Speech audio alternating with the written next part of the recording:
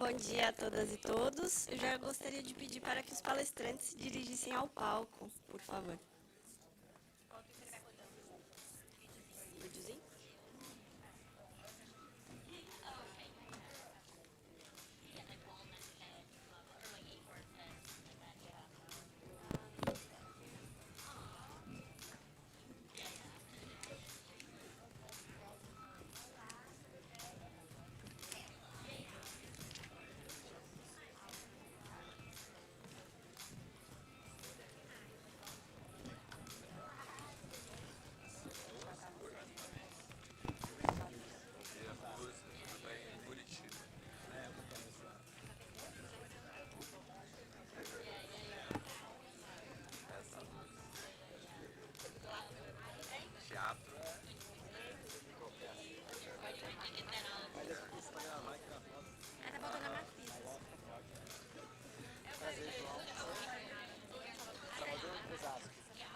Tudo bem, Guzi, Curitiba.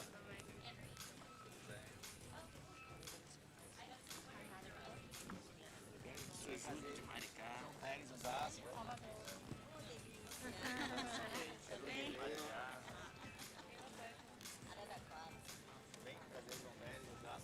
Marfisa.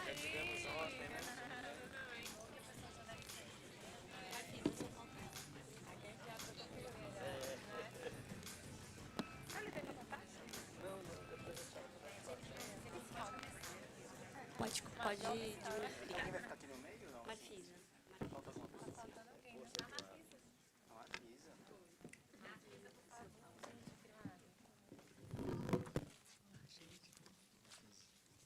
Olá, bom dia a todas e todos. Hello, good morning everyone. I'm Elizabeth Moura. I'm the coordinator for the Circular Development for ICLEI, Está aqui no painel. ICLEI. It's so nice to be here with the presence of such important cities. I'd like to welcome you all again. Thank the Milan Global Forum for the organization, and I'd like to welcome you to this panel towards sustainable urban food governance in Brazil and Latin America. So in this panel, we have next to me Cecilia Marroquino. She's the coordinator of the urban food agenda in this food systems agenda in Rome. Right next, welcome please. Right next to her, we have the municipal secretary for food safety in Curitiba, Luis Damasio Guzzi. Welcome, a major partner. Next to him we have João. João is from the City Hall of Osasco. João Pérez is the director of the food safety in Osasco. Next to him we have Marfisa de Lima Galvão, Deputy Mayor of Rio Branco. Welcome. We have Tainara next to her. Sorry, Tainara. Tainara Ferreira, our Resilience Director and Sustainability, Innovation and Resilience Secretary in the City Hall of Bahia, Salvador, Bahia, the state of Bahia. Welcome. Next to her, we have Jaqueline Barbosa. She's the Municipal Secretary for Social Development and Social Assistance in the City Hall of Araraquara. Welcome. And next to her, we have the Municipal Secretary for Agriculture and Fishing and from the city of Maricá. Welcome to this panel. And next to him, we have Juliana Tangari. She's the director of the Food for Tomorrow, Comida do Amanhã Institute, our partner in our lab for food policies. Welcome, Juliana. I would like to make some initial comments, and later Juliana will moderate the panel on behalf of ICLEI and on behalf of the team. I would like to thank the team, first of all, and we will open this panel talking about governance. In ICLEI, we have, besides the participation of the urban lab, we have the city food sub-network, and in the circular development area, we have been working with the food systems and working with technical cooperation among cities. We have been working that a lot in our labs through the advocacy, and also how we can project the actions and in our meetings and also implement the projects. At this point in the Milan Pact, we have been bringing to you the good experiences, good practices, but also would like to have a positioning moment to show what are the actual challenges of the Brazilian towns, of Brazilian cities that are reflected here in the globe. We can see that in other countries, and for us it's important to see each and every one of the cities that have been invited. They're going to talk about their challenges, what the governments, and we understand that we have differences in different countries of the governmental structure.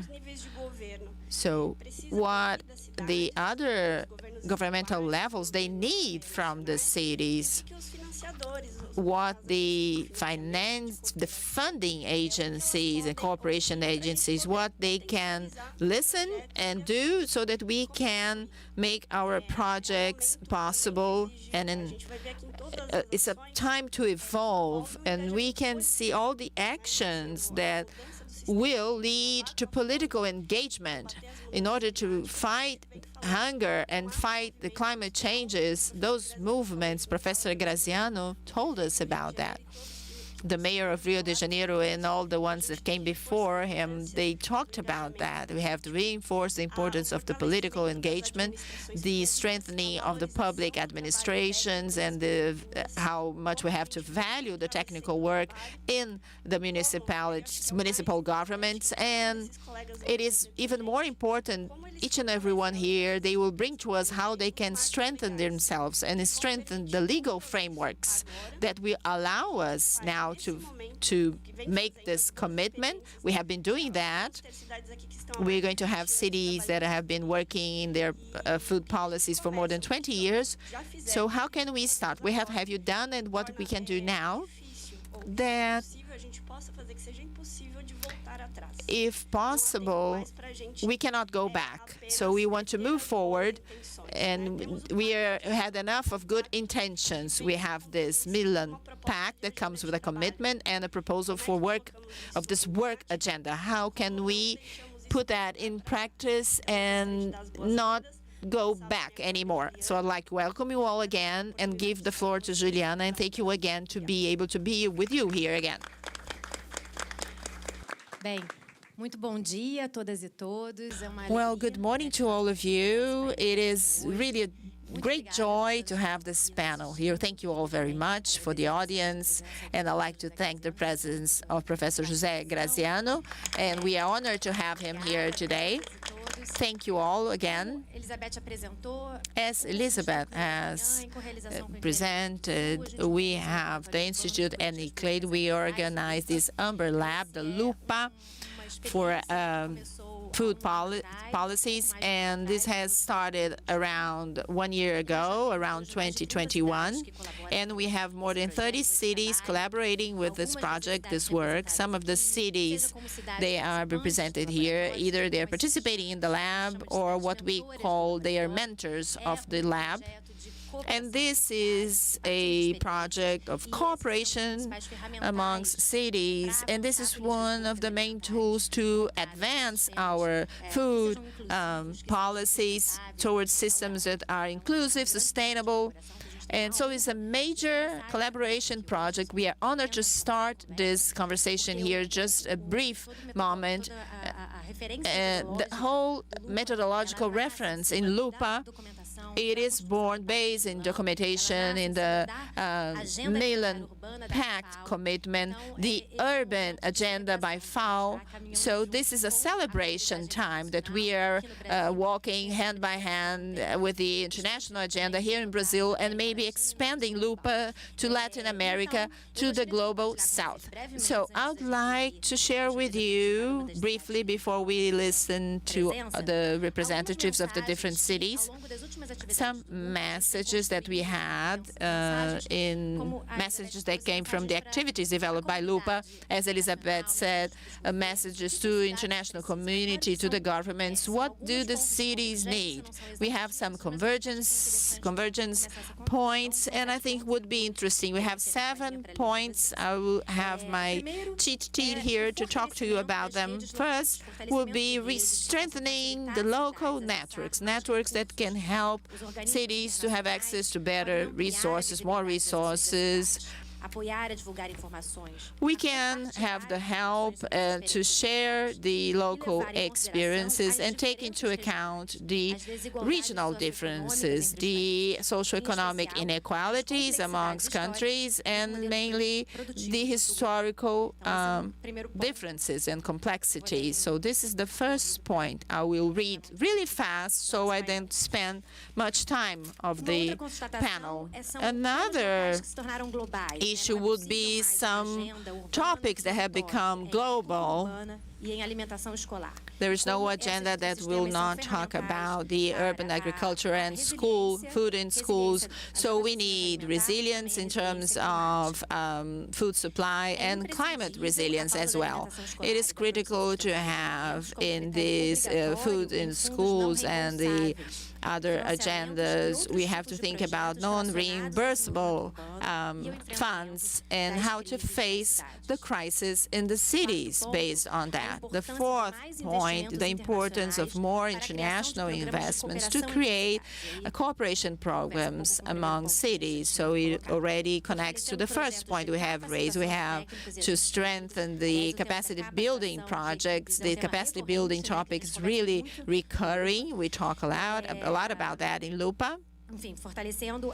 Strengthening, as I said, capacity building projects and in food education and other topics that will support the municipalities, and also the international funding should invest in the public food purchase, fomenting the local markets, farmer markets. This international activity can leverage our movements, and it helps a lot the purchase, the food purchase. Also, finally, we will be able to reach the managers that work locally. We talked a lot about that in LUPA. We need material in Portuguese language for the Brazilian cities. We should not only have material in English. So these are the 7 main topics or messages that we have chosen. LUPA is born, as I said, in this methodological approach based on the FAO urban agenda. Cecilia Marroquino, that leads this agenda, what would be an initial message of what would be a governance model for the urban food system, and then we follow on with the other participants. Thank you. Muito obrigado. Buenos días con todos. Voy a hablar en español. Good morning, everyone. I'm going to speak in English. What I wanted to tell you is kind of connected to what we have learned as FAO about the experience of many cities that work in this agenda and the experience of the cities that work within the framework for this FAO's food agenda from 2019 that is related to the Green Cities initiatives by FAO. The first point is that when we have learned, and I believe that everyone can share this view, that the food governance has to be specifically related to the context, respecting the local dynamics, the local challenges, and also the local food agents. It's difficult to talk about a model that can be used in the same way for everyone. This is the first point. The second point is that governance has to be multi-sectorial. If we are talking about food, this topic gathers inclusion, health, and environmental sustainability, those that tend to be isolated in the ministry, in the national level. At the city level, we have this opportunity to integrate all of them, because the city work with integration through an integrated planning of all these sectors. Another aspect is that governance must involve multi-agents, the civil society, all the associations, the academia, to make sure that all the voices of all actors that can be acknowledged in this interaction process and also decision-making process. For that matter, governance has to take into account all vulnerabilities. It's critical that we foster the inclusion of youth and women, and also sectors like the informal sectors. Those have an impact in many contexts regarding food security. So, to conclude, governance has to be inclusive. The food systems governance has to be inclusive. And FAO has been working a lot on another governance topic, which is the multi-level governance. This is a key challenge. Many small towns, small cities, and mid-sized cities, they don't have the proper support to operate effectively. They don't have the technical capacity, they don't have the resources to work on the food issue. So it is a local alliance that can help a lot. And FAO, for that matter, has been establishing with all different partners like ICLEI and the Milan Pact and United Nations Habitat, UN Habitat. We are all together trying to find or to create an alliance of urban food systems, having as the core point this local national alliance to make easier this interaction of the different governance levels to work together on food systems. All cities, they need a legal framework and appropriate policies. Regarding another point that I think it's critical that I want to mention here, that will be the different scales from neighborhoods and metropolitan areas and different regions. We have to consider the different scales where all the actors, all the players, they operate differently. So we have to coordinate this governance system that has to be multi-level, multi-scales, multi-actors, and multi-sectors. In order to reach that, I will cover the topics that were mentioned by Juliana before. What is important to reach that is the political will and also the commitment, the institutional commitment.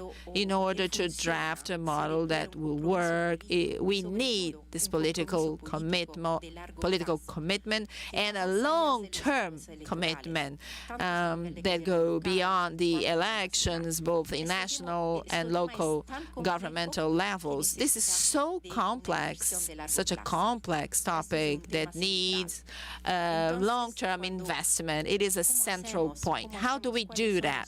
What are the points to make sure that we can invest in the long term? We need human resources and dedicated funding to facilitate the participation of several agents, several players. And we also need to build the trust among the participants, a clear communication. And also we have to develop plans that can be part of the whole planning and the local agenda. So the food strategy and the food systems, those are critical tools so that the urban network can be acknowledged in the long term. And the strategy has to make reference to data, to evidences. That's why we have to understand what does food system mean locally, these urban systems, what the cities have to prioritize. FAO has been working a lot on that, on the tools to identify what are the challenges of the food systems, how we can define periodicities. We have different projects working on the analysis of food systems, and also develop a holistic strategy, integrated, that will consider the evidences, take into account the evidences and the knowledge of all the actors, and also consider the connection between the strategy and the local planning. That can be a sectoral planning or a spatial planning, the zoning and specific ordinances, and we have to connect what we do in a holistic way regarding the food system connected to governance. And this process has to be a long-term process. I'll stop here and thank you very much.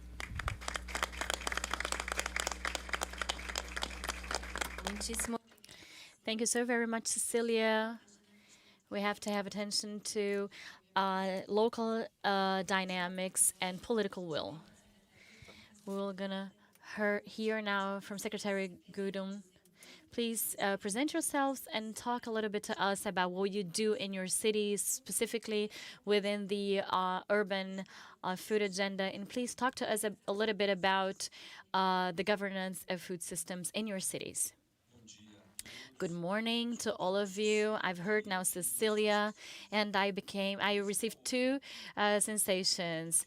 This, what she said, is actually a song to my ears, because it was wonderful to hear what she said, but it was also very important to hear her and see that we don't have much more time. What do we do in Curitiba? But there is political will.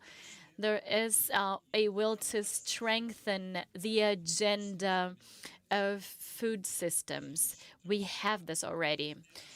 Second, we have to coordinate internally.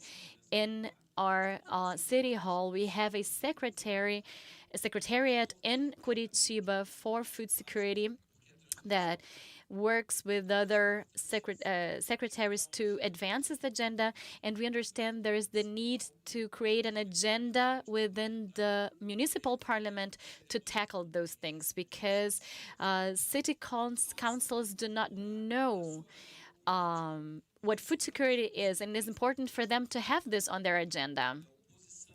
We have an amendment from the opposition to the actual mayor now that has been advancing this. And we understand that this is important for this political forum, our municipal parliament. We understand it is important to empower specific agents, so leaders from urban gardens, small peasant producers connected to cooperatives. Curitiba decided to advance its food policy in a metropolitan way. There are 29 districts near Curitiba, and we know they have scarce resources, so we want to help them and empower them. Juliana, I also think it is important to respect the diversity of all agents, but I understand that the LUPA, that the urban lab, reaches the possibility that we share experiences. And this is very important because we have the feeling that we're not alone. There are three major points within LUPA that are important. The idea that municipalities have to consider metropolitan areas, that we have to be in touch with small producers, and we have to foster consumption awareness. We have to get access to vulnerable communities. We have, as an example for this, Mesa Solidária, Solidarity Table, this project that reached the possibility of sharing over 800 lunch boxes.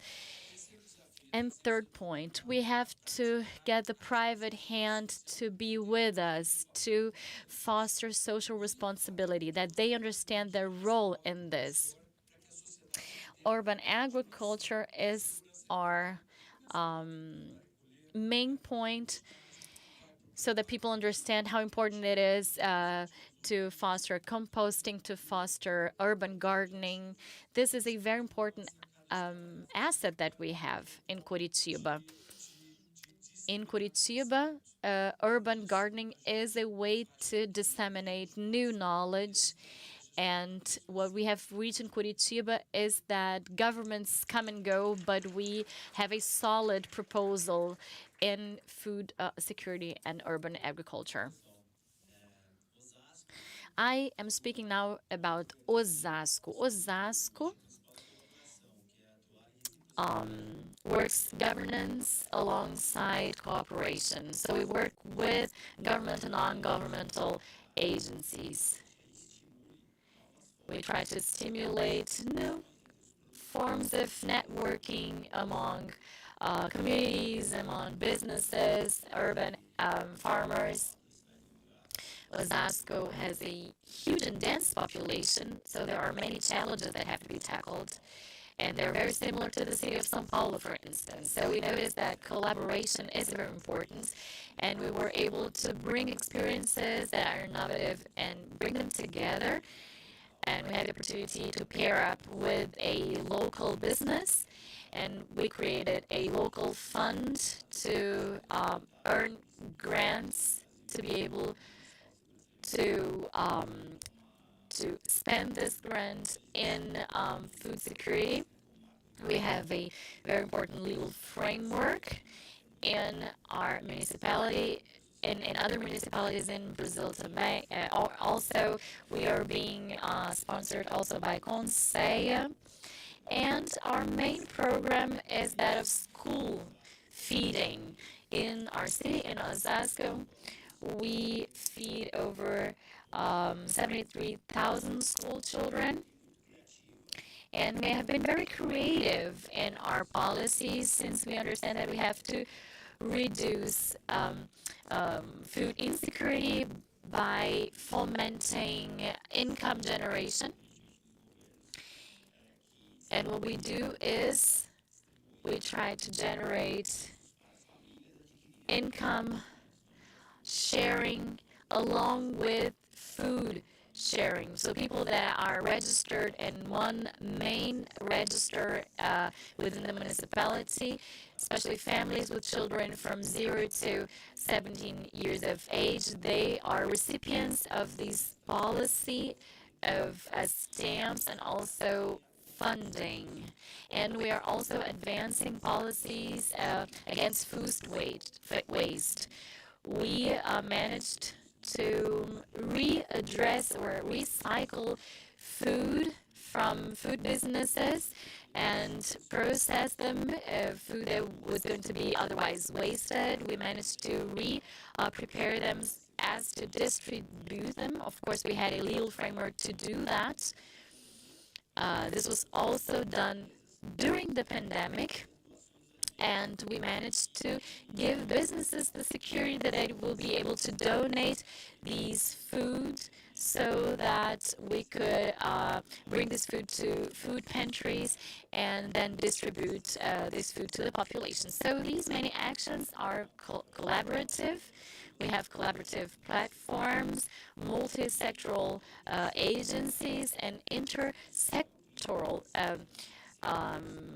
strategies. This is the only way to really tackle food insecurity. So we have the biologists, agronomists, and many technical staff in our municipality. They come together along with non-profit organizations. They bring their knowledge forward so as to bring effectiveness to our policy. Last year we were awarded the award José de Castro because we were able to develop a good food waste policies as to mitigate food waste and food disposal. So in a nutshell, these were the actions, and these are the actions of our municipality of Osasco. And I'm very, very glad to be here today. I believe we were the last municipality to sign the Milan Pact. And so we're newcomers, but we are very, very fond to be here and be part of Lupa. So it is a great honor to be here with you today. And we have been learning with you. So I would like to congratulate you all. Thank you, João. Good morning to everyone. First, I would like to greet the panel on behalf of our Mayor, Jambo Kalonga, and we have our technical staff here with us. We're very glad to be here with you today. And I would like to start by talking about food policies in our region.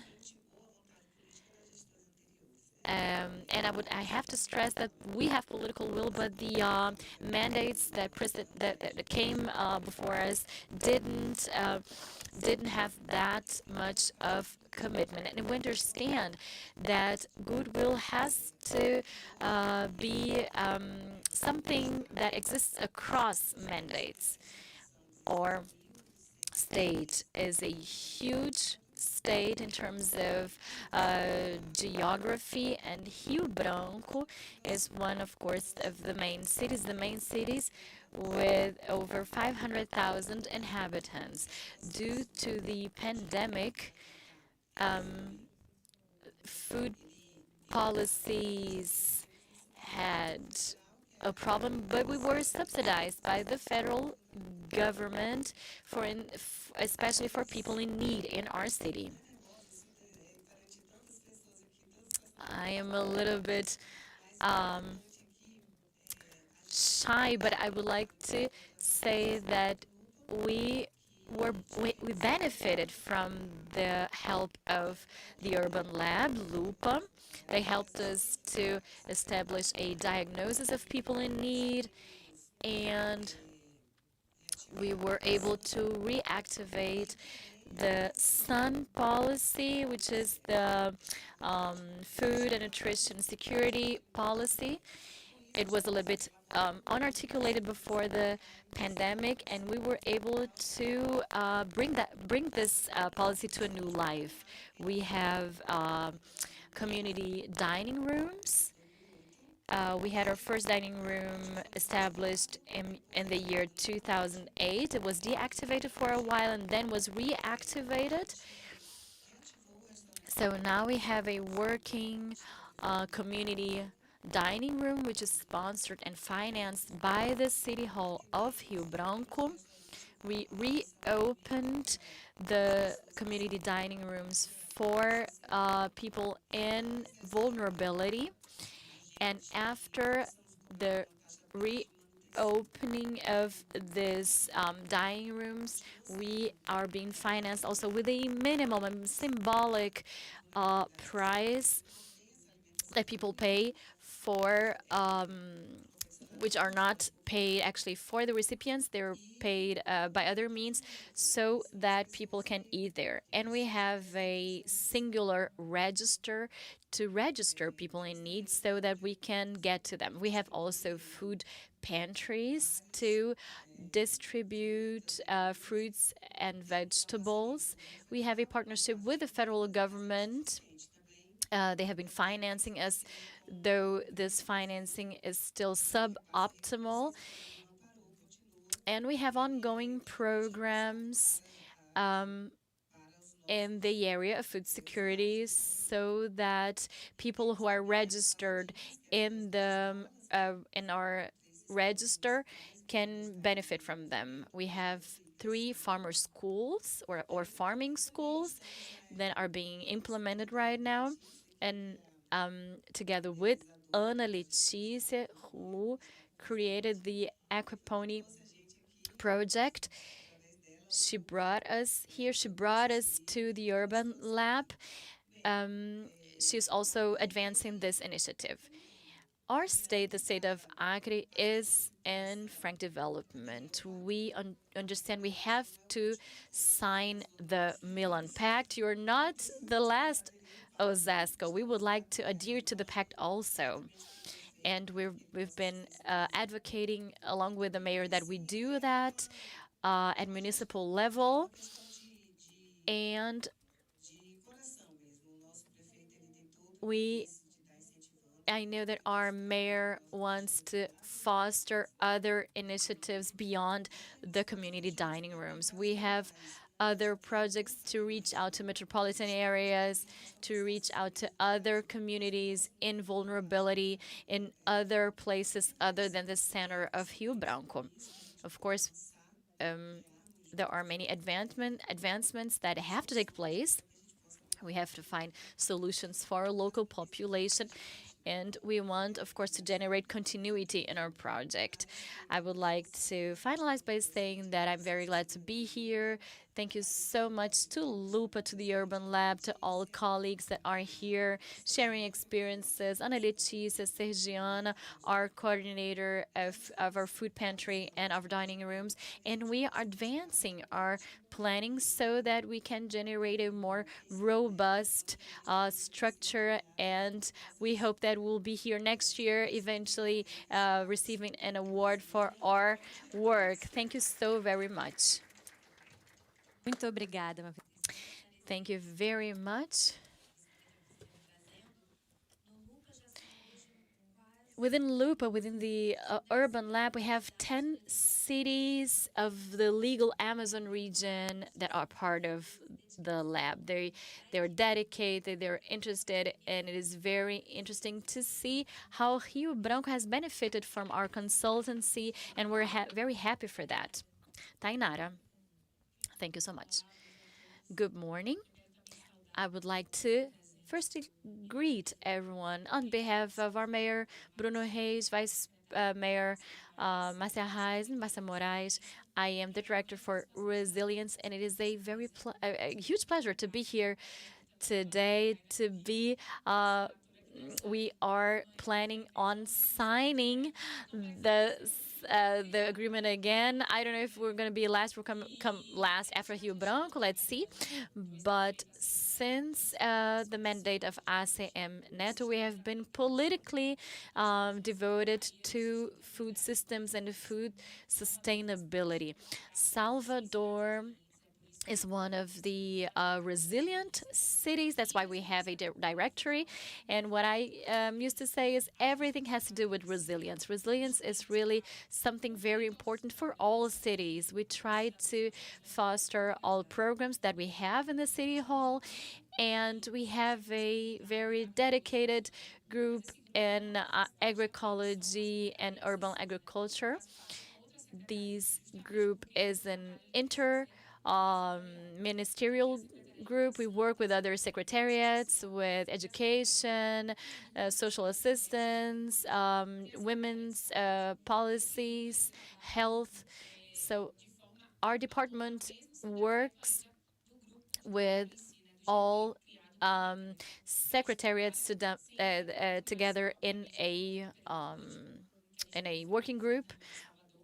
Of course, we have at this moment some political issues, but we managed to write down a law draft for food security. We have been advancing urban gardens. We have now 74 gardens in 48 neighborhoods. Salvador has 170 neighborhoods. Salvador is a very complex city to develop all of this, but we have managed to advance urban gardens there. Salvador is, of course, the first capital of Brazil, but still a very complex geographical structure.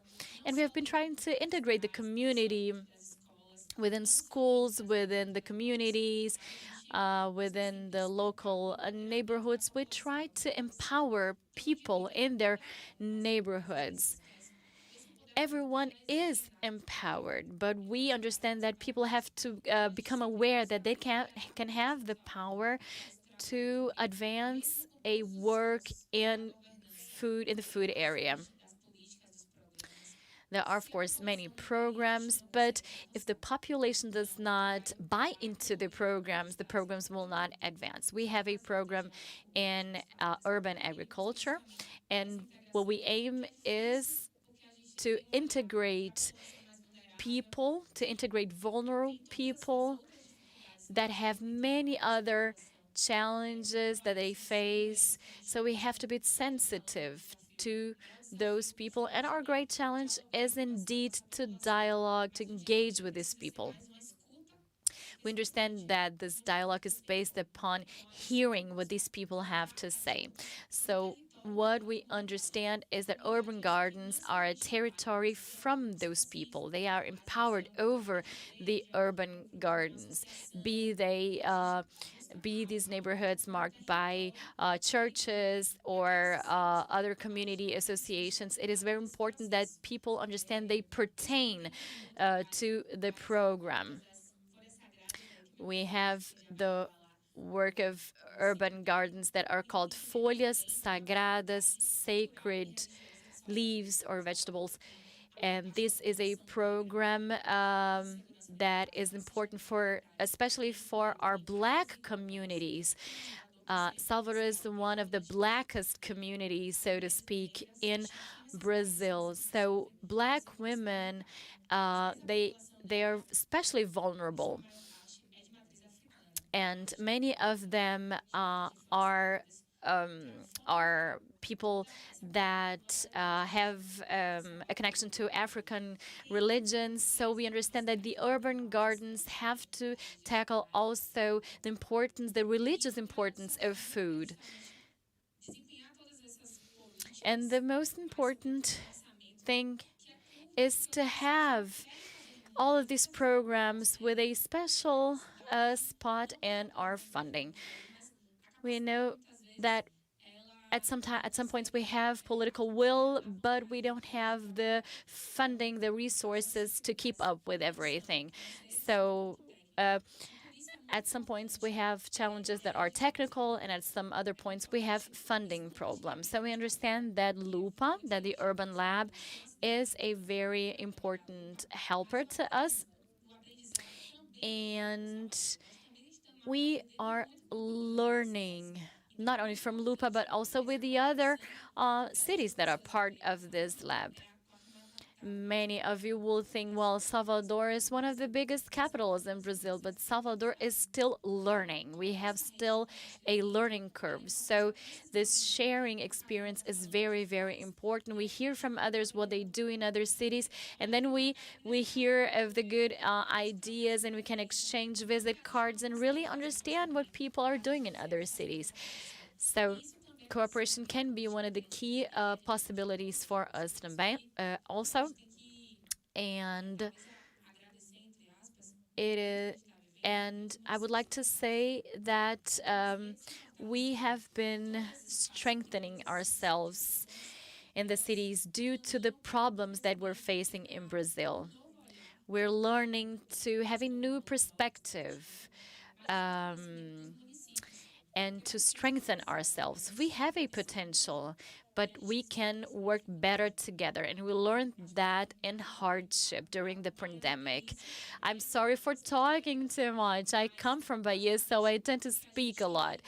But our challenges, and I would like to stress that, is to integrate the population, bring the people in need to us. We have our food policies in schools, vegetable protein instead of animal protein.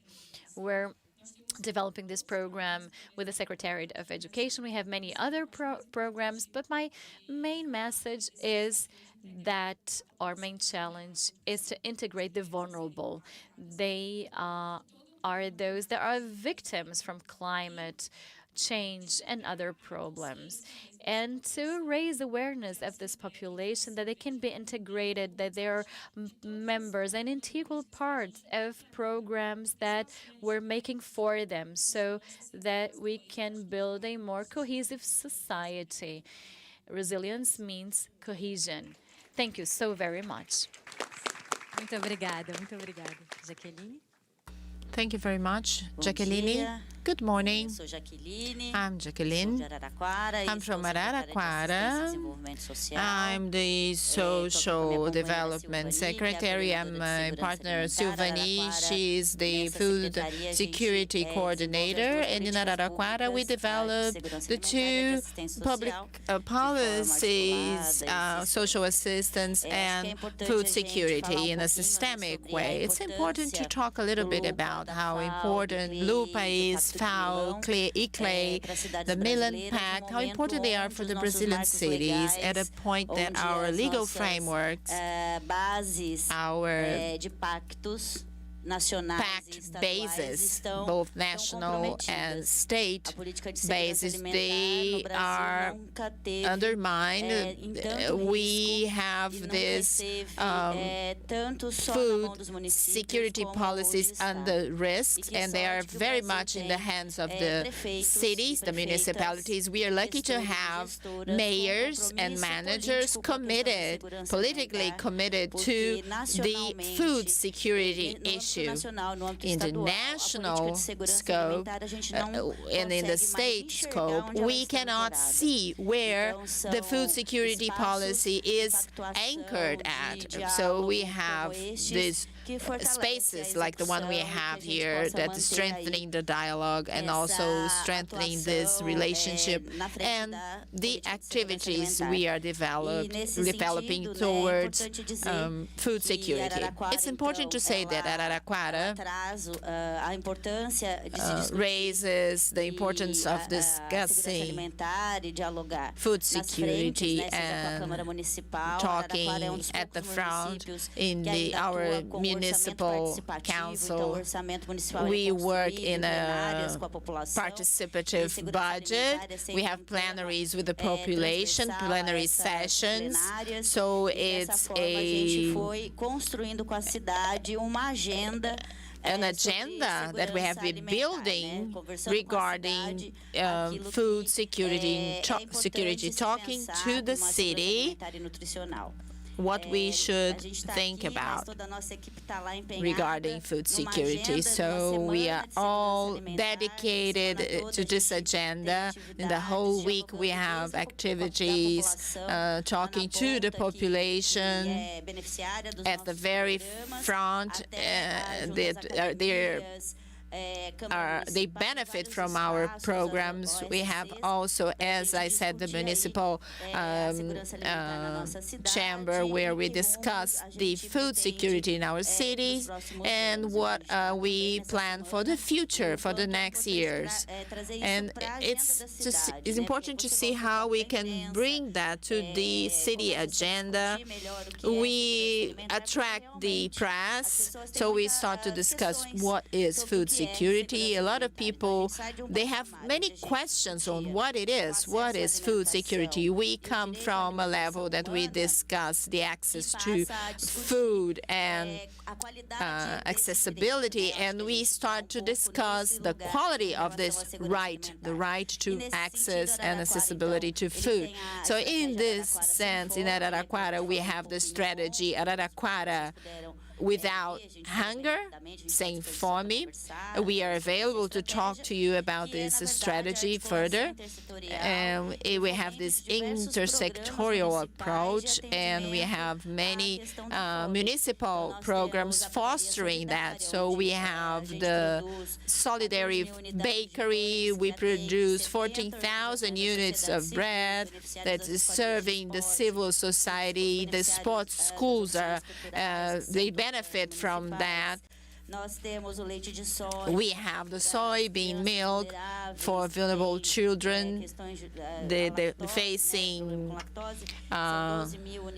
lactose resistance, and we have the P+, which is a major program where we foster the family agriculture through a public purchase. We can purchase the food and we can serve the families that are at risk. They are served by the social assistance centers. We have the popular restaurants. We have 3 in our municipality, 28,000 meals being served. We have the Bolsa Cidadania, the citizenship grant. Almost 14,000 families have been served, and it is a card that is rechargeable. And we have several groups that help this family to be integrated to this system, and the family can choose the food, and then we have the food security team that will discuss with the family what is healthy food so that they can support them in their choice. And to close my comments here, I would like to talk a little bit about this post-pandemic moment that will have a direct impact in our actions. We were at a time that we were discussing the quality of food, and we have to continue and move forward following this line, but also we have to discuss how can we reach the volume of food that we need for those that don't have it. So listening to our colleagues here, I was thinking that at this point in Araraquara, we had the post-pandemic and the pandemic period, and we thought about the informal workers that were highly impacted. And we had a lot of shops that had to close. They didn't have the formal monthly income. They could not move around the city. Araraquara, I don't know if you know that, it had a lockdown. And how Araraquara positioned itself, because we need these people would not be able to eat. So we had a solidarity network that was created, and we were able to serve with food and baskets through the solidarity network, 55,000 basic baskets, and through the education network, we had thousands, almost 10,000 families served during the pandemic.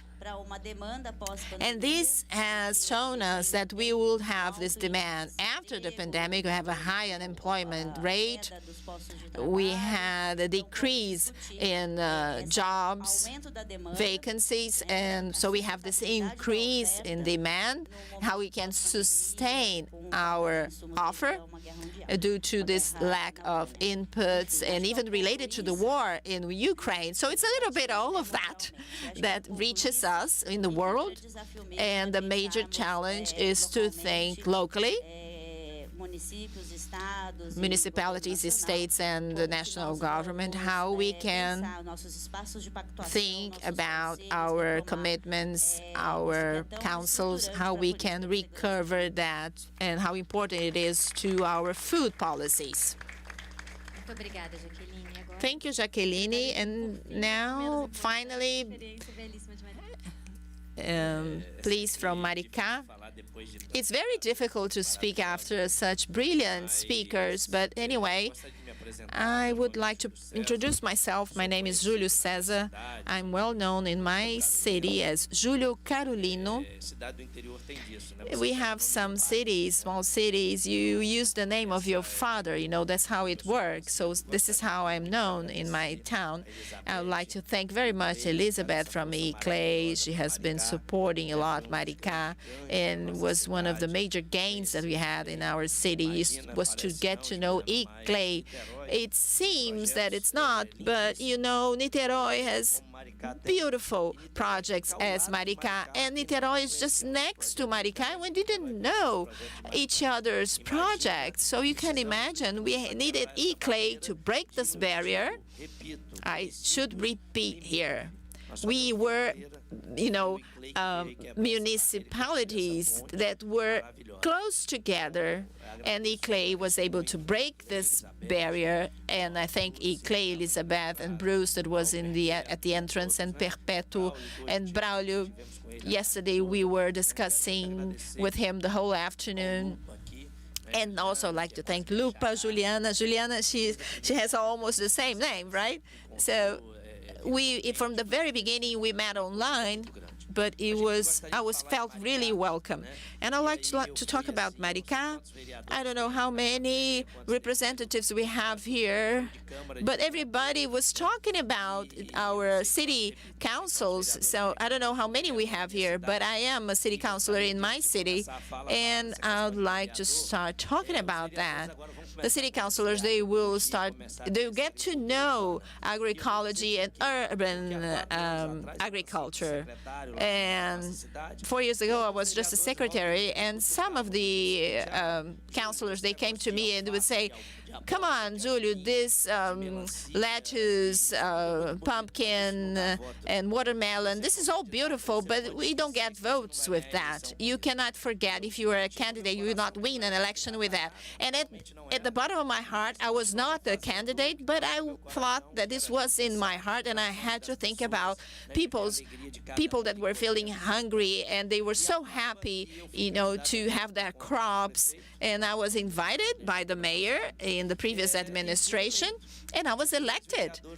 And from the 3 city councilors, I was the one that was voted the most. I didn't want to talk about politics here, but you said that the city councilors don't know much, but we realize that we have to be concerned with the hunger, people hunger, and we are not concerned with that, but will give you votes as yes, will. And if the politicians, they think about that, they will see it differently. We have seen a lot of people saying that the city councilors, that they don't think about that. I was invited by Mayor Fabiano Horta. I'm a dear friend, and I believe I'll stay a year longer in the secretariat. We were developing a few works there, and the Maricá City Hall is really concerned with food and hunger, and we have Mombuca, which is our social currency.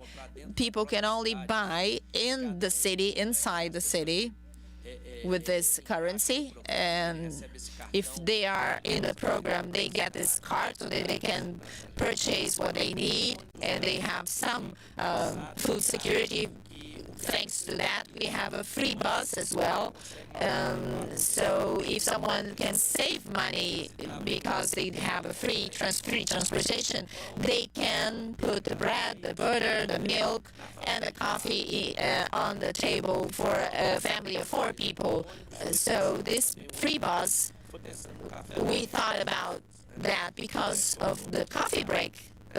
Because of the breakfast of these people, they needed to eat the basics. So we have 4 squares in our town. We are building others with green gardens, and I talked about that in our meeting. We had some resistance from the population. They wanted, sports equipment, regular square, and we were able to break this paradigm, and they're very thankful because we don't have only lettuce and other vegetables. We have the agroecological Saturday. We teach people how to plant, how to harvest, and every Saturday we have lectures there. And we implement the small bucket project. People will gather the organic waste at home and they will exchange that in the green gardens. They bring the waste and we can remove 40% of our waste weight. Maricá, we pay by ton, per ton. Well, my time is over since I am also a son of people from Bahia as well. But I can tell you that Maricá is there open to you to visit, and we have the dehydrated products plant. We are 150 kilometers away from Rio de Janeiro, and we are preparing as well, Juliana, some public pots,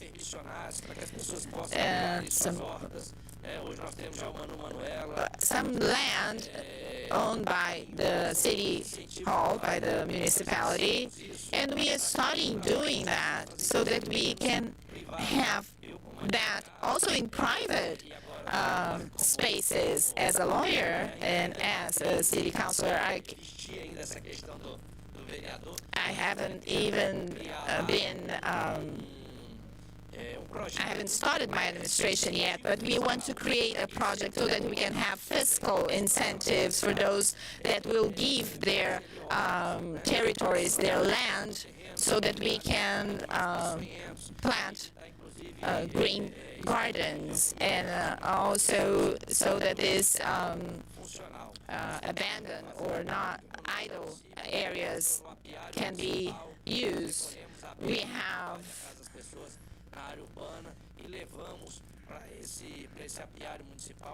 have the municipal bee farm, and we are taking the honey to be added to the school food programs. So we have the 7 topics that you have mentioned, and we want to think about what we can consume in Maricá that we produce. We have 30,000 meals in our schools that is provided in Maricá, and we intend to stimulate the use of manioc, of yucca.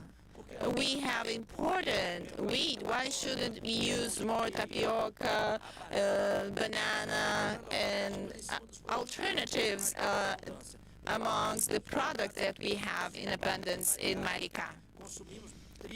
In Maricá, we consume a lot of wheat through pasta and bread and everything. We intend to replace that with time. We are in contact with the school kitchen so that we can adjust the menu according to the products, what we have. The time went by really fast. I tried to summarize as much as possible to let you know what we are doing in Maricá. I'd like to thank again Lupa, all the support in Maricá, or to Maricá, to bring us in such an important event, having Dr. Graciano. We are so honored. Isn't that amazing? This is so important to us. I think that the audience, it's really outstanding. A hand of applause. I admire you very much, Dr. Graciano. To close, I would like to say that I have not invented anything in Maricá. I copied a little bit here and there, the agroecological square. It was a consultation that I had with an abandoned airport in Berlin. I like airport, and I gathered airport pilot, green garden. Since the Maricá airport works, let's do it in the square because our airport is working. It's not abandoned. So, and the little buckets, I collected that in Santa Catarina. There was a very nice project there. So I was gathering bits and pieces, and as a pilot, I like to quote Exupéry, Saint-Exupéry, people that go through our lives, they take some of them and take some of us. I'm taking a lot from you. Thank you very much. Taking that to Maricá.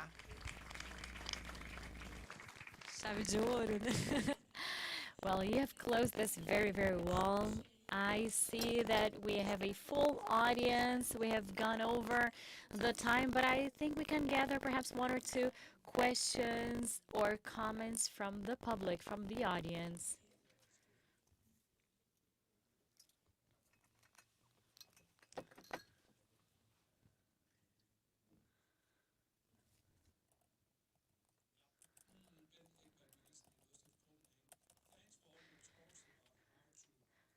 governance, how to be inclusive, how to collaborate, how to think about multi-actor approaches. I agree with all what you said.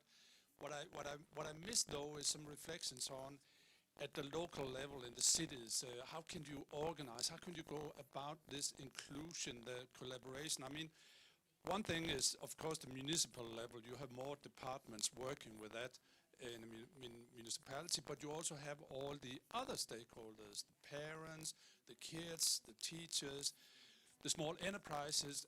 Do you have any reflections on how to organize that in a practical context, and also maybe how to move from just discussing, reflecting, talking, to actually do things? And one example is, of course, the gardens. I completely agree on that. But to move to actually do things, I mean, to do things along with people in the local context, maybe to demonstrate how to. One example was the food waste, I think, the composting. I mean, I think my general point is that there's much of a talk on how to talk and discuss, but there's too less reflections on how to organize this governance when we speak about local residents and local citizens. Any thoughts?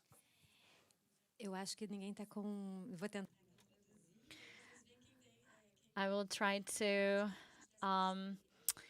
translate that for you since you don't have your headsets on. Can you perhaps say something about concrete actions and the involvement of partners from the civil society? Can you perhaps say something about how do you involve them practically downstream? I'll give you one example,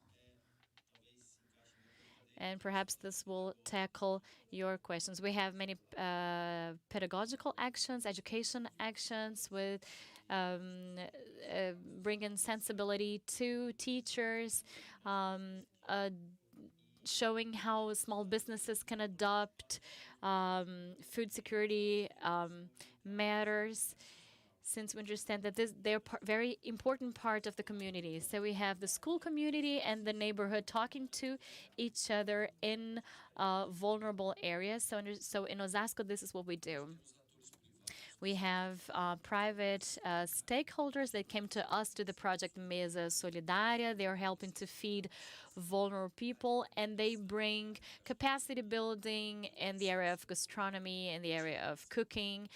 And we have joint actions with them, with the private hand. And we have noticed that they are also engaging in food waste mitigation. We have been talking to local street markets. We have 92 street markets, and we talk to them and work with them to mitigate food waste.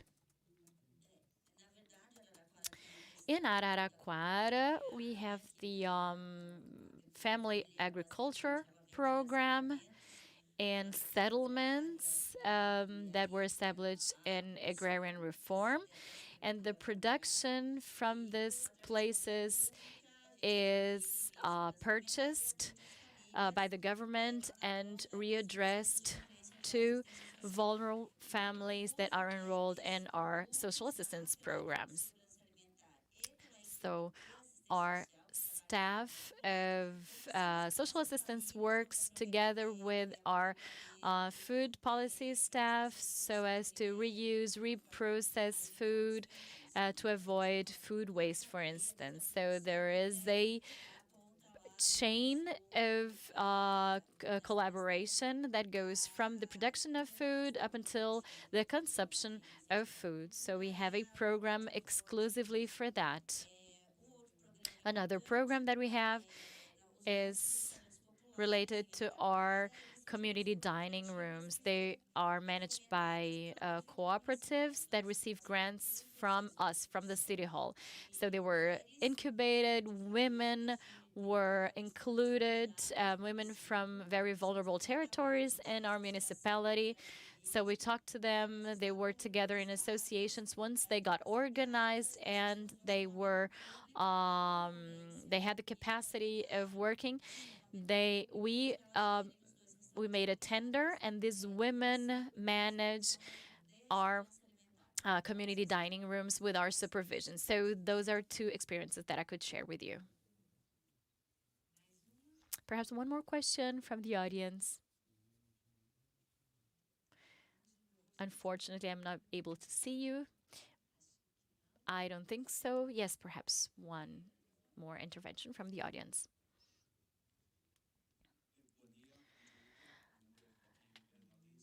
Good morning.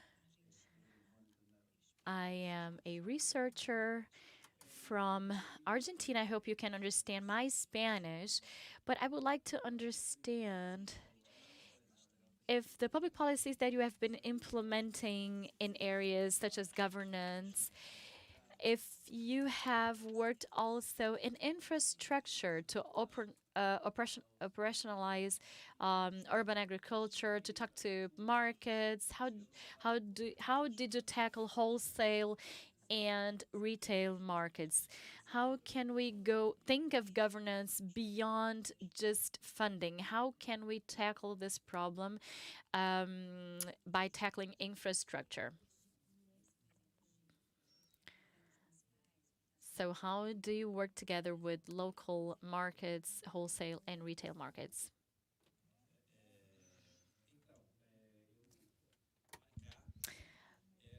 In Maricá, we were able to build a municipal market in the center of the city, 10,000 square meters in built area.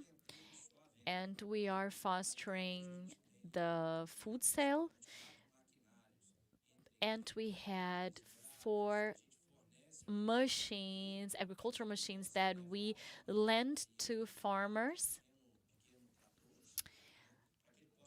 So small tractors, so that these are lent to farmers so they can work in their fields. So small farmers, as we know, don't have the resources to buy tractors, for instance, that cost $1 million. So what we do is we have them, we lend them to farmers so that they can work on their lands. To talk about livelihoods, we incentive livelihoods. We have been fostering vaccines for livelihoods, and we pay the vaccines for those farmers so that they can work and have healthy animals.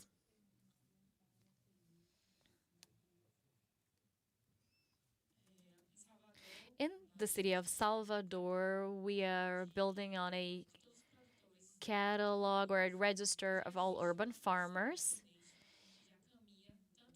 since they have been producing with grants of the municipality and without those grants. But often the population does not know where open markets are being held. They're held in the universities, in some squares, and sometimes the population doesn't have this information. They don't know where to go to search for popular markets. So we're building up a register of these markets so the population can go and find the local markets.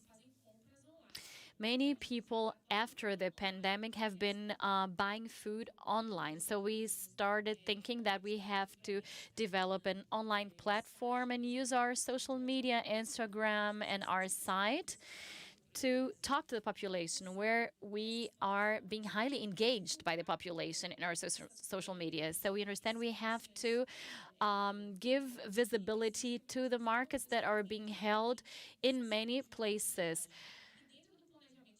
And within our strategic plan, we have the objective to establish a law for public food procurements. We're waiting up until the end of the year. We have a law draft that we will be able to implement in a short time. And we have another program to talk about circularity. And we do this together with the Secretariat of Health and Education. And we understand that we have to be partners with hospitals, since they have restaurants for their patients. And we understand that circularity has to be fostered in those many secretariats, in those many places. This project has been advanced simultaneously with the law draft on food procurements. And we have been talking a lot also to Lupa on this. So we have been stressing the importance of circularity in the area of food systems so that we can integrate healthcare facilities, hospitals, and they will be able then to establish circular procurements of food, and they will be able to benefit from them, and schools also would benefit from them. In Curitiba, we have a fund for food security, and we have also public equipment, over 60 of them, dining rooms, pantries, local markets, and they strengthen the public procurements of food on the hands of local farmers. And what we do is we bring the farmers together in our distribution centers so that they can sell their food from there. So this is a way to strengthen them. I would like to take the opportunity to say that our urban lab, if you go in the internet and search for us, you will find a library with a repository of many contents on exactly these themes. They bring visibility to on themes like infrastructure, government, citizenship participation, on all of these components that have to do with robust food systems, things that we have been working on for over 10 years. So I would like to say that many of these actions will turn public in a edition that we're playing together with ICLEI on circular economies based on middle-sized cities. So in a nutshell,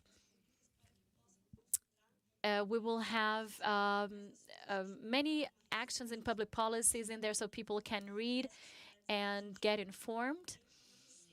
And we know that we don't have fixed recipes for anything. You will see many public policies that are customized by many cities, but you can see how actions can be inspiring and be adapted actually for other situations. So I would like to invite you to search contents in our library and our platform for circular economy that is fostered by ICLEI. Thank you very much. So we have a library of contents and we have a tool in our site which is called Mapa Lupa, and we bring in this map all information to all cities, what cities are doing, what kind of public policies they're having, so you can find things there. Eu gostaria. FAO experience. Usually city use different entry point. It could be market, urban agriculture, food waste, circular economy, all these public procurement. So we have many examples. I mean, recently in Ecuador, we have been working on public procurement for school feedings involving local government, and then food waste and composting centers in market, in Nairobi, in many cities. I mean, the entry points are decided through this governance mechanism. And governance mechanisms are multi-stakeholder, multi-actor, and based on priority action that they identified what is the best entry point. But at one point, what is fundamental in this system thinking is how to connect the different entry points and to use them as an entry point and then connect with other components of the food systems. And so through food strategy and also integrating with other agenda like health or infrastructure or climate. So it's important the connection, because at the end of the day, food system is, if you want really to have impact, you have to consider the systemic approach. And that is usually the approach that we are all using. If you go to the Urban Food Agenda website or all the LUPA, you see that what cities are doing is shifting from sectorial to systemic. Thanks. Muito obrigada. Vamos encerrando. So we will, coming slowly to an end, I'd like to congratulate you on your work, your amazing work you're doing in your cities, Araraquara and Curitiba. You won an award. Congratulations to you. Congratulations to other cities that are part of our lab and that are here today: Porto Alegre, Recife, Belo Horizonte, Niterói. I don't know if you have representatives from the cities here. And I would like to congratulate you all and thank you for the trust you have posed on our work. Thank you for being here with us. I would like to thank the City Hall of Rio de Janeiro, the organization of this event, for having us, for sharing the information. If you would like to keep following us, please go to our website, LUPA, LUPPA. Search for us on the internet. And I would like to thank all the institutions that help us. I'd like to thank our staff, Instituto Comida da Manhã, ICLEI, that are working with us together. Thank you so very much for today. Foto. We will have a group picture.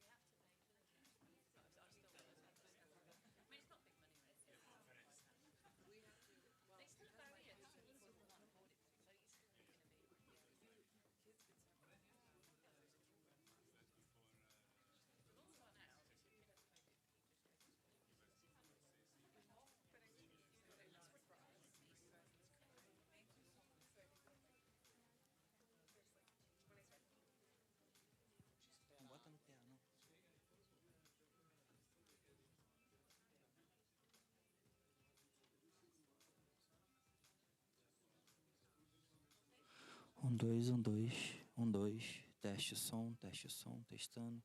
E a senhora me ouve bem? Esse está melhor para a senhora? Tá ou não tá?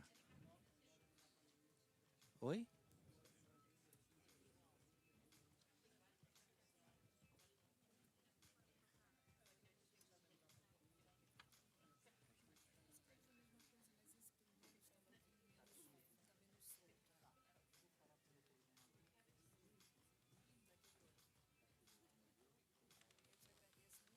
Por isso que eu não vou prometer para a senhora, tá? Não, tá, entendi, sem problema. Mas esse tá mais ajustadinho na minha orelha, pelo menos. Então tá. Qual a graça da senhora mesmo que eu esqueci? Ana. Dona Ana Ari. Ari, muito obrigada, Ari. Então, eu vou mandar no zap aqui para ele, se caso ele conseguir, é porque tá uma demanda danada de evento em outros locais.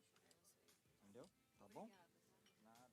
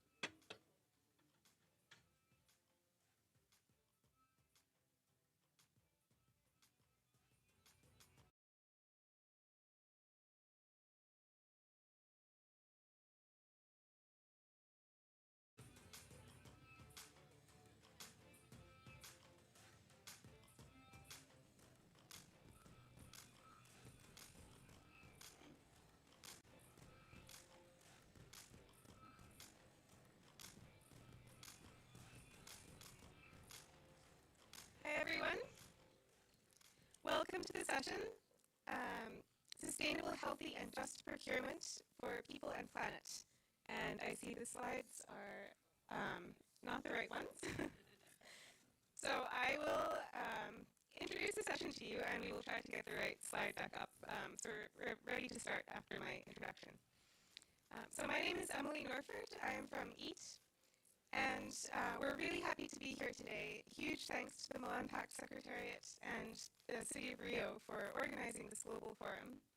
And also thank you to the speakers and the audience for traveling, many of you very far, to be here today.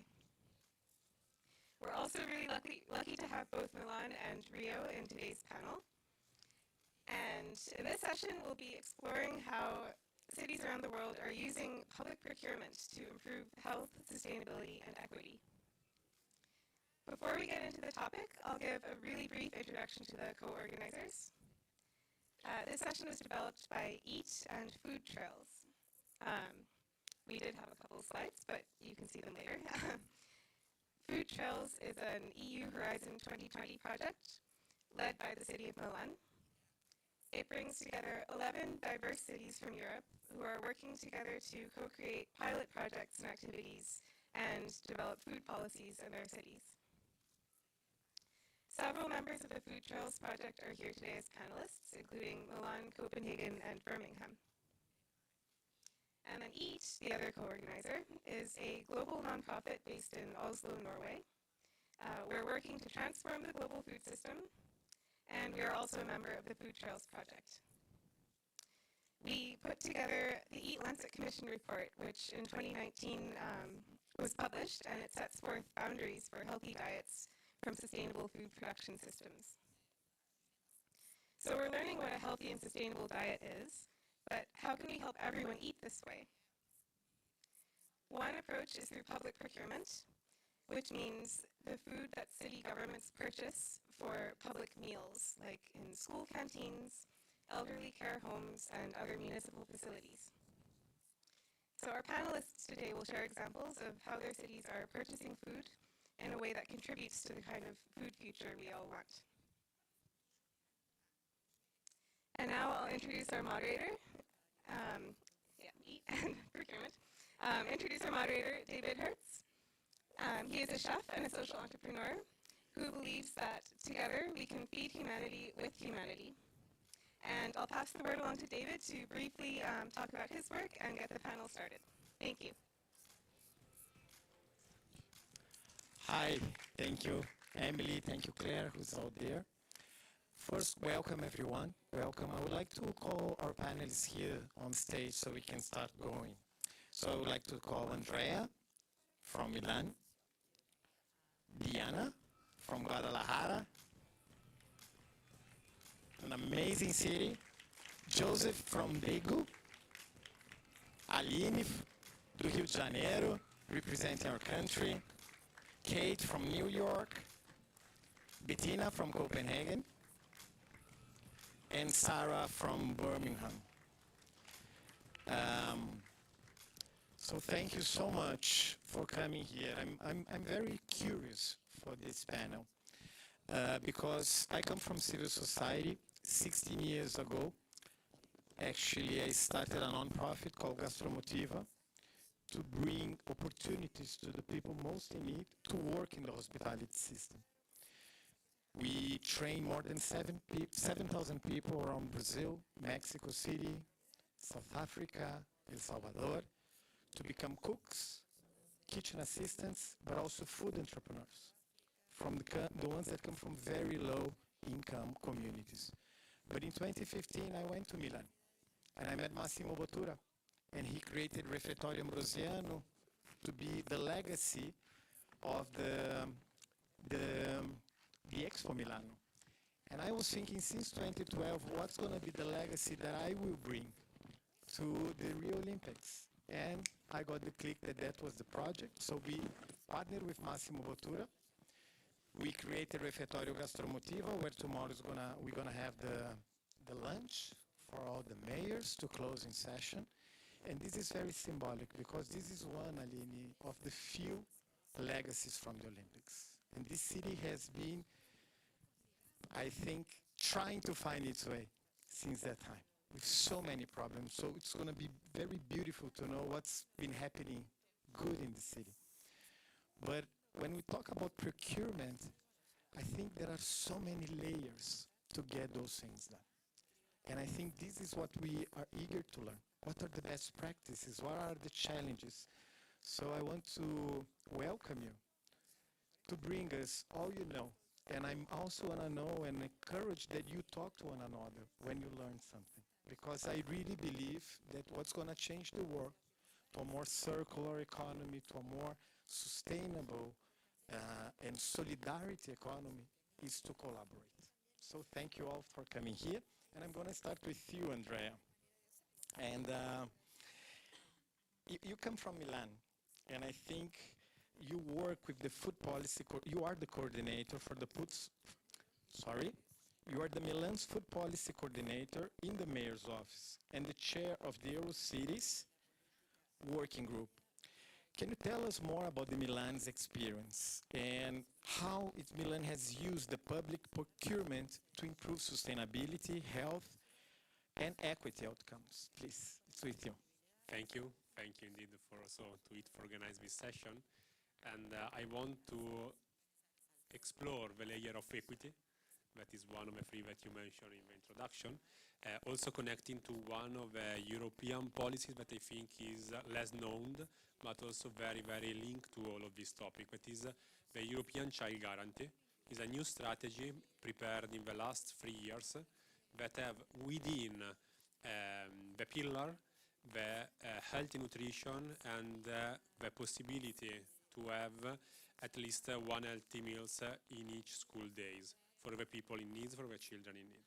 And based on this strategy that is necessary to break the circle of poverty, of issues, of a just society, was done a very important feasibility study all around European countries that divide the different countries in 4 groups that here you can see. So countries where school meals are a universal access, some other in which there are targeted free meals, others in which are subsidies, and others in which there are no provision.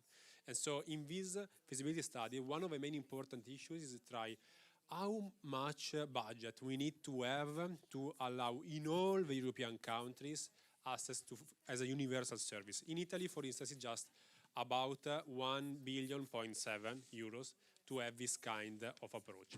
And so based on this, we try to see what we can do in Italy, in different different Italian cities. And so we perceive, we know that in some cities there are canteens, and so the children can have access to the canteens, but in some other there aren't canteens. And so here you can see about 25 Italian cities, and the majority in the southern of Italy there aren't canteens. So Palermo, the capital of Sicily, Catania, Taranto, and so on. And on the other side, in the northern cities like Milan, Turin, also Rome, and so on, we are about 99%. So this is why, this is because in Italy, the access of school canteens is just to a demand for the family. So it's not a public service that the country and all the other institutional level need to have within the different institutional structure. And so based on this was also done a very good research on the nexus within early school living and the presence of school canteens. So in the third column, you can see, in the first column, you can see the percentage of children that doesn't can be accessed to the school canteens. In the second column, the percentage of early school leavers, and in the third columns, the percentage of classes without the afternoon. And so it's clear the relation between these activities. So in the cities, in the country, in the region in which there are school canteens, there are more probability that at the end there are early school, and early school is one of the circle in the first slide. So speaking about food, we come back to other topic. And this is the framework of the school canteens in Milan. We have about 600 of canteens from kindergartens to preschool, elementary and secondary school managed by the municipality. Is a municipal agency named Milano Ristorazione in which we control all the supply chains from cooking center, from kitchen to the canteens. But the important topic that I want to show you is the cost of this service, that is about 79 million euro per year, on which 61% is covered by the municipality and 39% is covered by the family. Sorry. Yeah, it's the last one.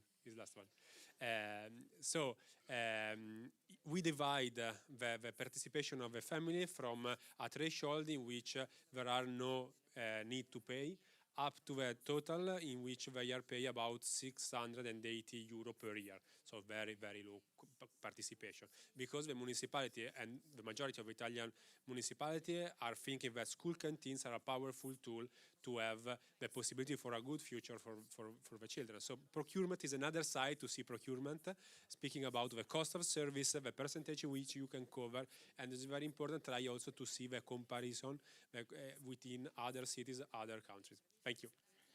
Thank you, Andrea. So from canteens, we're going to hear about daycares. So Diana Vargas from Guadalajara Municipality in Mexico is a general director of the Sistema DIF Guadalajara, a public institution of welfare and social assistance of the municipality. Diana will tell us about a program to give healthy breakfast to children in the municipality's daycare center, from 6 months to 6-year-olds. Thank you. Voy a exponer en español. Espero no haya problema. Más fluido. ¿Cuáles son las políticas que hemos llevado a cabo durante este último año que prácticamente termina la pandemia en Guadalajara, que es la segunda ciudad más grande de México, después de Ciudad de México? Y lo que hemos trabajado es con la alimentación a través de la dieta planetaria, es decir, un consumo de 50% verduras y frutas, el resto con una variedad de granos enteros. Diana, can you just give us 1 minute to... Is it okay with the translation? Can you get?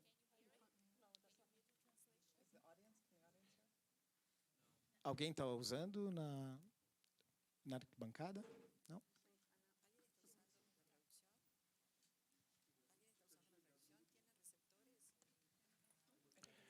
Desculpa, mas acho que é bem importante os palestrantes ouvirem.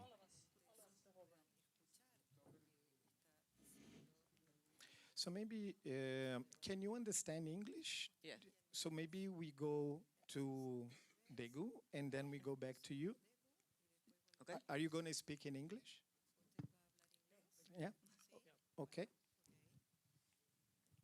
So Joseph, we're very lucky to have someone from Asia here. And if I'm speaking right, it's Daegu.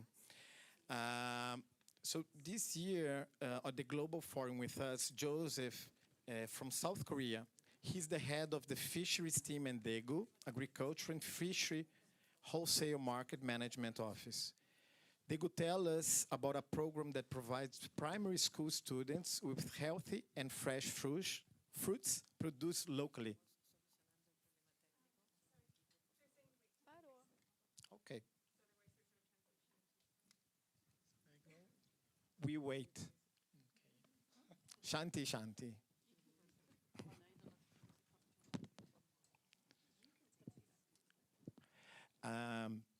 I can speak English, but I don't speak Spanish. Portuñol.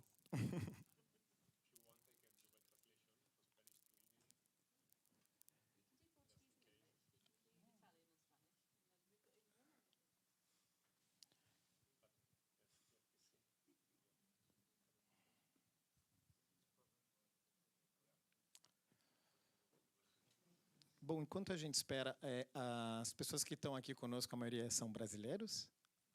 Sim? Foi muito interessante, porque quando chegou esse tópico, and I'm sharing that when this topic comes to us, procurement, for me it was kind of like a new word.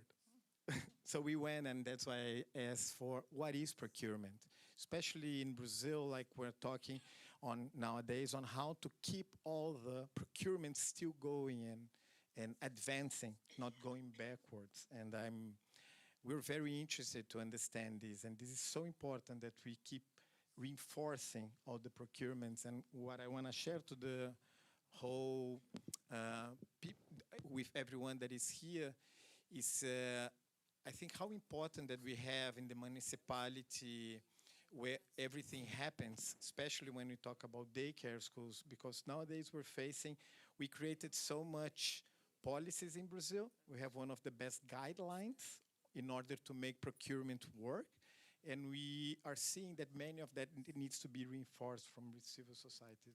So what I wanted to stress is how important this session is. Quanto é importante essa sessão no Brasil hoje.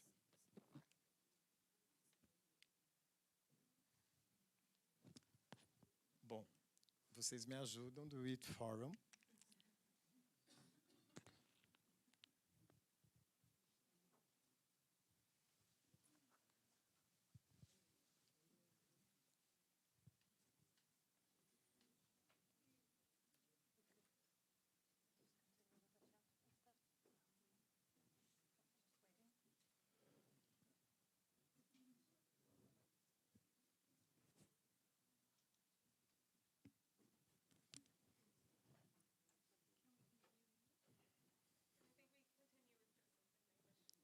Who? Okay, so we're going to go back to you, Joseph. Thank you. I'm Joseph, coming from Daegu in Korea, and I share the fruit snack for the daycare program at primary school.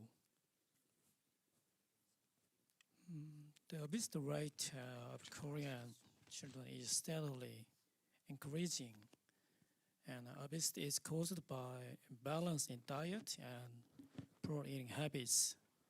And childhood obesity can cause disease such as diabetes and high blood pressure, inferiority, and depression, which increases the socioeconomic costs.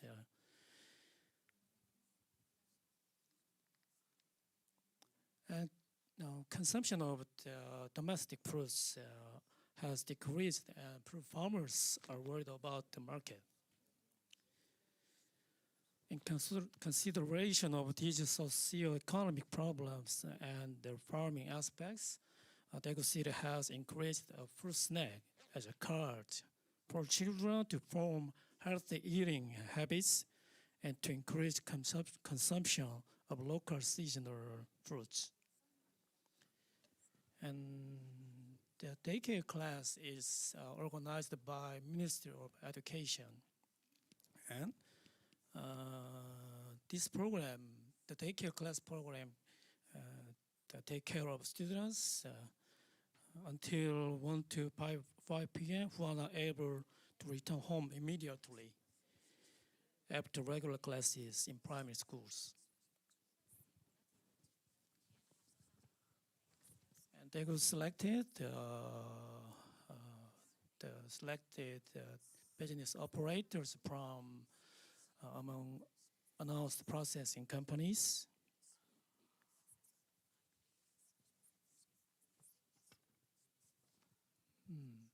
The selected company must provide the eco-friendly or GAP certified the fruits, and several more kinds of fruits must be provided during the business period, and some fruit cannot be provided 3 times in a row. And all process should be taken by HACCP certified facilities, and all processing from washing to distribution and consumption should take place within 36 hours. This is processing details: the warehousing inspection, cleaning, UV sterilization, the automatic cutting, packaging, and the last finals, the product is should be in the container. But the company must use the biodegradable, eco-friendly materials for the package.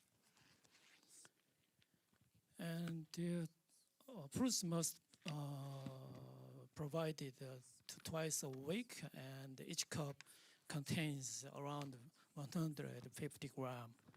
In 2021, 228 schools participated in this program, and around $46 million was provided.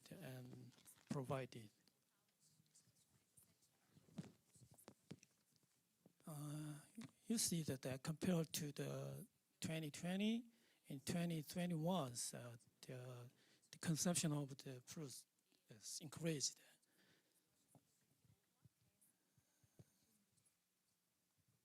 And students who rarely eat here,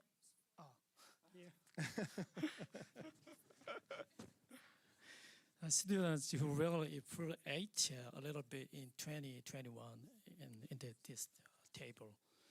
As a result, most parents and teachers are positive about expanding this business further. So I believe that this program contributed to the sustainable growth of fruit industry and the growth of related industries such as that has HACCP certification. And it helps students grow into healthy adults by improving their eating habits. Thank you.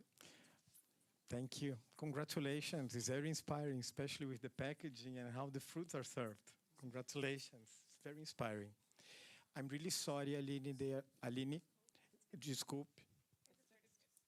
Let's try. Is it working? Okay. So Diana, we go back to you. Volvemos a ti. Gracias.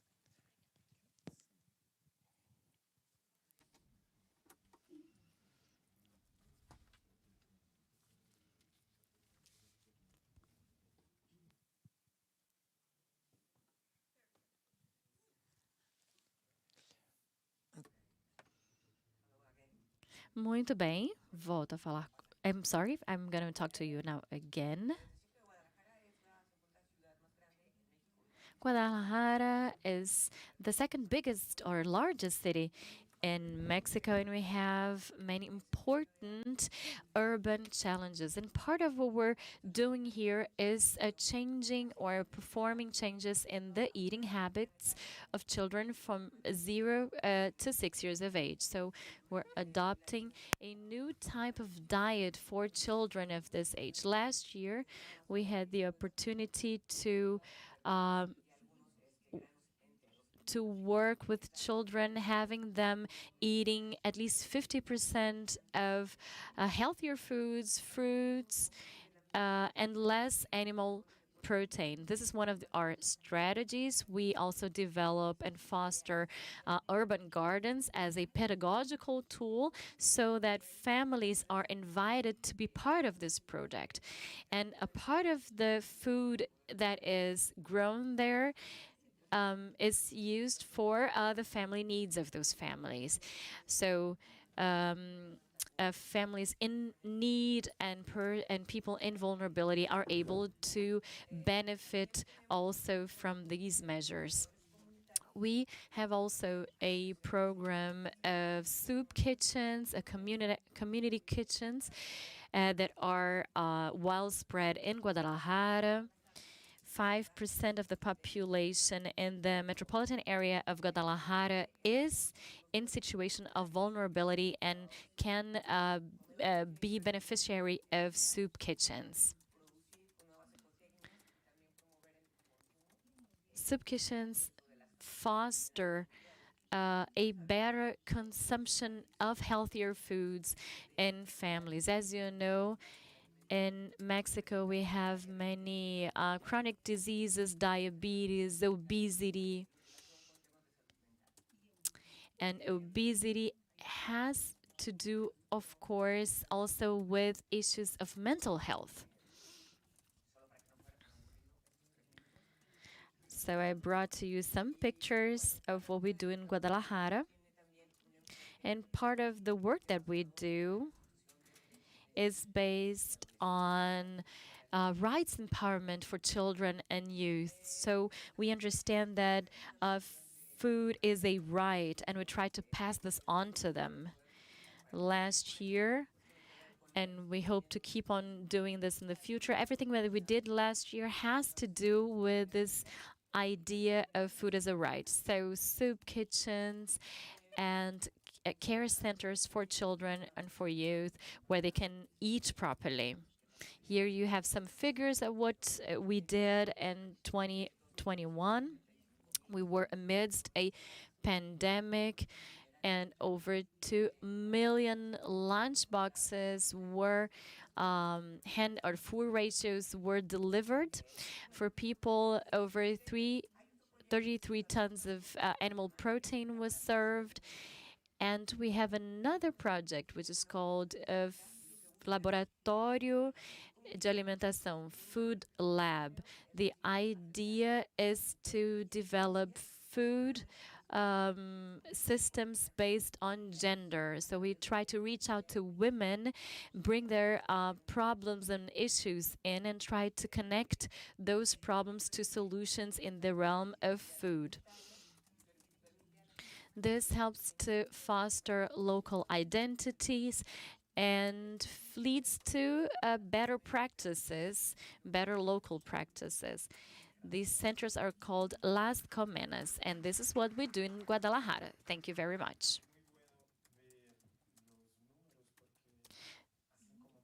It is wonderful to see those figures and also those pictures, since Mexico, as in Brazil, we have also in Brazil high rates of obesity and those types of diseases. So it's interesting to see your experiences.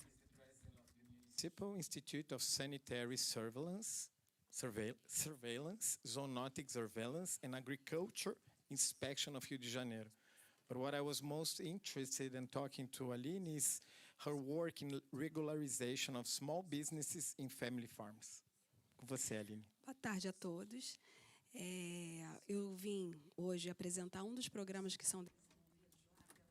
I am here to talk to you a little bit about animal zoning and the unit of food and nutrition. We are a technical body, and we're responsible for food and nutrition in the City Hall of Rio de Janeiro.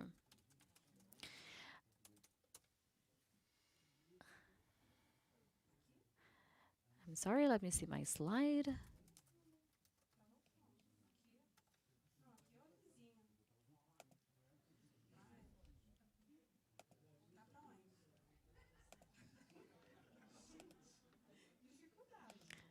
I cannot find my presentation, she says.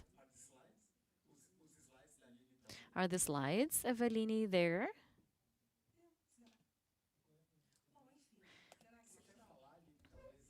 Perhaps, Aline, you can keep on talking, and we'll be able to show your slides in a timely manner. So I would like to talk about our public food procurement and the program of school feeding in Rio de Janeiro. It's one of the biggest in the world, and the idea is to tackle public schools, and the objective is to guarantee access to healthy food within the school realm. The idea is to promote health among those youngsters and children. So we aim at offering healthy food, balanced under the perspective of nutrition, and also just, so for all school children in the city of Rio. We understand that food is a human right, and the state has the duty of guaranteeing healthy food to all of its citizens through public policies. And one of the public policies that are used is the National Program for School Feeding. In this program, we abide by a legal framework that says that 30% of the funding for school feeding has to go to the procurement of the products of small farmers. And we had a bit of a problem there, because although we understand this is important, that we have farmers in our rural areas, this legal framework has been revised because we have not access to those rural farmers. So our procurements are based on 40% of food that is purchased, and the idea is to try to purchase those products from small farmers.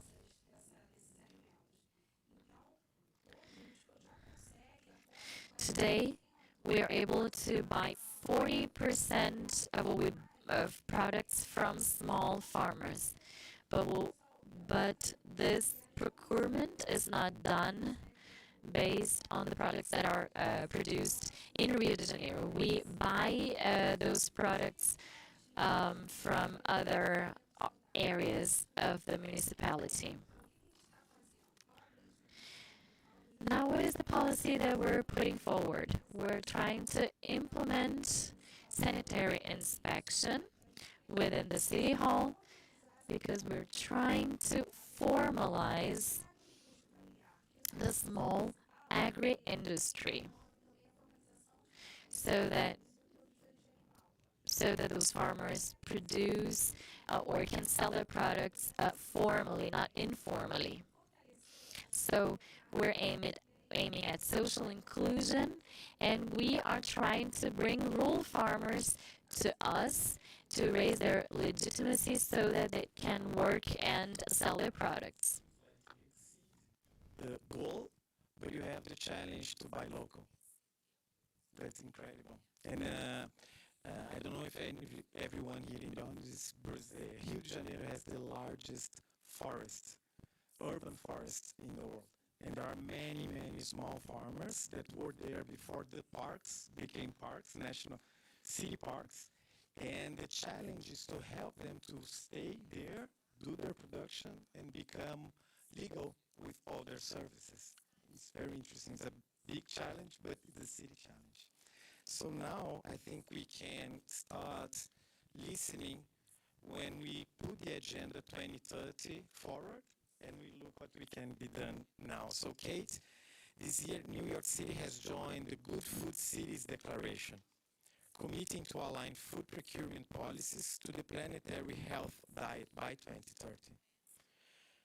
Kate is the executive director of the New York City Mayor's Office of Food Policy and advises the mayor on all issues related to food policy and the city's food system. Can you share with us the big challenge? Sure, thank you. And it's really a pleasure to be here and find points of connection with all of these global cities.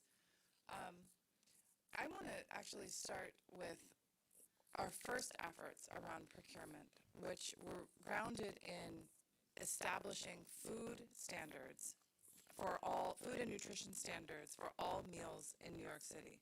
And that actually started years ago, in 2008 actually. And we've, under Mayor Adams, we reissued those food standards in April of this year. And I just want to highlight a little bit of what those standards are about. And so perhaps you've, last night when I was speaking, we have a much larger procurement portfolio now, which addresses a number of different values, but I want to really focus in on the health and nutrition for a few reasons. One, we're very proud to be a signatory of the Planetary Health Diet, but also I noticed in our North American and in our regional readout, there was some concern about making progress in health and nutrition. And so I really wanted, we're very proud of these. And then once again, these are for certainly all of our schools, all of the students attending school in New York City, but also our homeless shelters, our older adult centers, anywhere that the city is serving meals through our public agencies. So here are a few of the updates to our food standards. And just keep in mind that any vendor that is doing business with the City of New York must adhere to these standards. And so this was the precedent that was set that enabled us to take the path forward to go farther into thinking about the goals around food and climate by reducing greenhouse gas emissions and furthermore. So some of the updates include that we have a new added sugar limit requiring less than 10% of calories served come from added sugars. We also have lower daily sodium Nós também temos limite de sódio cada vez mais baixo, principalmente para jovens. Nós temos um novo requisito para metade de todos os vegetais e legumes que eles devem ser integrais e a gente tem uma nova exigência e isso vem dessa dieta planetária, um novo requisito para oferecer proteínas vegetais integrais ou minimamente processadas. Comparado com isso, em contraste com isso, a gente tem um teto para carne bovina e processada. Então, a gente definiu, mais uma vez, mínimos para o número de proteínas vindas de vegetais e, ao mesmo tempo, a gente está limitando a quantidade. Em 2025, a gente vai eliminar toda a carne processada. Nós temos uma nova exigência aqui, um novo requisito para as agências. Isso também é uma novidade, pensando na equidade. A gente quer o feedback dos clientes e as preferências culturais em relação ao sabor e qualidade dos alimentos. Então, cada agência deve anualmente fazer uma consulta dos seus participantes sobre a qualidade das refeições. E, além disso, um ponto importante aqui é que nós estamos integrando nutrição, ou novas normas de nutrição e sustentabilidade para fortalecer essa saúde individual planetária para alinhar melhor com as nossas estruturas de compra de alimentos. Isso é uma coisa, mais uma vez, que agora, além de como isso é estabelecido, o nosso departamento de saúde, na verdade, isso é uma coisa que é feita da noite para o dia, tá? Tem alguns anos de pesquisa envolvidos aí, examinando e analisando o que está acontecendo na ciência e a evolução disso, mas tem muito tempo também das agências gasto aqui falando com seus fornecedores, com a sua cadeia de suprimentos, para yogurts in our schools. However, there wasn't a yogurt that was available in the marketplace that did not have, that it was too full of sugar. So we were able to create, and because we are in New York and we have such a market share, people will be able to create a product specifically for us. And then other cities can also benefit from that. So it's just an example of how we have a market power to be able to drive the systems changes for a healthier food supply. One other thing I will mention is in the vein of requiring student feedback, where we are doing a large, high volume of cooking in schools, every food product, whether it is a recipe or whether it is a new sauce or whether it is a new yogurt, must be taste tested by students. And it must meet at least a 75% approval rate before it gets menued. And if something doesn't, we take it never makes it onto the menu. We go back to the manufacturers or to the suppliers, give them that feedback, and also then the students in particular. And I think about this because I have young kids too, and you can't just say you don't like it, right? You got to say, like, what is it that you don't like? Is it that it's too salty? Is it too sweet? So really developing the vocabulary of food and preferences amongst our populations. So that's just a little bit that I wanted to, talk about specifically health, how we're driving health improvements and preventing some of the crises of diet-related diseases by driving procurement changes with a health focus. Thank you. And getting that that human-centered approach on the kids, on the taste, on the not only a healthy diet, but delicious diet. It needs to be tasted and accepted. Yes. And we need to, as a chef, it touches me a lot because we have to transform what we give and the families, how much they can offer fresh food and a good food in a good way that children must eat them, wants to eat them. So let's go now to Copenhagen. And Bettina is a Chief Procurement Officer at the City of Copenhagen since 2009, the chair of the National Food Procurement Network since 2017, a higher advisor to the EU, WHO, and FAO since 2021, and the UN Food Systems Summit champion. Bettina, please tell us about your work as a procurement officer. Thank you, and thank you for having me here. I'm excited and also to let you into the procurement officer world, because now we heard about politics and how the high targets are set, and I'm so thrilled to be working in the municipality of Copenhagen, because we also have politicians who have high goals of what they want to achieve. Would you take the time for me, because I can keep it from here, hopefully. Yes, thank you.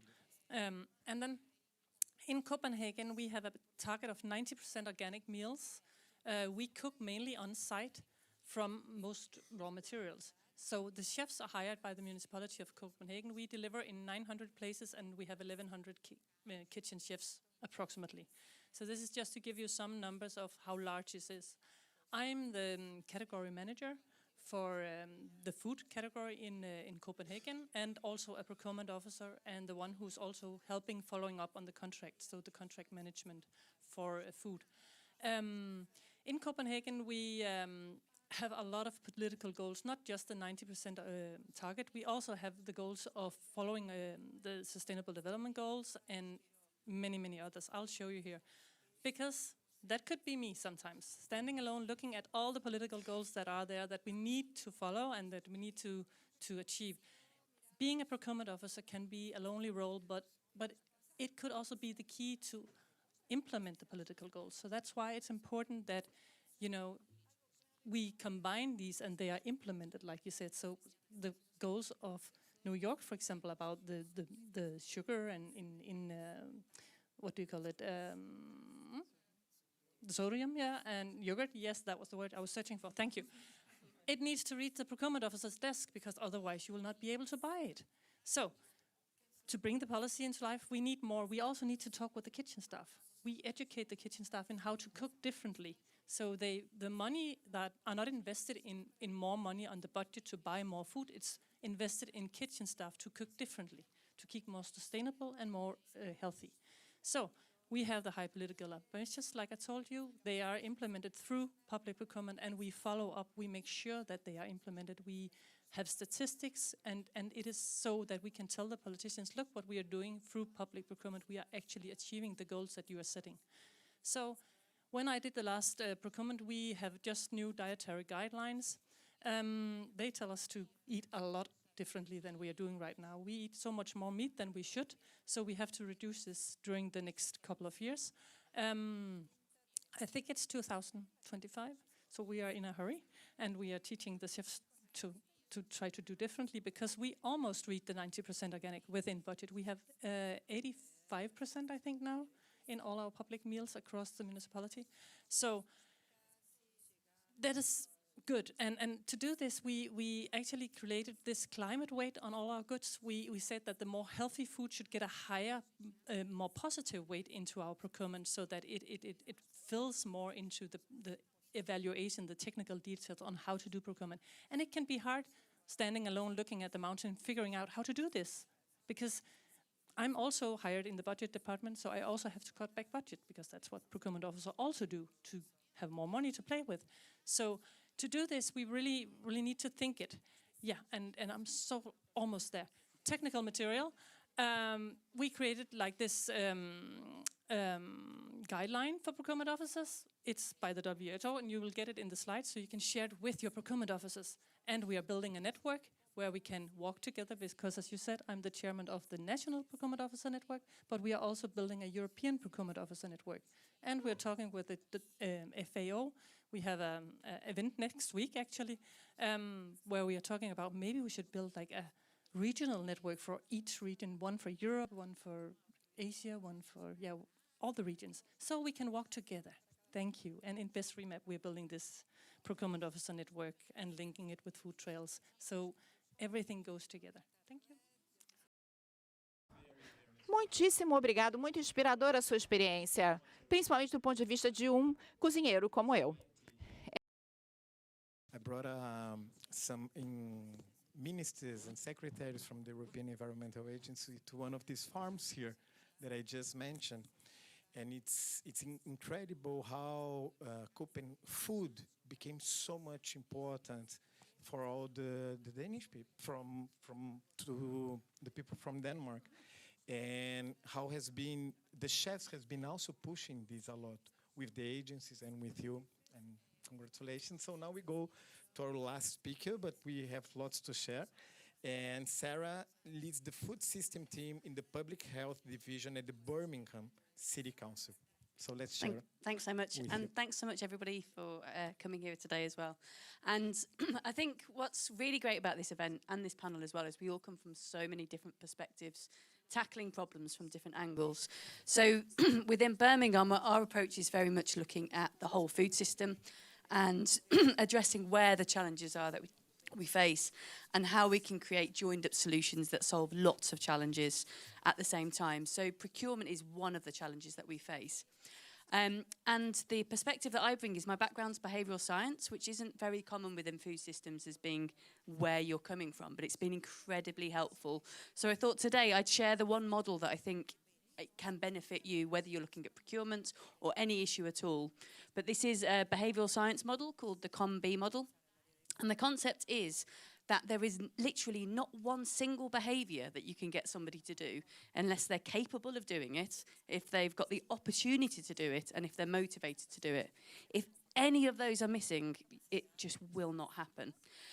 The other thing you can do with this model as well, there's documents and resources online that you can find.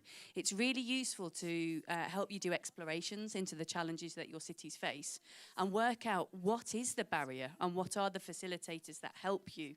And then once you know where the problem is and where that challenge is, it's much easier to come up with a tailored solution. Excuse me. So with regards to procurement, we've used this model to look at where the challenges are. And within capability, that's things like skills and knowledge. And one of the challenges we found is that the people who we are expecting to procure food differently don't know what the food is that they're supposed to be getting. They don't know what sustainable food is. They don't know what's sourced locally. They don't know what grows, what's seasonal. You go to the supermarket, the food's there. All they know is that prices vary over time, maybe. But they don't know what the food is that they're supposed to be buying. So actually, one really simple solution to that was we've started reviewing marks and standards and labels that you get on packages, and not just for sustainability but for ethical work practices, if people have real living wage, if they source food well, if it's healthy and nutritious. And we realised that we need to bring everybody up to the same level of understanding with those sorts of solutions before we can start pushing up that standard in the market.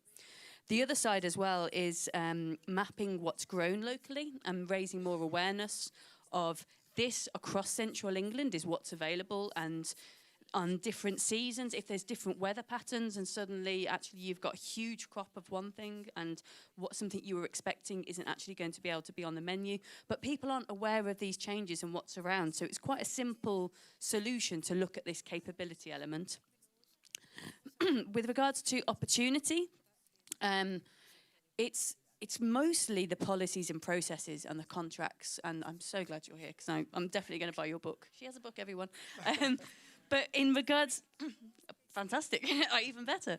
But yes, certainly one of the challenges is if you want somebody to change how they contract like businesses and what you put into guidelines and how you procure these services, normally the people who are in those roles, they don't know what to put in these contracts, and they're not going to go to uni and suddenly learn all about sustainability and all these things. We realised what they needed is paragraphs to put into that document that very clearly says this is the quality we expect, and if you don't hit that, it doesn't matter what cost it is, you're not getting the job.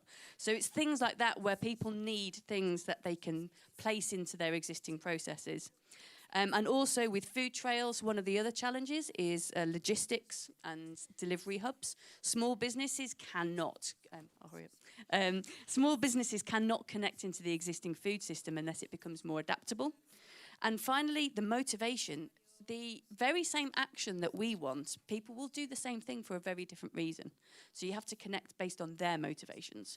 It doesn't matter if you're doing it because you want sustainability, they will want to do it because it's what their customers want or that it suits their priorities. And I think it's recognizing that all these different elements across the food system are interdependent. They're all connected, and you've got to see it from other people's perspectives and realize you have got the same vision, but your reason for making the change is very different. But yeah, I recommend using this model as a way to look at challenges. Thank you so much. And I think we can leave this here for the next question, because I think you're all very successful, must be very resilient being in your place, because I guess you need to do a lot of mobilization and articulation around your office. Do any of you would like to share some failures and lessons learned that you've been doing for so long? And this is a question like coming from someone from civil society that sees in Brazil sometimes very good laws, but very hard to implement. And that's what I said, maybe we should leave this here because it's a lot related to either capability, motivation most of the time, I guess, but the opportunity is there. Would any one of you feel comfortable to share something? Thank you. Inspired by this slide. So I think I really want to narrow in on the motivation. And so I mentioned last night that Mayor Adams is I'm so fortunate to work for him because he is such a food champion, and I'll put a plug in that he's going to address C40 tomorrow evening, I believe, virtually. And you'll hear a little bit about his food story. But I think in anticipation of his leadership, our schools adopted another meatless day, but called it Vegan Fridays. And so there's two ding words, like not great words there that we now know, because we have brought in behavioral scientists to help our programmatic staff plan menus, right? And so the words matter. Meatless is about something that's being taken away. Nobody, don't take food away from people and don't tell them that, people want to be empowered. And so the alternative that we got slammed in the media as well, but it was, it was a misstep, and we recovered from that by terming the day plant powered, right? It's powerful, it's showing the power of something. And then I think, as we look through menus, right, labeling, this is a classic example, but instead of like a vegetarian chili or something, calling it a 3-bean chili, but like really using different words that don't label a particular diet or something. So we really fell down early on, but wanted to also find out what does motivate people to eat well and to try new things, and certainly doesn't turn them off. Amazing. E Aline, aqui que a gente tem a maioria brasileira hoje para... And Aline, você gosta... Aline, we have good programs here in Brazil. You talked about PNAE. What are the biggest challenges that we face in Brazil today so that purchases reach menus and menus become healthier, especially in daycares and schools? What are the biggest challenges in Brazil in this perspective? Well, this team of healthy food, this is an initiative that exists for a long time now in the City Hall. So we see that the biggest challenge in public procurements is not really to implement healthy food. We can do that. We can purchase good food, but we need to benefit our own producers here in Rio de Janeiro. The first step would be to revise the legal framework, or the master plan, so that we would be able to define what is rural and what is urban here in Rio, so that farmers would be able to register in the City Hall, and they will then participate in the tenders for public food procurement. So we need to formalize their access, the access of the farmers to our tender mechanisms. So we would like to expand the percentage of products that we buy from them. We have reached 40% now, but we see that we tend to buy from rural farmers that do not come from our municipality. This is our biggest challenge now, is to draw our rural farmers closer to us. So the challenge is to talk to secretariats and to revise the measures in the City Hall, right? Right. Our audience, I would like also to ask you, what is one change that you're really proud of procurement action in your city that made the result and increase equity? We start talking with equity with you, Andrea, but any of you, or maybe 2 or 3 of you, can show equity in action. Please, Diana. Agora em espanhol. Gracias. Estamos lá já. Agora já engrenou. Sí.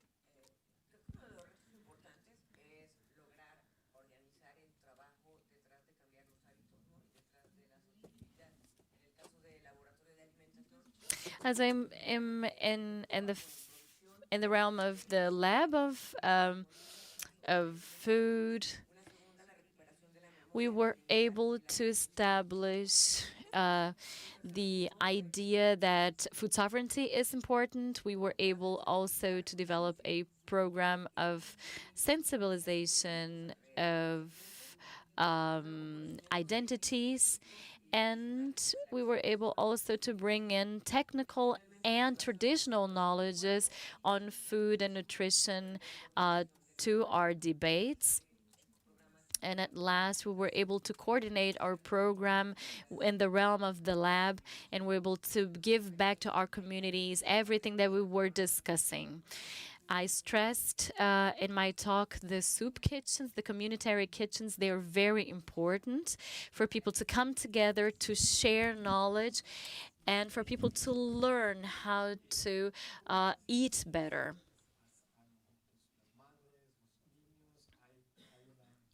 Are you involved also in talking with the family? Yes.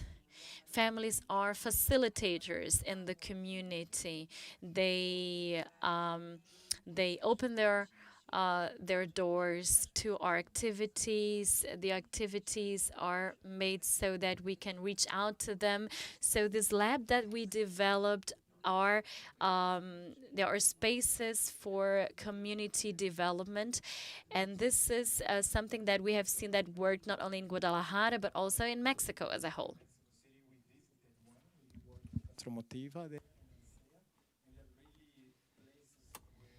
Então há muitos espaços em que é possível ensinar as famílias a cozinhar em conjunto, né? Isso é muito interessante. Worked very well in our cities. We launched the Food Justice Pledge, which it goes beyond saying that we're having a vision for a better future, but it's about tackling the structural inequalities that are stopping that change from happening. So it's things like now, because our city leaders have signed up to this pledge, we have the clout that when we go to somebody and we say, every single person you work with must pay the real living wage, or you must have it so that you're allowing small businesses to have access. You must preferentially be supporting people to access who historically would not have been able to connect into the system. It means having that political level of buy-in means that those conversations go so much more smoothly with people who are working in an office where they often are just a bit tired and they can't be bothered. But if you go, actually, your boss wants this, they suddenly move a lot more quickly. So I'd say having that backing, it's not necessarily that the political leaders have to say lots all the time, but knowing that this is something they have bought into certainly helps the rest of the system start to change. A campaign for mobilization, please, of course. Well, just very quick, because I looked at this picture and it just inspired me to say something that at the Food Trail Project, we had a what do we call it, twinnings? Learning exchange, where Milan came to visit Copenhagen, and we were talking about replication visit, where we were talking about procurement. Actually, they were going to hear about our procurement practices, but it just showed that we have these schools where we include children in the cooking, in the menu planning. We call them food schools, and then they have time to eat, and they learn about the nutritious food that we have to do, because we also implemented the Eat Lancet way of eating, or trying to do. And while we were talking about how to do procurement and how to involve the kids and how to inspire the kids, some of them want to become chefs or waiters or something, because they say suddenly maybe they're not good at school, but they're good at this, and that, you know, that is so inspiring to see. But what I wanted to see was, this was not only the inspiring thing, hopefully for Milan to see, but Milan also inspired me. I was there to help them and talk about my procurement, but then I got inspired by their procurement too, because they were really doing a good job. And we didn't speak the same language. It was Italian, and I don't speak Italian, but Andrea translated, and it worked really well. So we need to share all these good experiences, and being here just inspired me so much. So I have so much work to do when I come home. So thank you. Thank you. Andrea would like to share something with us before. And now, if you want to make your questions, I'm going to give after Andrea, the microphone to you. But Andrea, please, just share. Now you get something nice to share with. Yeah.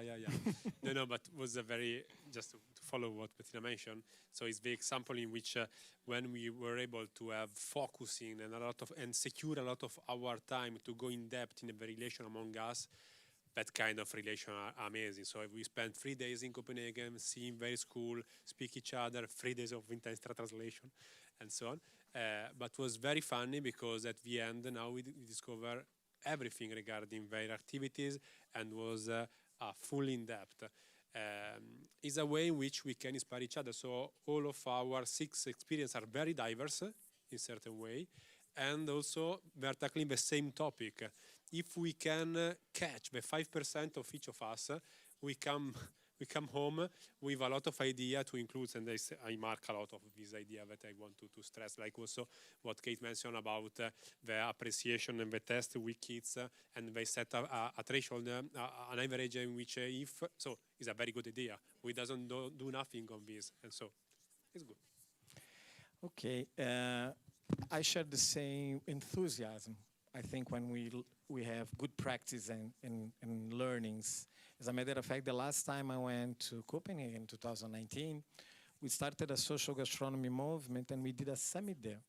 And we found people who were facing hunger in Copenhagen. And us Brazilians say, come on, this doesn't exist.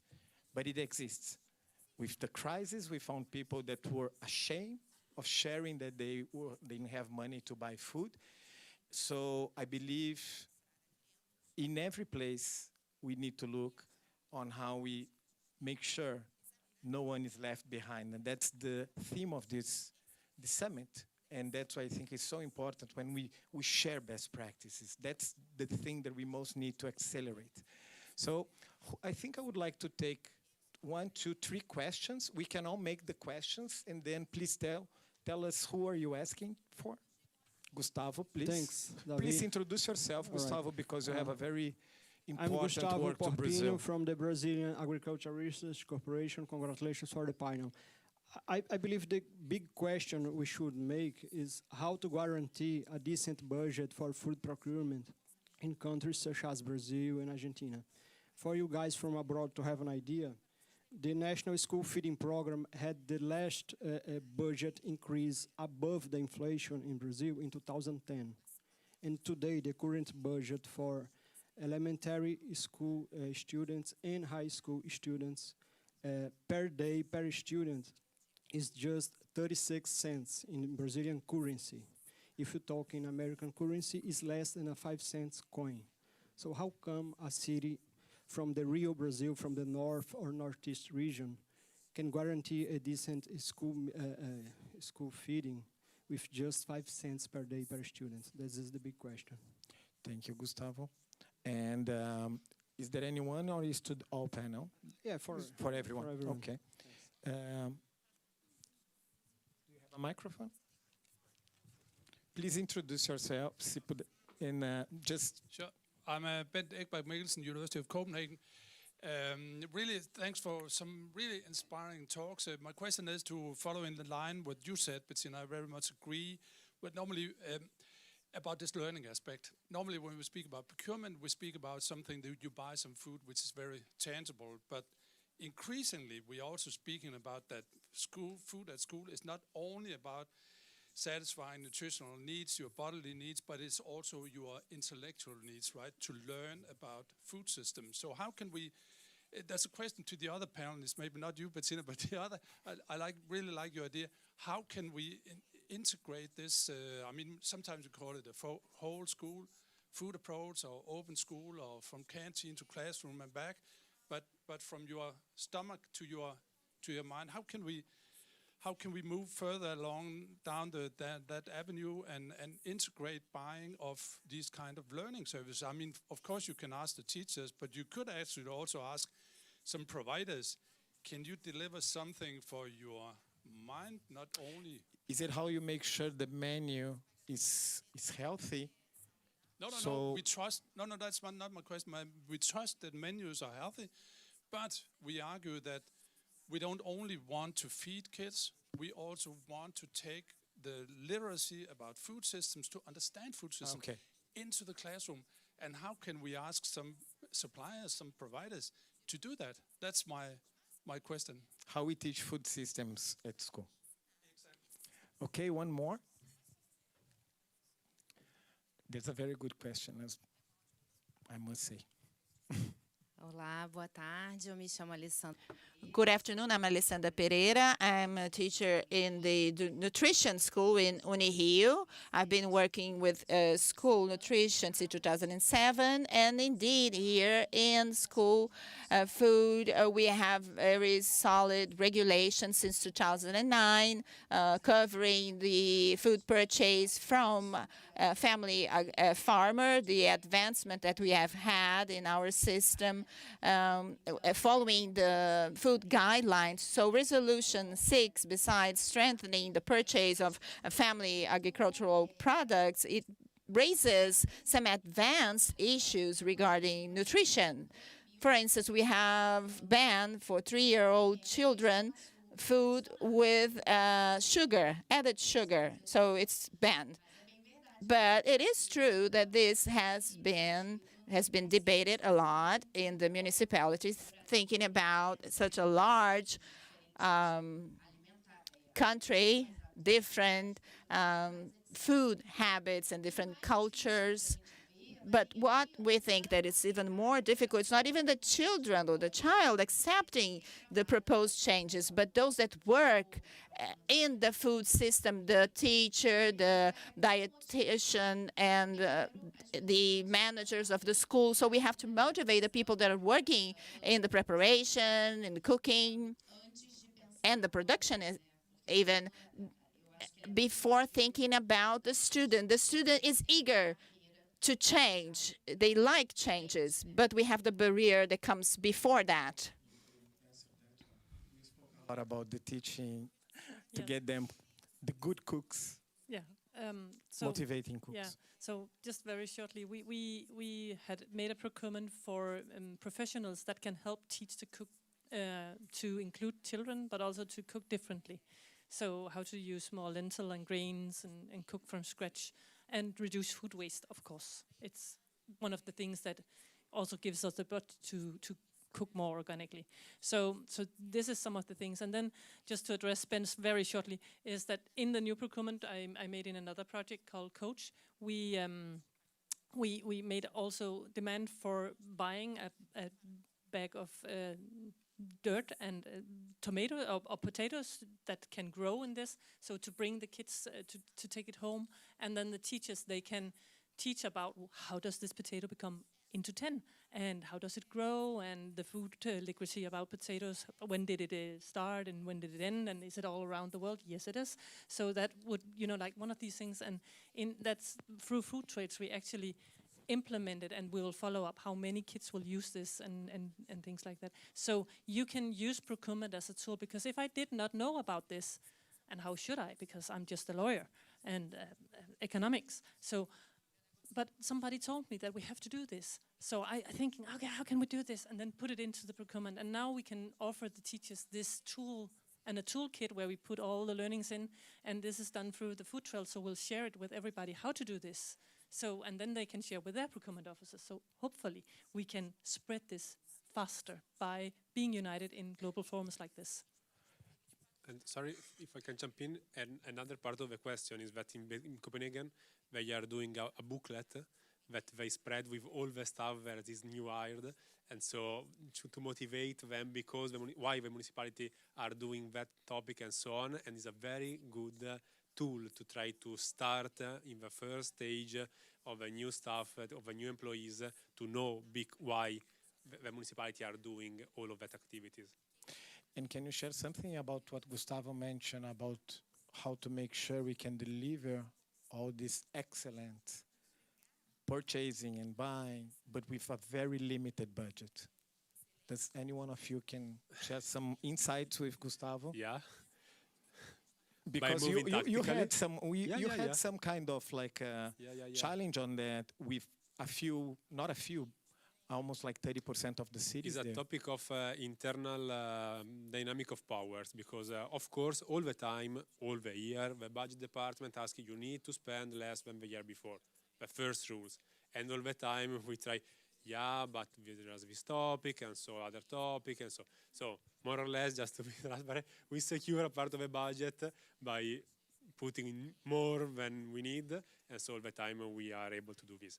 But now we are fixing a very big problem because due to the increasing of the cost of the energy and so on, our cost of production are increasing of plus 17%, and we are fixing the cost of the family, fixing the cost and so on. And so when we introduce the more organic purchasing, we less buy meat. The meat is more expensive than the organic one, so we try to balance everything. As well, now we are seeing a decreasement of the number of kids in Milan, of children in Milan, and so with the new cost we are able to, so all the time is a topic of balance. Otherwise, you need to say, okay, I need 10 million more, but you need a politician that go in the internal negotiation, say, okay, well, we want 10 million more because we want to do a new cooking center, and so on. It's a topic of power. I would add to that to say, of course, right now, globally, with inflation, it's impossible, right? Because your existing budgets are not getting as far as they were. But I will give a proof point.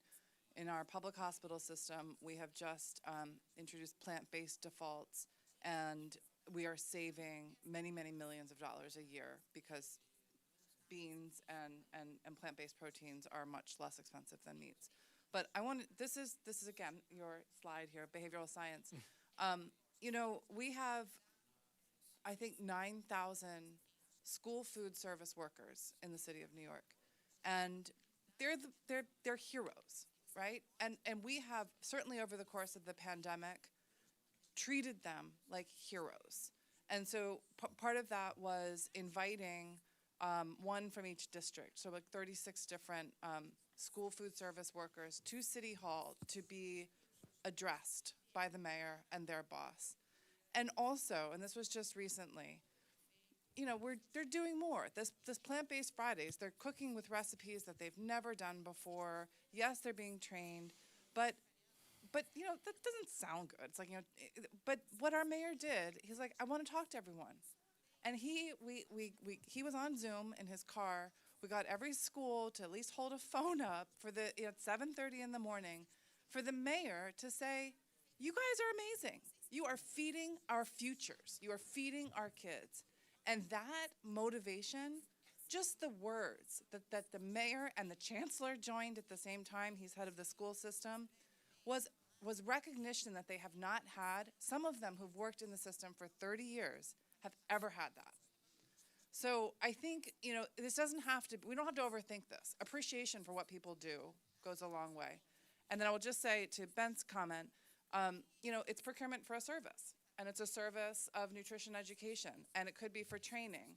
But I think, you know, this will go into a rabbit hole that I'm not going to go into, but every state, country, region has different education requirements. And so again, it's a tactical decision about how you address food systems. And I would just challenge, I don't know if it's from the vendors because they're just selling their product 90% of the time.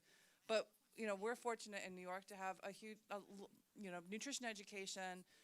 We debate the definition of it. We take it so seriously, right? So I just think that integrating from experiential learning, not necessarily just do you understand how to read a label, right? But like really understanding is something that we also have to motivate teachers and principals to want to do, because it shouldn't be the responsibility of the kitchen staff. So I think I could stay here, like I have so many new questions here, but I think we are very late on time and we have other sessions going on. But I wouldn't leave this room without giving you back 30 seconds up to a minute for something you want to share with our audience or something you learned here about your work here, because it's so unique and it's so diverse, and congratulations for all you've been doing, because it's very important for us to find the right people in the government offices to trust, and I feel trust here in all your work. So I would like to start with you, Andrea, and something you learned, something you'd like to share with all of us to share this enthusiasm. Yeah. So what Kate mentioned a few seconds ago, I think that is a very good idea. So to try to motivate, to select in a framework, so one per each municipalities or neighborhoods, and invite the cooker and the teacher to speak with politicians. I think that's a very good idea. And I want to share also a reaction from what was mentioned. We are thinking to include some nudging activities inside the physical space of the canteens. Otherwise, our white space, so not a good space where you perceive a lot of feedback from the food. And so with food trails, we want to do 3 types of nudging of the color of the wall, framework of the table, and so on. And also maybe includes plants. That is not so easy, includes a plants for the health issues inside canteens, and to monitor the appreciation of the food by children. And so then try to see if it works and to scaling up in all the 600 of canteens. Other activities on education, booklet and so on, but working on nudging maybe can be another approach to motivate the kids to eat plant-based food. Diana? Thank you, Andrea. Coincido, creo. One of the experiences that has helped us is that we have connected to other experiences and to share them with others. We had the participation of universities, and the universities came to us to share new models of logistics, distribution of food, capacity building, training. So this collaboration with universities was very important for us in the City Hall. And I also thinking about that our Daegu City is provide some food to the school students. I believe that the government has if the government does not have the money, the budget, it couldn't do that. It couldn't do it. So I think that the food system that cannot go lonely. If the whole system, whole the society go together to make money in the company, not food company. All companies give a tax to the government. So government gathered a few from tax. So you know, in Korea,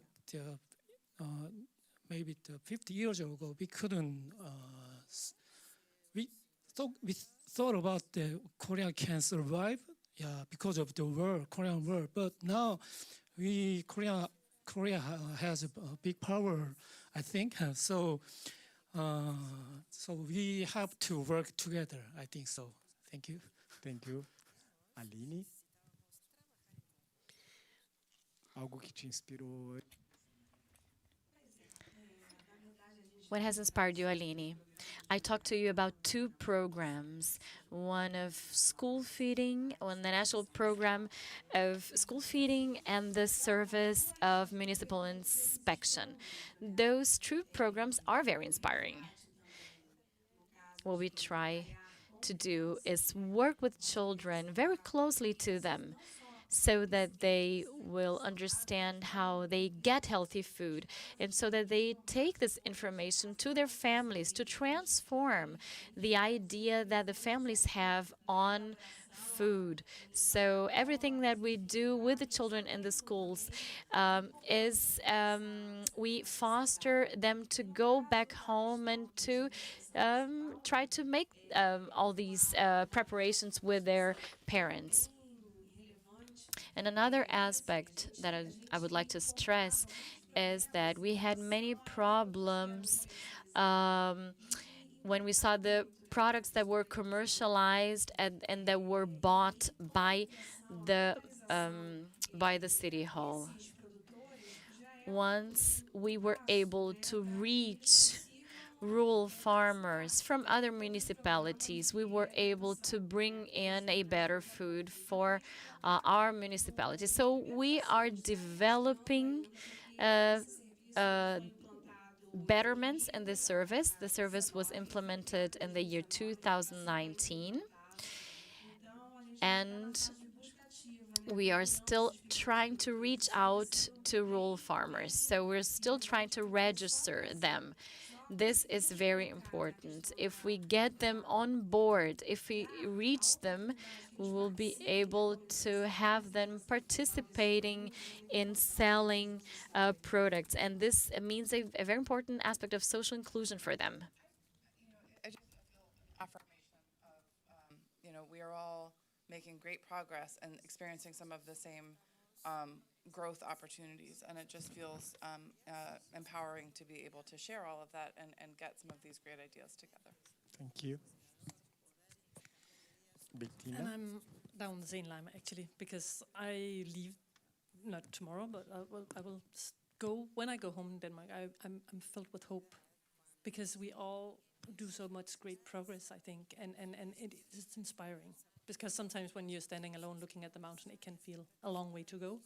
But no, we are on the track, we're on the right way. And I want to say that in Copenhagen, being a kitchen chef is a very high-valued job.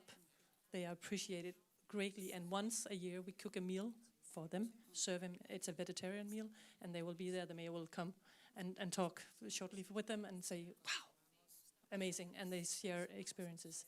This is also a way to do it, like one big meal, but we're not as many as you in New York, so thank you. Thank you. Yeah, but I've really appreciated the really concrete examples and the practical things that, like, yes, that, and like now it just gives you the tools to go to those people who are going, oh, I don't know how to do it. We can say, well, there's all these options, which one would work for you? So that's incredibly valuable. And I think the one thing that people could take away is the model that I shared. If you use that to understand what drives people in their own environments, whether it's a teacher that says they haven't got time to teach about food systems, or whether it's a caterer who says they haven't got time to prep food, I think using that perspective and then connecting to what their priorities are is a much better angle to come at things.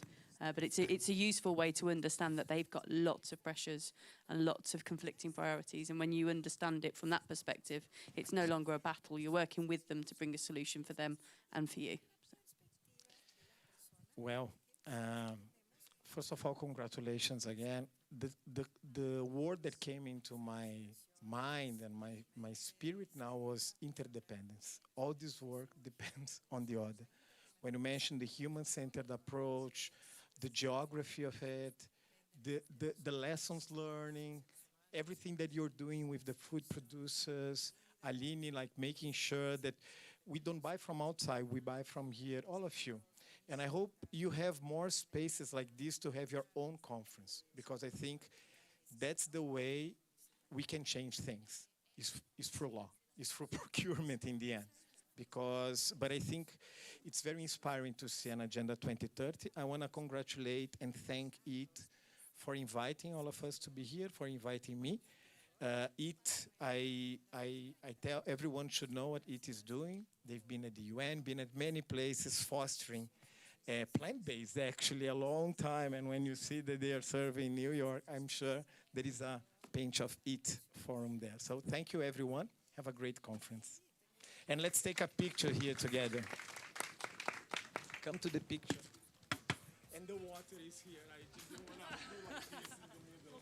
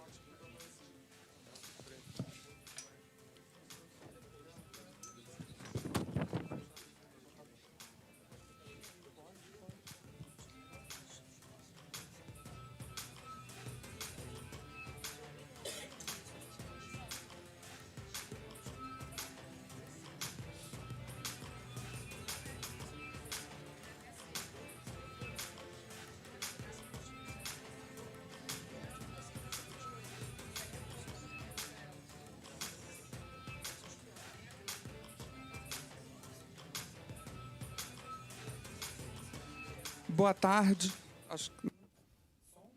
Good afternoon, everyone. We will start now this roundtable on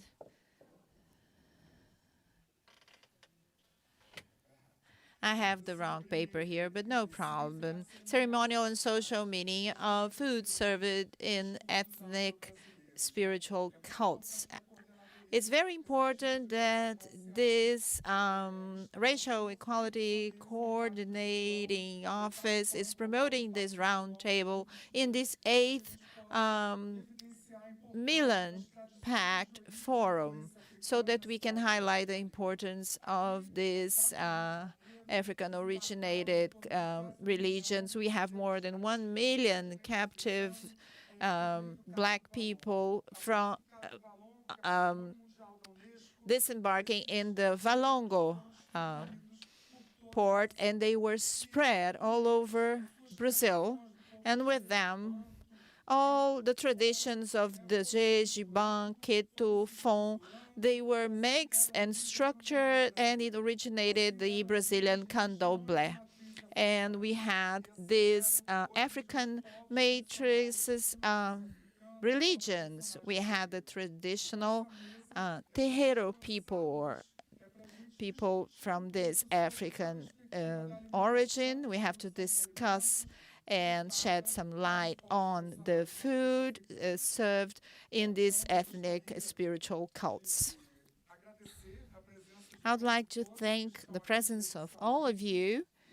We are here in person, and also some people following us online. And I'd like to invite to this roundtable Professor Scott William from the Federal University of Rio de Janeiro in the Geography Department.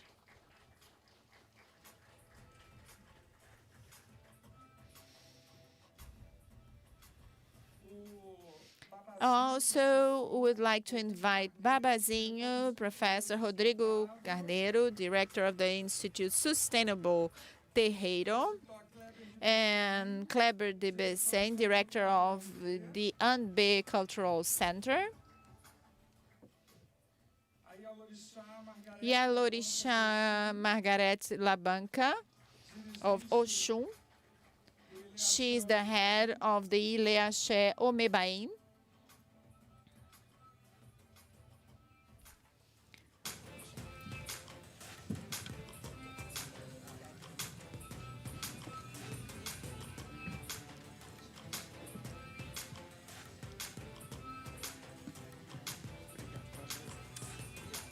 Então, a partir de agora, So from now on, we'll start this very special panel, especially for the city of Rio de Janeiro. Please, let's start by Professor Scott.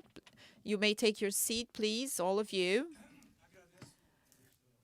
I thank Leonardo very much for the invitation to have this brief contextualization, philosophical and scientific contextualization of this session, highlighting its intellectual importance seen from the relational social psychology point of view.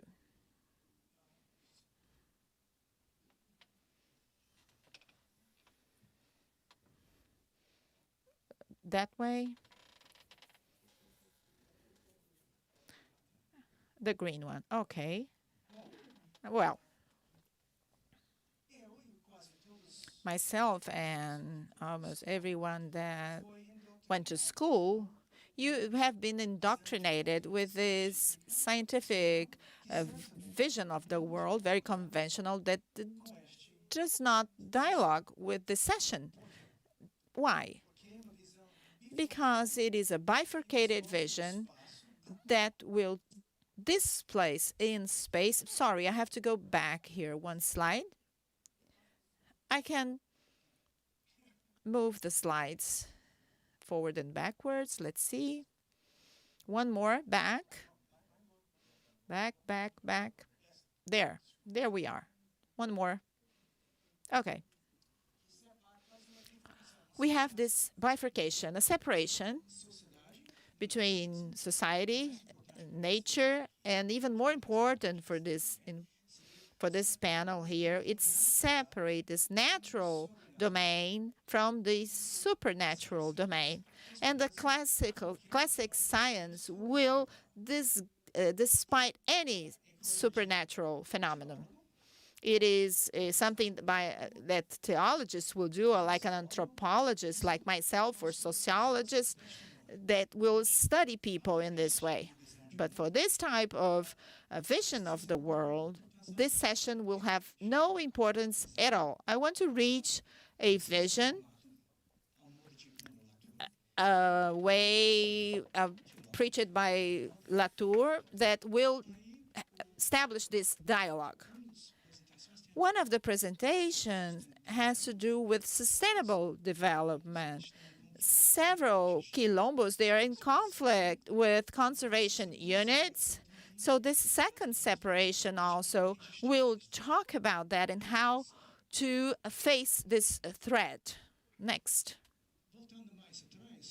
Going a little bit further back, last 5 years, this is a second vision that is very hostile regarding the content of our session here today. Why? Because what was done is that we have this disenchantment of nature, and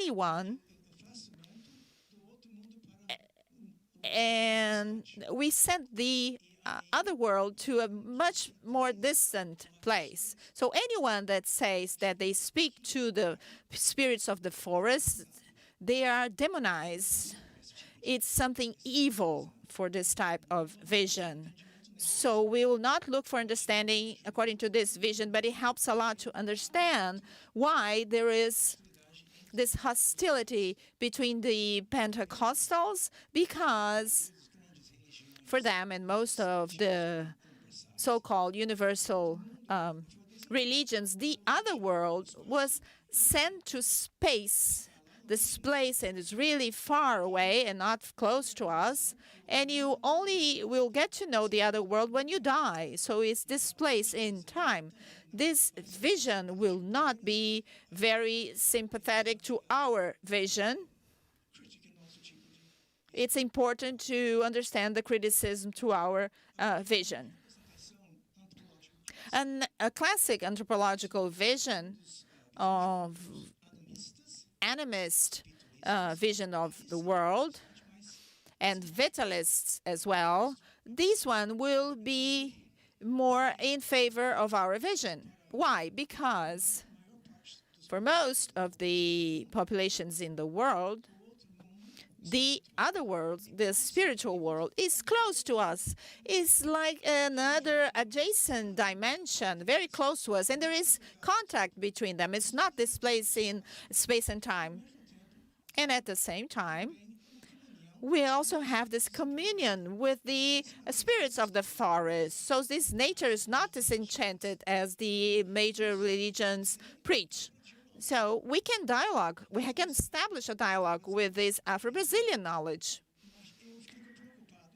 But I'm really concerned that sometimes it can be isolated and stuck to an idealized translation of the past. I don't know if we can look forward with this vision. And the other two visions, they will say, well, this is another past, it's different.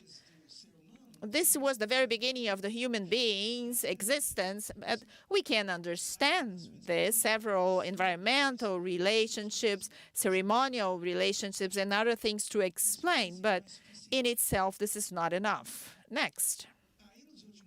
In the last 20 years, we have seen the growth of this relational perspective, several sectors of social sciences that can expand and have this dialogue, establish this dialogue with other visions of the world that is not the one that is dominating in science, including human actors, non-human actors. Then we can talk about that. This socio-ecological vision, a relational vision, will have this comparison, or this will break the separation of nature and humanity and natural and supernatural, those that consider the religious phenomena as metaphysical, they are all social-ecological. They cannot be separated. So in all the space here, you have sustainable use. And not only a conservation unit, a fully integrated, a fully conservation unit from which human is removed. What I've been showing you is this type of conservation unit separates part of nature, in quotes, so that it can develop better in a predatory manner the human space, either rural or urban space. Here we're saying that no, you will have, let's say, I'm going to show some images here. What will be a socio-ecological conservation with human beings present, or at least some human beings, not as we have now, that the only human being that we have will be urban tourists and not the local population that usually is expelled so that you can clean the nature for the rich ecotourists to visit. How can you break the separation between society and nature? Instead of talking about society and nature, you talk about 14 existence modes. We have 4 in common with other non-human beings and all societies. They do it in a different way. That's why we can bring together, or can unite areas so-called natural and so-called human. So on the metaphysical side, we have 2 modes, and we're talking about, I'm going to talk about that in a while, that they are extremely relevant for this session: metamorphosis and religion. Okay, metamorphosing. I will read that. It involves deities of possession, that they bring cure therapy to people in crisis, leading them to mutation, and it includes spirits, extraordinary creatures, temporary transfigurations of humans into hybrid beings. They will intermediate the interface between humans and non-humans. So possession that will bring a cure. Something else that will be really relevant to our session will be religion. So we have the gods that they convert, they save, they unite, group of people in crisis, promising plenitude with the end of times. And through religion, people will have access to people here and now, and they will not, be with God in the very distant future. That's not the case. So we have 2 ways, or 2 existence modes related to this physical and metaphysical. Everything is social ecological here. So it overcomes that bifurcated religious view and the scientific bifurcated view as well, vision as well. Regarding conservation, why ethnic territories are so important? Ethnic territories are so important here in the country because those that are of sustainable use, they are concentrated in the Amazon region. The rest of the country remains biocentric. In terms of ethics, you only take into account the ecosystem. You only take into account the ecosystem. You eliminate any human being there is in the system. So this is the problem here, and we have some private reserves. They should be sustainable, but they have the same biocentric speech. So you have to go to the state park, Pedra Branca. You have to see that on top of the aqueducts that's in the top of the local communities. You have the biologists and environmental engineers. They do everything so that these historical people, they should be expelled. They should leave the place. So we have strategies to resist to that. We have 3 strategies related to sustainable conservation, and 1 related to the ethnic territory. In the whole chain, once you reach this conservation unit, sustainable conservation unit, that in the legislation should be complied with. And also of whole use, we should respect the historical population in the places. They say that there's no population, they just spell them, you know, they just grab the land and that's it. So what do you do? I'm talking about an international literature on this topic, and I'll be the thing is, people should resist to be expelled. They have to act as they have acted all along. So they have to disobey. This is civil disobedience. And sometimes we will be able to avoid conflict. And of course, number 2, you should be able to try to change the mentality of managers, of regional managers, from a biocentrical way of thinking to the thinking directed to socio-ecological conservation. And number 3, there should be the promotion, there should exist the promotion of sustainable activities, agroforestry systems, timber and non-timber related activities, community-based tourism, and agroforestry systems. This could take decades and should be applied to the Amazon region, because we have there a huge population of indigenous people, Black communities, and also poor peasants. So how can we overcome prejudices from biocentrical city hall, for instance, managers or local managers? There are 2 problems that they face. Managers are from the middle class, and people that reside there are rural people. So they're not seen as people that can conserve the forest. On the contrary, what we know is that urban people tend to use land and forest in a bad way. So number 4, we should go after the existence of ethnic territories. They shouldn't be administered or managed by environmental institutions. They should be managed by their own people.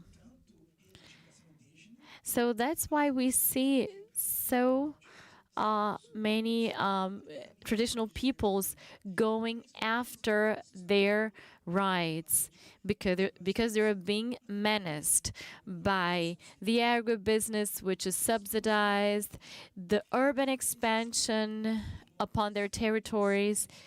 So these peoples are being pressed between places that are already preserved and places that are being invaded by the urban sprawl, so to speak.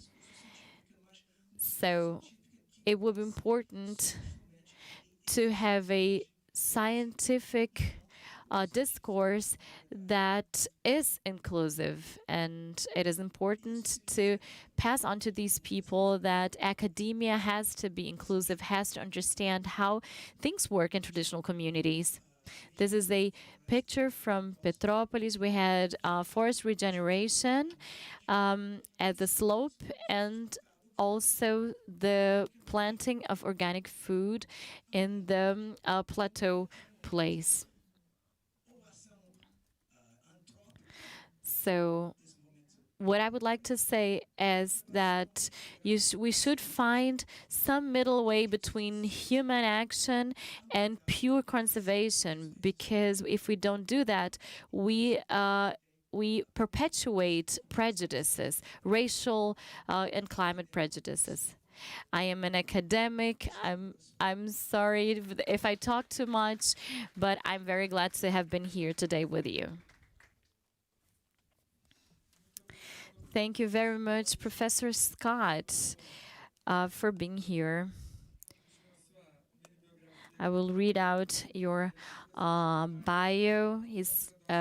He is a associate professor at the geography department and has a PhD in geography from a university from the United States, and has been doing research in many regions in Brazil in this area of ethical and ethnical justice. Thank you so much for being here in the session today. It is very important for us to have you here. It is very important to mainstream the discussion that there have to be ethnical territories for ethnical and for traditional communities in Rio and in Brazil. Now, Yalorixá, I'm sorry, Babazinho. Oh, we will give the floor first to our most senior member of this session, Margarete Labanca de Oxum, has been directing Yashombi Bain for 46 years now, and has been doing social work there, and works also in the realm of health, and is one of the founders of Zoafro, and which stands for religious liberty, and works also at the religious space of Pedra de Xangô.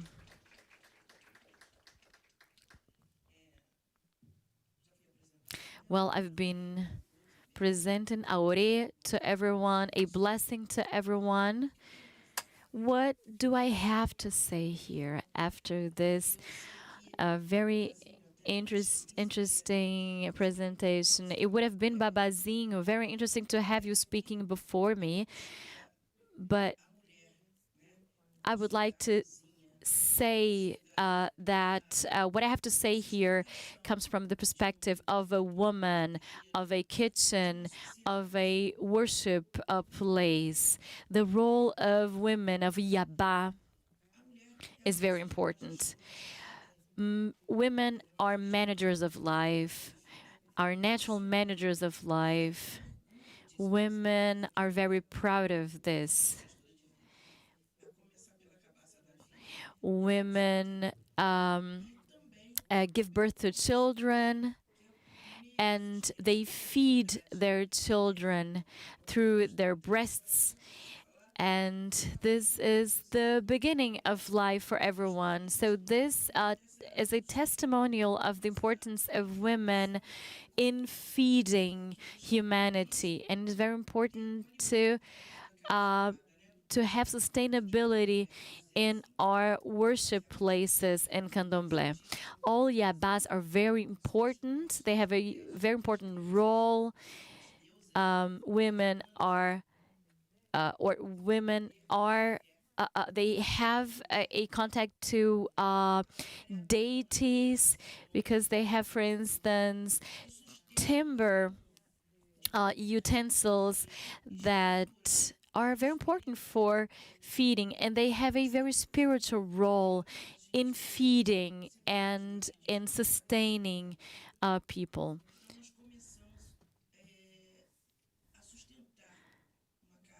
So we women hold and sustain our households and houses from the beginning.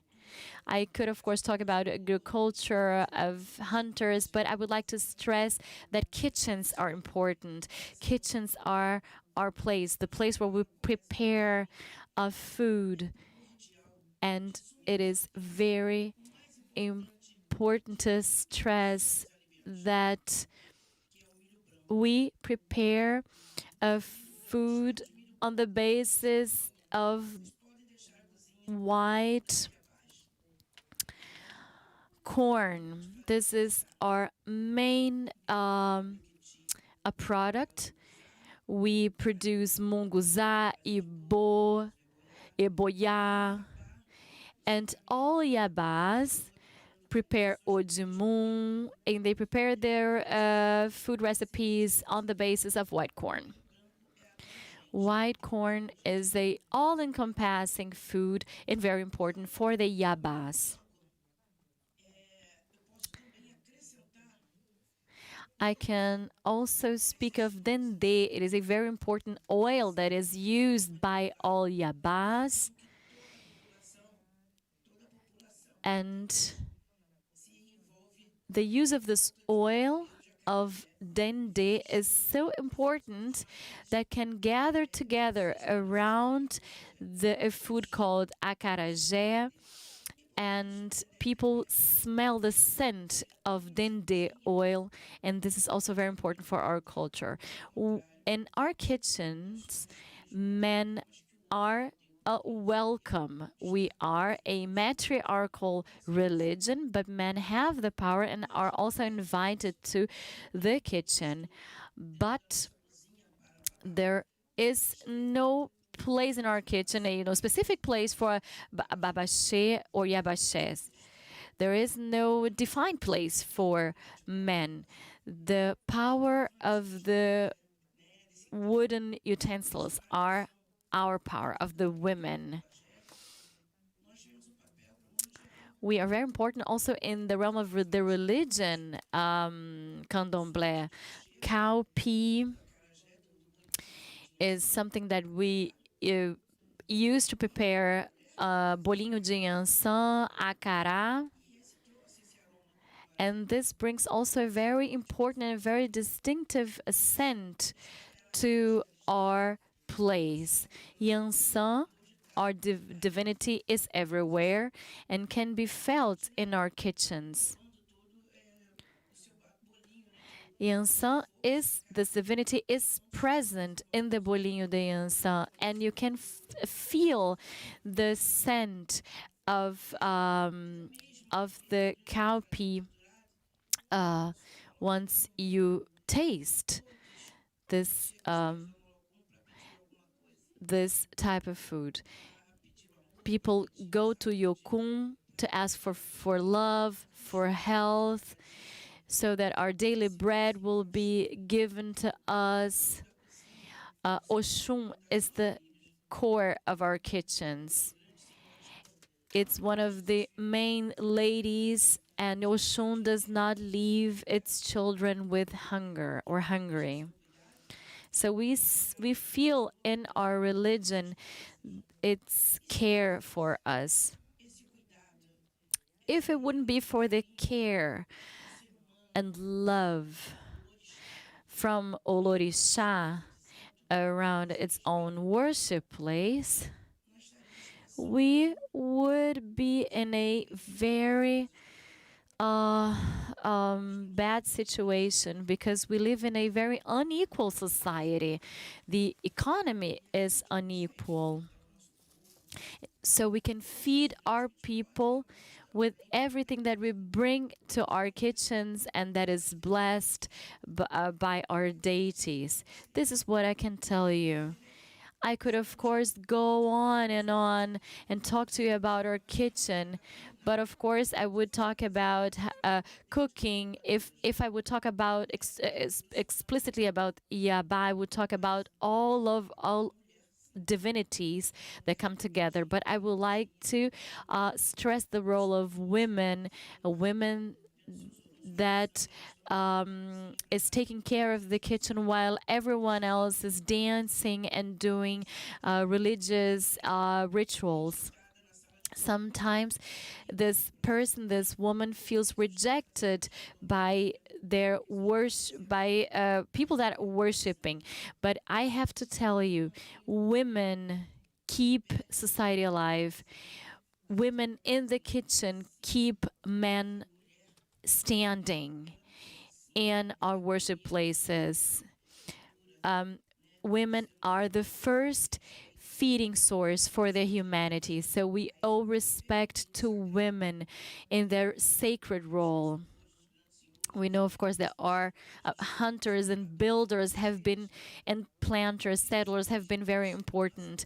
But when they come to our door, when they come to our home, we women manipulate herbs, manipulate medicinal plants. We are the ones that have this power. So the power of women in candomblé houses, in worshiping houses, they have to do with the wooden spoons that we have in our hands. Why are people standing? Why are we still alive? Because why are people still working? Why are men still worshiping? Because they have been fed not only by those that have gone to hunt for food, but people and women that have valued food products such as white corn. As I said, white corn is a very important ingredient for many meals that we do. And the capacity to think of recipes and menus, this is the capacity that is something that women have.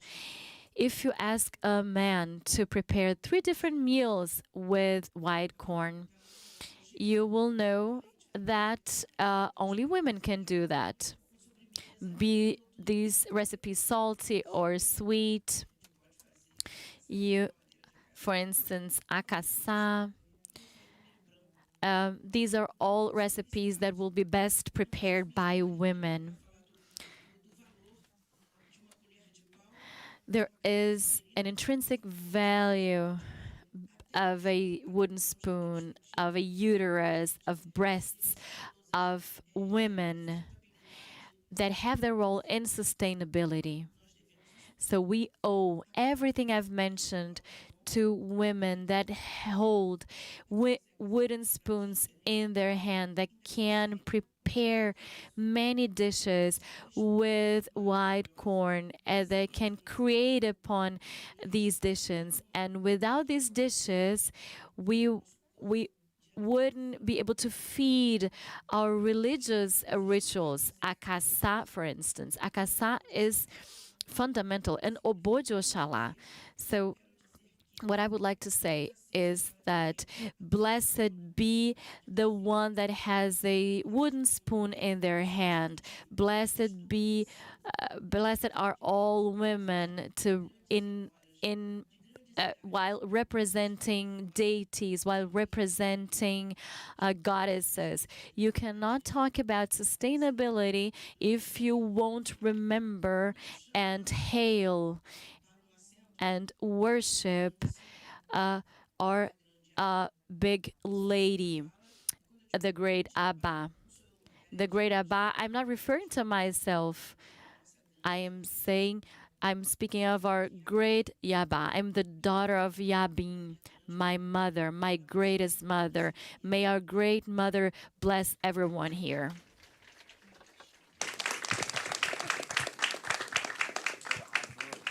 Os olhos ficam marejados, né? Well, we are really moved, touched after such a speech. It's important that you talked about acarajé. These cakes are so typical in the whole country, in Bahia, in Rio de Janeiro as well. So thank you very much.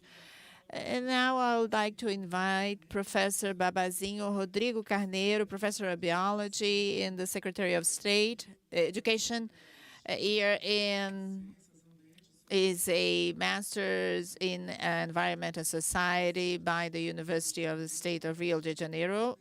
And he's an expert in ethical racial education by the Rural Federal University of Rio de Janeiro. And he's also in the Obatala worship place, one of the priests there. First of all, I would like to ask for your blessing to Margaret, to Baba Kleber, to all those present here. Traditional salutes to Oyure, Mutumba, Oyuru. It's very important when we talk about African origin people, we are talking about diversity, and I'll talk a little bit about the academia. It was really important to have you, the oldest one here. You are a Black woman representing our ancestors, and I'll make this connection. Some of the academia together with our traditional knowledges. So I'll talk a little bit about the food knowledge, the popular food knowledge, how they have been preserved in our traditional worship places called terreiros. So the people, the place where I spoke from, I'm a Babalorixá, I'm a biologist. Since 6 years old, I participate in this African matrix community. She brought this African indigenous community. She had an indigenous background, and then she converted to African religion. So from that point, I had this appeal, special appeal from the members in these African religions. They wanted to continue the environmental work that I performed. And we got together in several meetings. We had 270 traditional units in the whole country to discuss the 17 goals, sustainable development goals. And we have reached the conclusion that we can move forward here in the slides. Those goals, they were not reflecting our cosmovision. Many times we are characterized only as religious people, and that's not only that. This religious aspect was just a way that the colonizer had to take from us all the traditional knowledge that we had before. And this knowledge was preserved in the traditional territorial units. But what we needed is what that Odessi means to me. If I don't understand, what does the sustainable development goals mean to me? I want to reach the most vulnerable people. So how can we do that? Some of the work that has been done, I'm showing it to you here. I'll talk a little bit about them, relating them to our sacred dishes that had been brilliantly explained here. For us to understand this cosmovision, how can we understand all of that? We understand planet Earth.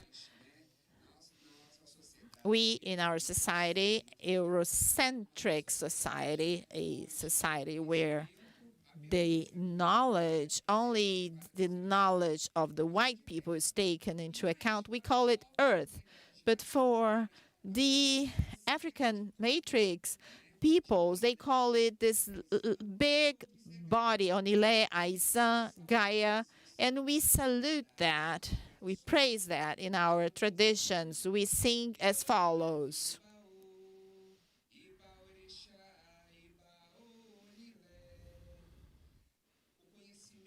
So the knowledge in our traditions, it's conveyed through oral tradition.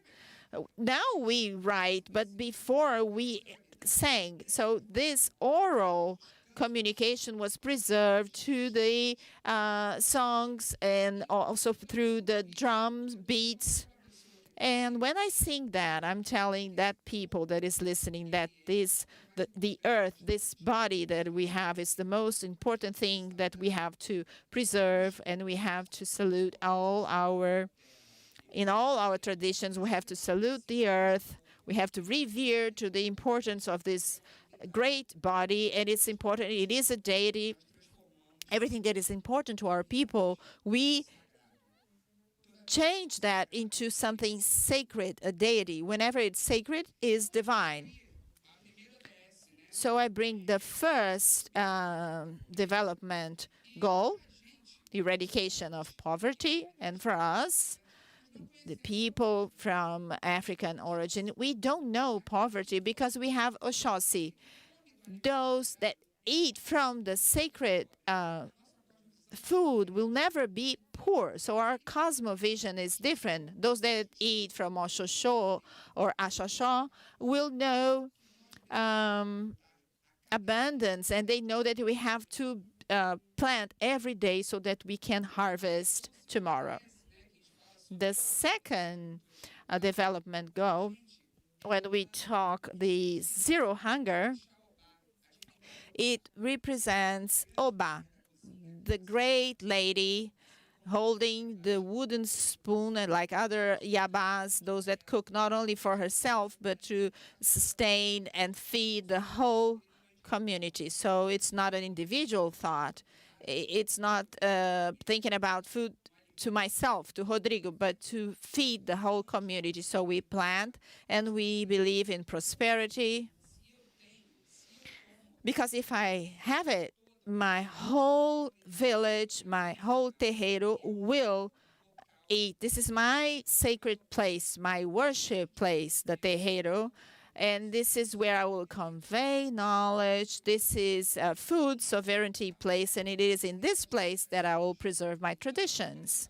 So Orisha Oba is the great lady of the kitchen. I bring abara, is one of the traditional dishes based in different bean and then the oil. We see also the leaf here wrapping the abara. It is done and prepared by the ladies, by those that hold the knowledge, the traditional knowledge. Then this is the third sustainable goal, that health and well-being. Well, eating popcorn, taking a popcorn bath. This is much more than a ritual. For us, our ancestors, they knew what science says. Popcorn is antioxidant. And it is, our ancestors, they had this knowledge. Those that eat popcorn, that you need health to preserve our cells. So this traditional knowledge is conveyed through food as well. Food is the vehicle of this tradition and is the vehicle of this scientific knowledge. Regardless of the fact that science treats our knowledge as pseudoscience, and it's not, we use all this food to preserve our tradition and our body. There's something sacred. Okay, quality education. This is the sustainable development goal. Now we have the ancestors' knowledge, or it's not a diploma that will make a master, a professor. We know that traditional experience will help to convey the knowledge. When we have an efo, which is a dish prepared with leaves, and we tell the story of this dish, we are working on education, a non-racist education, an education that will work with costumes and with environmental education. The Sustainable Development Goal 6 is the drinkable water. We have Abaoshun, the great lady of the waters. We have a river in the African continent in Nigeria that we say that is a sacred river of this great Yaba. When I say Yaba, I'm talking about this lady that goes to the river, that will revere the water, and will respect the ecosystem and that natural worship space. The academia will call ecosystem, we call that Iba, Ota, Oshun. For us, Oshun is not a goddess, it's not a deity, it's the river. The river is Oshun. And this is what we have to understand. So, and when we bring the omolocum, this dish, it's water, and with water life starts. We have the egg representing this the beginning of life, and how important this dish is.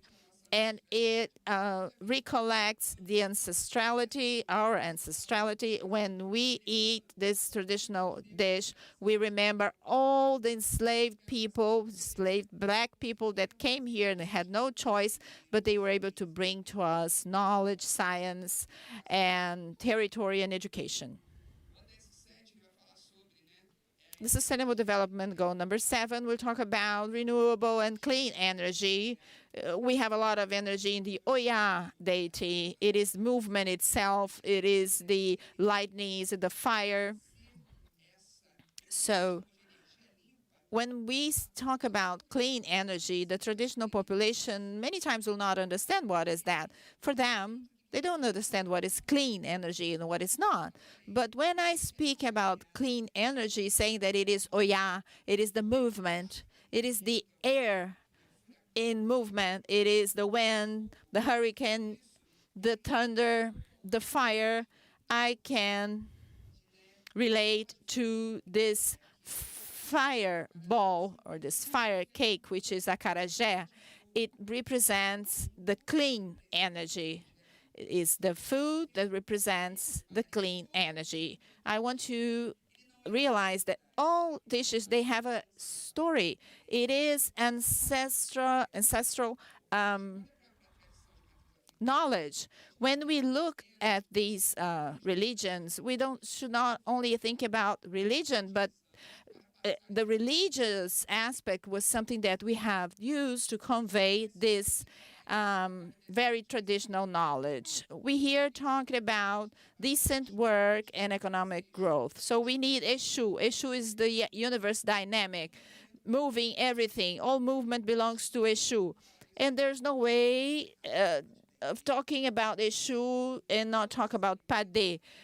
We have the hot pepper, and everything reminds us of Eshu. When you eat pepper, you feel the heat, and this is Eshu, not the devil. The devil is another culture, is something different that works in this sense to treat as something minor, something lesser. So where you have some people that will kill a bird today with the stone that they have used yesterday. So understanding Pade is understanding Eshu's dynamic.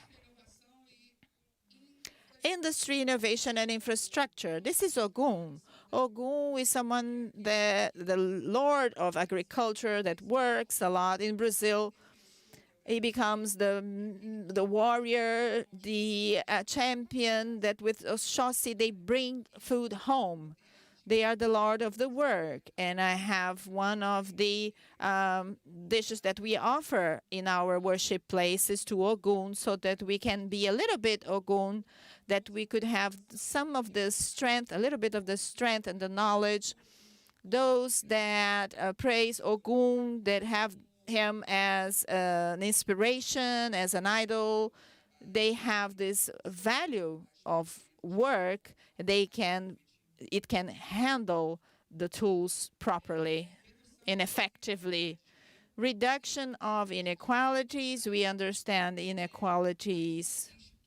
For us, they don't exist. Everything to the religious, to the African religions, to the people from African origins, everything is dual. If you have the man, you have the woman. If you have the younger, you have the older. If you have fire, you have water. Everything is continuous and circular. So the balance here is representing Ogun Ede. Sometimes it's seen as a man, sometimes it's seen as a woman. She works in this dual manner. And we have presented here lele, which is a dish that is salty from corn, but it's also sweet. We can make from something salty, something sweet. So it brings together salt and sugar. And it's very nice, very tasty. For those that don't know, you can try lele. This one, the Sustainable Development 11, talking about cities and communities that should be sustainable. There's no better example of sustainable cities and communities. Xangô. Xangô is the great lord that has expanded its territory, and all the territories through which Xangô passed through, he took knowledge, tradition, and governability. So I bring here Xangô as the great king, but it's the king that looks after his people, that will govern the reign so that everyone is respected. If I am talking about natural elements and sustainable traditions, I'm talking about Amala, the one that eats and will get no will never be bewitched. And when we eat this amala, we're bringing Xangô through this traditional knowledge. The 12th Sustainable Development Goal, we talk about responsible consumption and production. We have Osani as the great lord of the forest. It's the Orisha that has all the knowledge and holds the traditional knowledge on plants. Osanya is the plant itself, is the photosynthesis, is the one that will change light into food. So when I'm talking about photosynthesis, I'm talking about Osanya. Osanya is for us, is the traditional knowledge of Osanya. I can learn how to manage the leaf, how important that leaf is, if it is a medicine or not, who can use it, who cannot. This knowledge is preserved in the traditional territorial units. And also aberém, this is the dish wrapped in this leaf that will be used as food for us as well. So action against the global climate change. We bring Iroko Orisha for the Pancho people in Angola. It is the time. Orisha is the lord of the climate that will govern the different annual seasons, and we'll understand that each leaf, its animal will have its time, will have a better moon for this and that. It will have, you have the time to plant, the time to harvest, and this understanding starts with Iroko and time knowledge. So we bring the pumpkin, abóbora, as the dish that will represent this ancestral knowledge. Will be also served as sweet, something sweet. Will also be a recipe, or sorry, a container sometimes, and very useful to our ancestral knowledge. Here, the 14th Sustainable Development Goal, we have to protect marine life. So anyone in our African origin religions, they think about Odoya immediately when you talk about the marine life, because for us, the sea is Iemanjá. It's not only the lady of the waters, it is the sea itself, the ocean. It represents Iemanjá. It is Iemanjá. So all the food that comes from the sea, this great mother that feeds our humanity, that brings work to us, we bring that with the eboya. It's also made from corn in a way, and it feeds a lot the people in the worship places. And it reminds us of one of the largest feasts that we have in the country and in the planet, in fact. SDG 15 talks about life on Earth. And as I talk to you, life on Earth, or Earth is a divinity, Oneye. It is a big universe. out of which every life comes.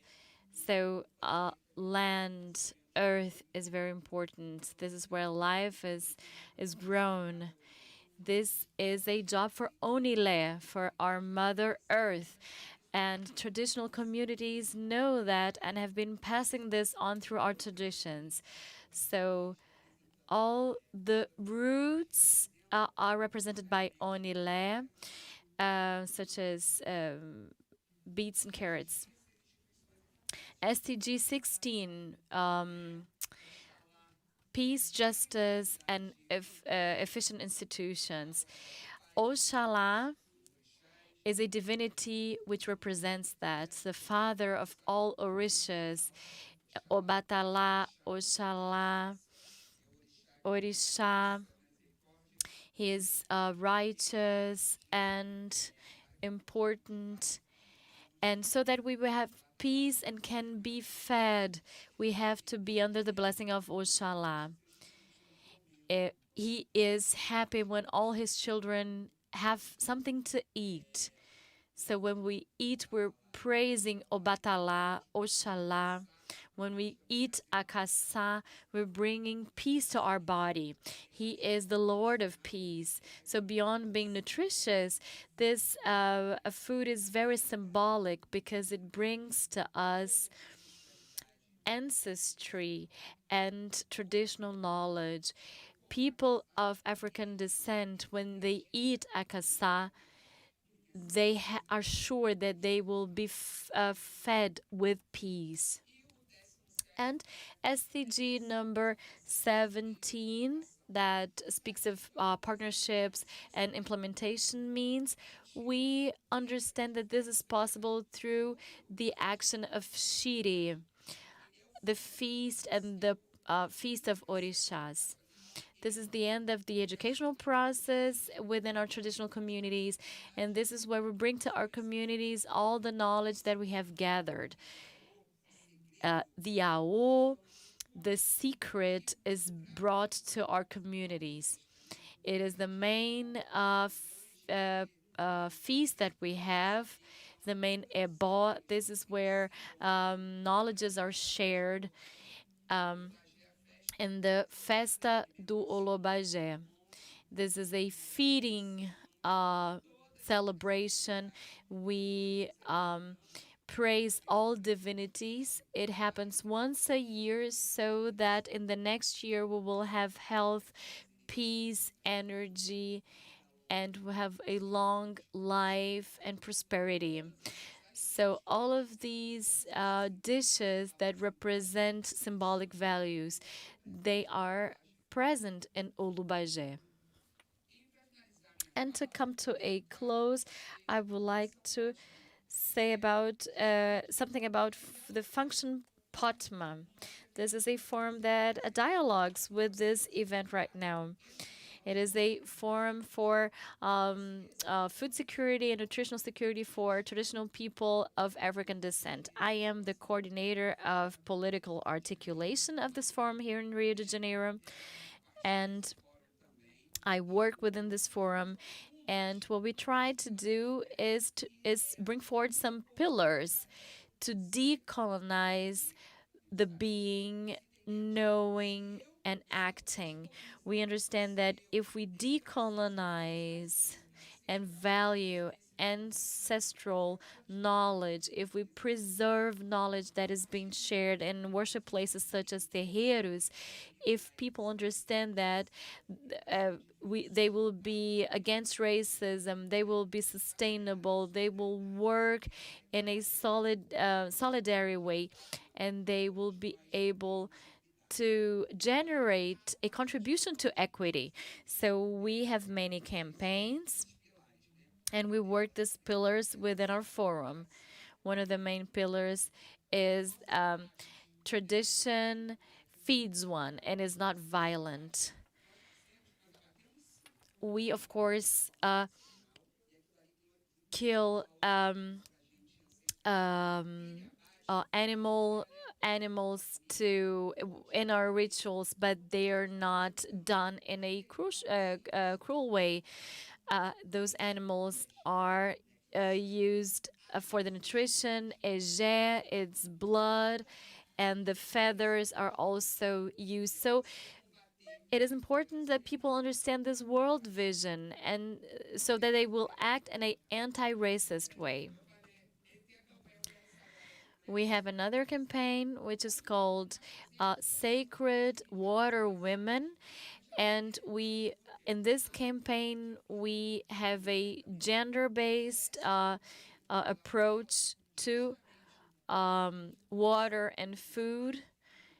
And it is important that people understand the power of women, to respect women as a sacred entity. You cannot turn unholy something that has been considered holy. So we value women, and thus if we value women, we combat and fight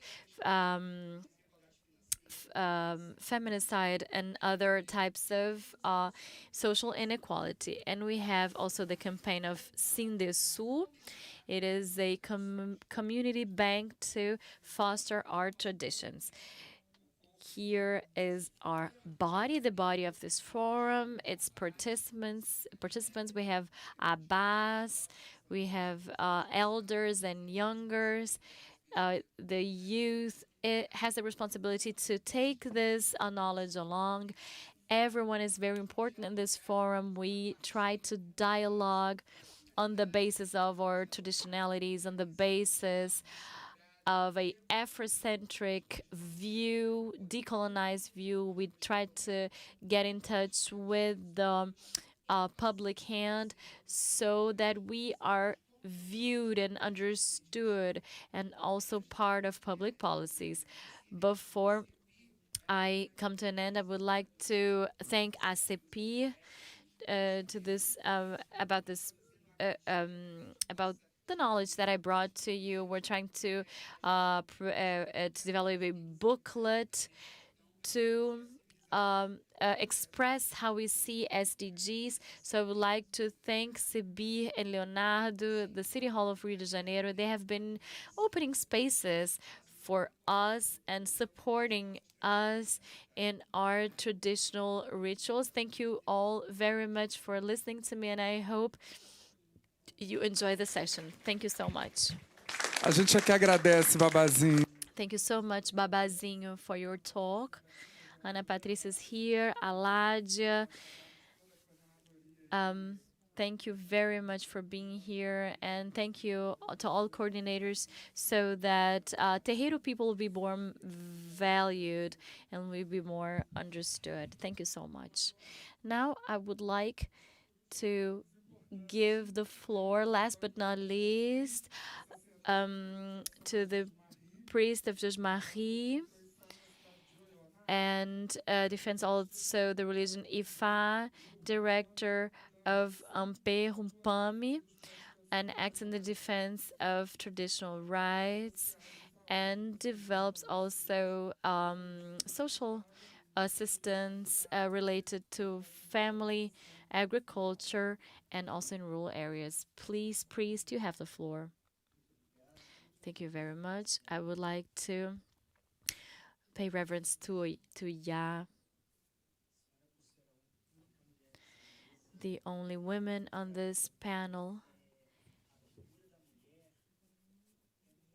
And I have to say that women are very important because we come from the uterus of women. So I would like to greet all women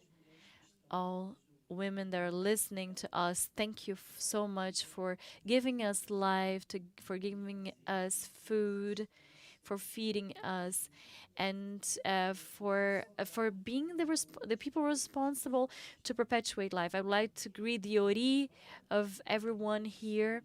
My talk here is a reverence to everything that has been said, because I would like to talk about food suppliers, how this cycle comes to being. So I would like to reverence Ori.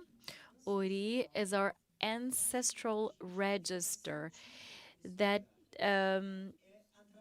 give sense to our life here on Earth.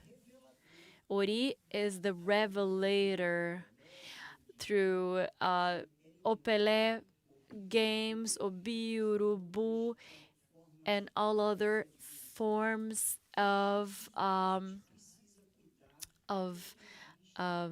magic. Ori tells us what we need to eat to keep on working and living our spiritual life, which has a direct and indirect influence upon our earthly life. Ori is responsible for our choices, be they direct choices or not. So I would like to start my talk by saying that there are orishas, and they're the great warriors and hunters. They go out. For instance, Ogun builds the tools for the land to be arable. Ogun is the great warrior that gives us the possibility so that Ode can go out and hunt, so that Oko can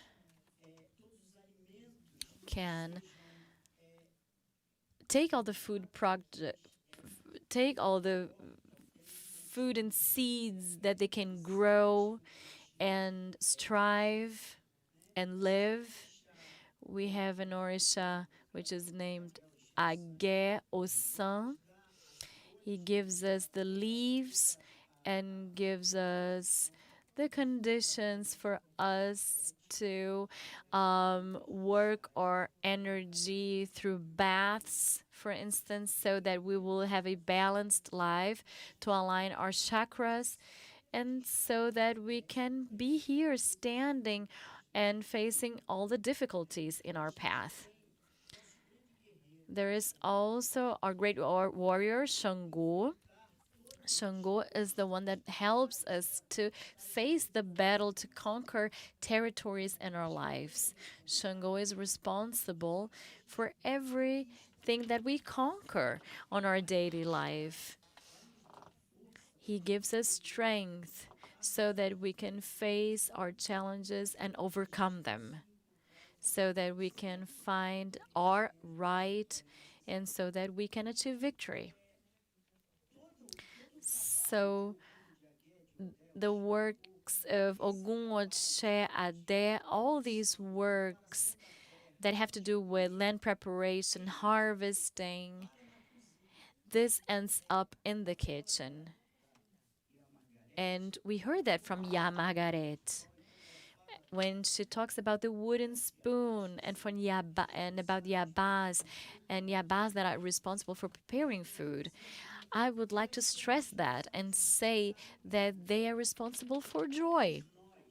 Every one of us, when we're fed, we feel joy. We're joyful. When we are fed, we feel good. We feel loved.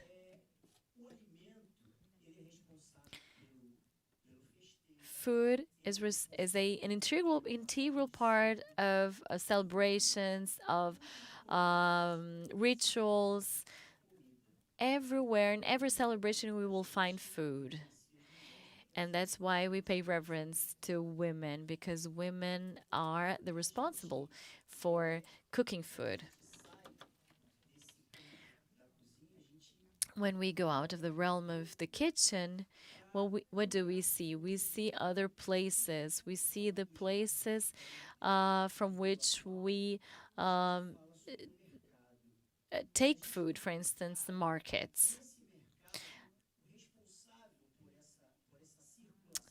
In the markets, the responsible for circulation of food in the markets is Eshu. Eshu turns possible that you spend the money, that money has a sense in the life of people, and that we end up doing much with the little money that we have, so that we can buy appropriate food to feed our loved ones. Eshu brings balance to our lives. Within a terreiro, within a worship place, we don't waste food. We don't waste food in our kitchens. Nothing is thrown away. The preparations that are offered to the deities, they come back to nature, they decompose naturally, and they feed life on earth. And often, some grains that come back to the earth through the work of Ebo, they become urban gardens, they grow and strive and produce more food. So we see a circle there. So terreiros, worship places, have a very important function because terreiros feed up the local economies, terreiros, so worship places. We have the production of crafts. It is a place for a holistic education, of an integral education. Once you get into the terreiro, you are able to have contact to knowledges, oral knowledges. They come from akodas, from our elders, from people that have lived before us. Everything that we do today is not something that we have not invented the wheel. We are doing things that have been passed on to us. So we have a mission. We have to give continuity or to keep on doing what we learned from our elders. Up until recent, candomblé, a religion, an African religion, was completely matriarchal. And thanks to these ladies, much of the knowledge was preserved and passed on to others. Today we have babalorixás, so men that are priests, and they keep these knowledges and pass them on to others. These knowledges are exchanged in the presence of women, and they're being passed on. So our religion is a religion in which there is knowledge sharing, there is content sharing, and we educate. We teach our own. People of candomblé know to go in and out of places because they know how to value nature. They know what the elders represent. They know what women represent. So it is very important that these knowledges be passed on to our children, to our grandchildren, and that this type of knowledge does not get carried away by time. So I would like to close my my talk by thanking Leonardo, Cepir, the City Hall of Rio de Janeiro. I would like to thank for the opportunity of sharing our culture, our religion, so that our culture and our religion expands and reaches out to the world. We have rare opportunities to do that, and we're very fortunate to be here right now, having the opportunities to show what we are, that we are of a religion that praises the good. Ashe to all of you.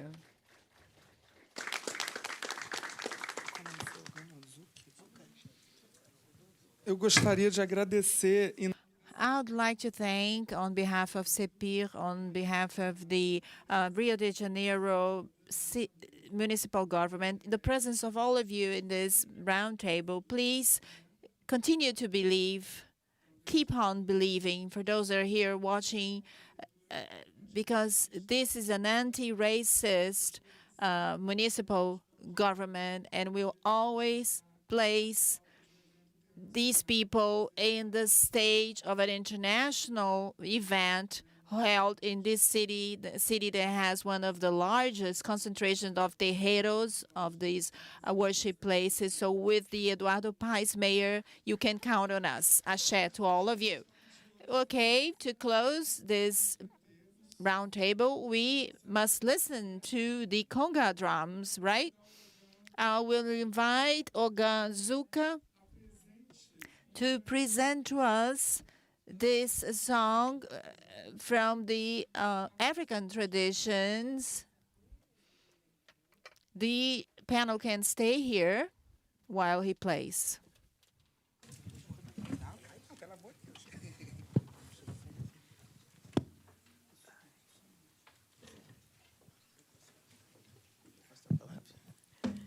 Bem, como nós falamos aqui, eu falei sobre comida, nós falamos em comida. Since we talked about food, I talked about food here, he's going to play the beat that he wishes, only the sound, or he can sing as well, a song, an Umbanda song, on our old black one, our great ancestors, the Petro Velhos, our ancestors that left this tradition. It's so important to this forum on food.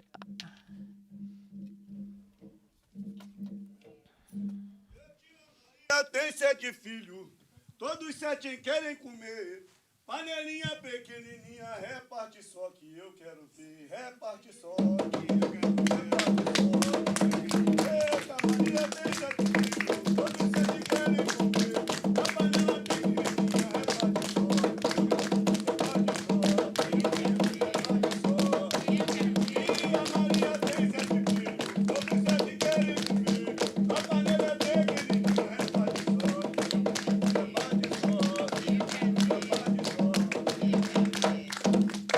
enquanto os brancos sorria, preto chorava.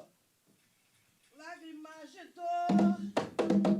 Enquanto os brancos sorriam, Preto chorava, lágrimas de dor. Trabalhava de sol a sol, lá na fazenda do Senhor. Ainda era cativeiro. E hoje dá graças a Deus, o cativeiro se acabou. Hoje dá graças a Deus, cativeiro se acabou. Hoje dá graças a Deus, cativeiro se acabou. Enquanto os brancos sorriam, preto chorava lágrimas de dor.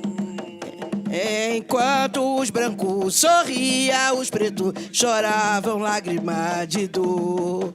Eu trabalhava de sol a sol, lá na fazenda do Senhor. Ainda era cativeiro, hoje dou graças a Deus, cativeiro se acabou. Hoje dou graças a Deus, cativeiro se acabou. Hoje dá graças a Deus, cativeiro se acabou. hoje dá graças a Deus, o Cativeiro se acabou, hoje dá graças a Deus, cativeiro se acabou. Tá bom, meu amor, tá bom? Obrigado pela presença de todos.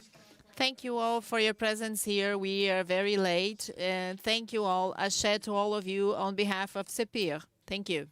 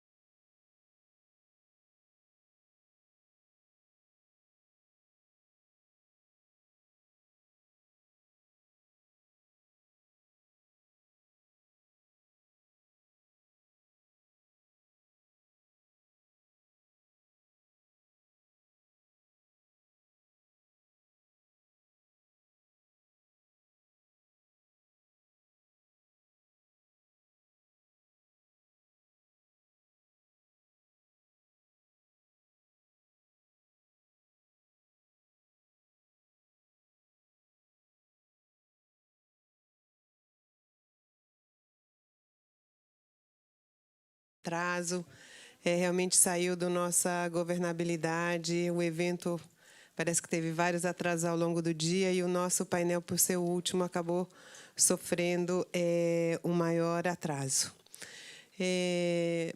Meu nome é Regina Cavini, eu estou representante do Programa das Nações Unidas para o Meio Ambiente aqui no Brasil. E tenho aqui a satisfação de estar organizando esse evento junto com a Fundação Getúlio Vargas, junto com o Instituto de Economia da Universidade de Campinas, juntamente com a FAO, para a gente discutir agricultura urbana e periurbana. Eu gostaria de ressaltar e agradecer também a presença da Lilian Lima Alves, que é subsecretária de Planejamento e Gestão do Estado do Rio de Janeiro. Agradecer a presença do Luiz Cláudio, que veio de longe, veio de Brasília. Ele é diretor de estruturação de equipamentos públicos do Ministério da Cidadania. São 2 parceiros governamentais que estão trabalhando com a gente, com o PNUMA e os nossos parceiros, na questão da agricultura urbana e periurbana. Bom, esse evento, né, desculpa, olha só, esqueci de falar de você, mil perdões, que é nosso parceiro não governamental, fundamental para a questão da governança da agricultura urbana e periurbana. Nós tivemos a oportunidade de contar com o Davi Hetz aqui, que também a gente vai falar um pouquinho mais sobre ele na hora da apresentação. Então, eu queria contar para vocês que nossa ideia aqui é discutir como a agricultura urbana e periurbana pode apoiar governos a criar cidades mais resilientes aos choques climáticos, diminuir a pressão das cidades sobre os recursos naturais, bem como promover a inclusão social por meio da geração de renda, educação e acesso à alimentação saudável. Nós vamos contar com 2 iniciativas de 2 estudos sobre políticas públicas e a participação também do representante da sociedade civil, discutindo as boas práticas, necessidade de fortalecimento de capacidades, arranjos institucionais de governança para o sucesso da agricultura urbana e periurbana. Mas antes da gente entrar diretamente no assunto, eu gostaria de mencionar 2 estudos que foram feitos no âmbito das Nações Unidas que tratam dessa questão da alimentação e da agricultura nas cidades.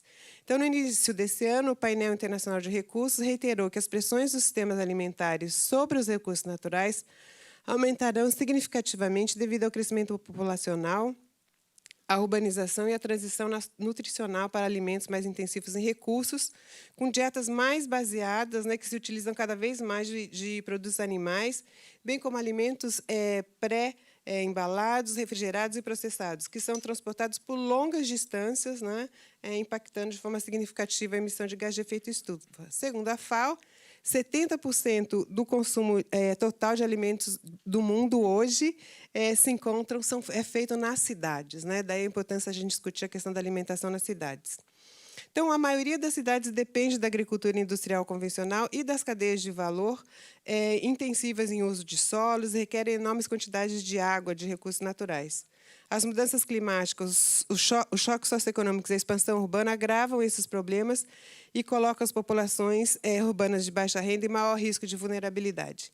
Essa pressão exercida pelo modelo atual de produção e consumo de alimentos pode ser diferente. O 6º relatório de avaliação do painel intergovernamental de mudanças climáticas, o IPCC, de fevereiro deste ano, afirmou que a agricultura urbana e periurbana tem o potencial de reduzir os custos da adaptação climática nas cidades, colaborando com o controle das inundações, segurança alimentar e outros serviços ecossistêmicos locais. Nós sabemos que ainda há lacunas sobre dados em agricultura urbana, mas análises do International Resources Panel indicam que há inúmeros benefícios multifuncionais quando as iniciativas de agricultura urbana e periurbana são ancoradas no contexto local e levam em conta a inclusão social, dietas saudáveis, redução de desperdício de alimentos e maior conexão do eixo urbano e periurbano. Se feita de maneira certa, a agricultura urbana pode ajudar a alimentar as pessoas nas cidades e aliviar a tríplice crise planetária que tem a ver com as mudanças globais do clima, com a perda de biodiversidade e poluição e desperdício. Então, para a gente aprender um pouquinho mais sobre isso, eu gostaria de mencionar um estudo que a gente vai apresentar sobre agendas municipais de agricultura urbana e periurbana, um guia para inserir a agricultura nos processos de planejamento urbano. Gostaria de chamar a Jéssica Cristafides, por favor, Jéssica. A Jéssica é pesquisadora do Centro de Estudos em Sustentabilidade da Fundação Getúlio Vargas e atua há 8 anos com projetos de pesquisa aplicada relacionados à agricultura familiar e sustentabilidade em cadeias de valor. O outro estudo que a gente vai apresentar é sobre compras públicas de alimentos de hortas urbanas e periurbanas no estado do Rio de Janeiro. É um estudo de viabilidade que está sendo coordenado, né, uma equipe de 12 pesquisadores, mas hoje a gente tem aqui com a gente a Carolina Bueno e a Lilian Elias, que são pesquisadoras, por favor, vocês podem subir, ficar aqui com a gente. São pesquisadoras do Centro de Economia Agrícola e Meio Ambiente da Unicamp. A Carolina é especialista em vulnerabilidade, deixa eu pegar isso aqui, climática e segurança alimentar e desenvolvimento econômico rural sustentável. A Lilian em abastecimento alimentar, sistemas alimentares sustentáveis e agricultura familiar.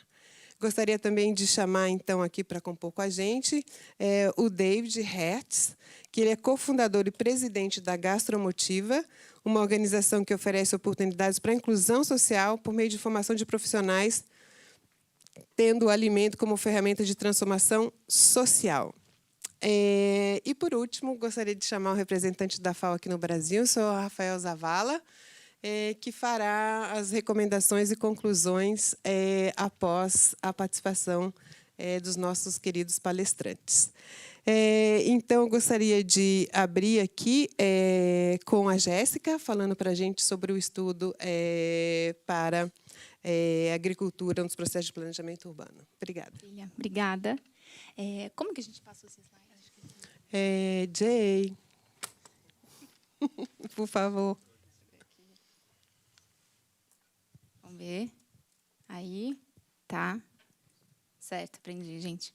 Bom, primeiramente, queria dar boa noite aqui a todas e todos, também agradecer pela presença dos resistentes aqui e também saudar meus colegas. Acho que algumas pessoas devem estar com fome, então, enfim, a gente está falando de alimento. Então, de fato, né, é um desafio grande. Então, queria agradecer a presença e saudar aqui meus colegas também. É uma honra estar aqui com vocês, falando desse assunto que a gente gosta tanto. Bom, gente, no Brasil, a gente vê a efervescência desse tema de agricultura urbana e periurbana, especialmente nos anos recentes. São diversas as iniciativas e queria comentar aqui algumas delas, porque na cabeça de algumas pessoas, né, pode soar estranho. Como assim agricultura urbana, né? Então, a gente vê, por exemplo, grupos se reunindo e adotando praças públicas, fazendo canteiros, por exemplo, de plantas alimentícias não convencionais, de ervas medicinais. A gente encontra quintais produtivos, que são os quintais da casa das pessoas, que podem se configurar como uma alternativa de renda muito importante, especialmente num contexto como o que a gente vive de desemprego. A gente vê hortas comunitárias que estão sustentando a segurança alimentar e nutricional em lugares, por exemplo, como conjuntos habitacionais, habitações populares, assentamentos. Hortas escolares, levando alunos para fora das salas de aula, inovando em metodologias de aprendizagem conectadas, né, com a natureza. Enfim, poderia me estender aqui, mas são diversas as formas, as tipologias, né, que se manifesta a agricultura dentro das cidades. E, nesse contexto, fica, então, a pergunta, né? O que cabe aos municípios e aos gestores municipais, que são os demandados, né? Que são na porta dessas pessoas, que esses movimentos, que esses grupos vão bater para uma série de demandas que existem, né? Diante de desafios já conhecidos, e aqui eu destaco especialmente a questão das capacidades institucionais desses municípios, a gente se pergunta quais são os engajamentos necessários para fortalecer a agenda de agricultura urbana e periurbana. Bom, essa foi a encomenda, né, que a gente recebeu da Coordenação Geral de Agricultura Urbana e Periurbana, do Ministério da Cidadania, aqui representada pelo senhor Luiz Cláudio Romaguera, que chegou até nós da FGV por meio do TIB AgriFood, vinculado ao PNUMA, que aqui hoje está representado pelo Jay Amstel. E essas 3 organizações, em conjunto, com mais de 30 especialistas de diversas regiões brasileiras, compostos, por exemplo, pela academia, pelas prefeituras, por movimentos da sociedade civil, juntas compuseram esse comitê de especialistas que foi parceiro da elaboração desse estudo e, com base nisso, a gente conseguiu sistematizar o que tem de mais relevante hoje de conhecimento dentro dessa agenda de agricultura urbana e periurbana, especificamente falando de instrumentos de planejamento urbano, né? E esse documento se chama Agendas Municipais de Agricultura Urbana, um guia para inserir a agricultura nos processos de planejamento urbano. Bom, o objetivo desse documento, então, é ser uma ferramenta, né, uma orientação conceitual e metodológica para gestores municipais, que guie, né, a atuação e apoie os processos de tomada de decisão, né. A Regina comentou aqui, né, múltiplos benefícios que a agricultura pode oferecer para a cidade. Nesse estudo, a gente, a partir, né, das lentes do TIB AgriFood, que olha para vários capitais, o capital natural, o capital humano, o capital social e o capital produzido. A partir dessa lente, a gente conseguiu sistematizar diversos benefícios que hoje estão embasados na literatura e que são, né, comprovados que são soluções que a agricultura urbana potencialmente pode oferecer para as cidades, né. E na nossa leitura, esses benefícios eles não vão acontecer de forma automática, né? Para que eles aconteçam, especialmente na proporção, na velocidade e na escala demandada pelos desafios que a gente está aqui discutindo hoje, de justiça climática, de inclusão nas cidades, é importante destravar pelo menos 2 gargalos, né? Que é os gargalos que a gente se debruçou nesse estudo. O primeiro deles, que vocês veem na tela como esse eixo azul, roxo, que é de institucionalização da agricultura urbana, necessariamente o enfrentamento de vazios institucionais, não, o caso, por exemplo, em que não há marcos legais e regulatórios que autorizam e que regularizam e que orientam a atuação desses gestores nessa agenda. E um segundo, que vocês estão vendo aí, esse eixo laranja, né, que a gente chama de multiplicação da agricultura, né, necessariamente relacionado a incentivos que possam fortalecer e multiplicar essas práticas, né, que elas consigam atingir a escala necessária para o enfrentamento dos nossos desafios, na tentativa, então, de compor um mosaico da agricultura urbana, né.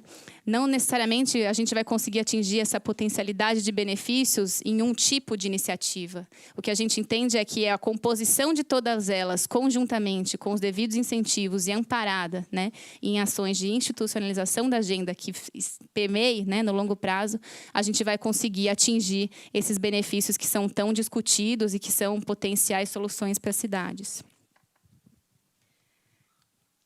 Aqui, então, eu trouxe, né, bem brevemente, o que a gente sistematizou, quais são esses instrumentos que hoje estão à disposição desses municípios. Então, vocês podem ver nesse guia, o que a gente fez foi cada um desses elementos, né, estado legal da agricultura urbana, diagnóstico e planejamento, orçamento público. Em cada um desses instrumentos, a gente tem ali um resumo do que está sendo discutido hoje, de uma forma muito clara e sistematizada, né, de fácil acesso para esses gestores, e um conjunto de ações, né, norteadoras para que eles possam, a partir desse documento, planejar a sua atuação, né. Esse é um documento que pretende ser o braço direito e esquerdo dessas pessoas que estão hoje tomando decisão nos municípios.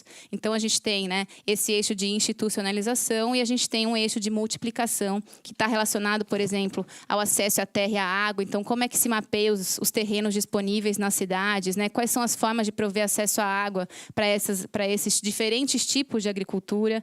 Como é que se faz gestão de riscos, que hoje é um gargalo, né, muito importante dentro das iniciativas de agricultura urbana. A gente sabe que não é em qualquer lugar das cidades que você pode sair produzindo alimentos e consumi-los sem nenhum tipo de preocupação, né? Então, tem também bastante informação sobre isso, passando aí por diversos instrumentos, especialmente destaco aqui também a gestão de resíduos, né? Que é um componente fundamental de ser trabalhado dentro dessa agenda para que a gente consiga também conectar, né, a agricultura urbana com todos os debates da economia circular.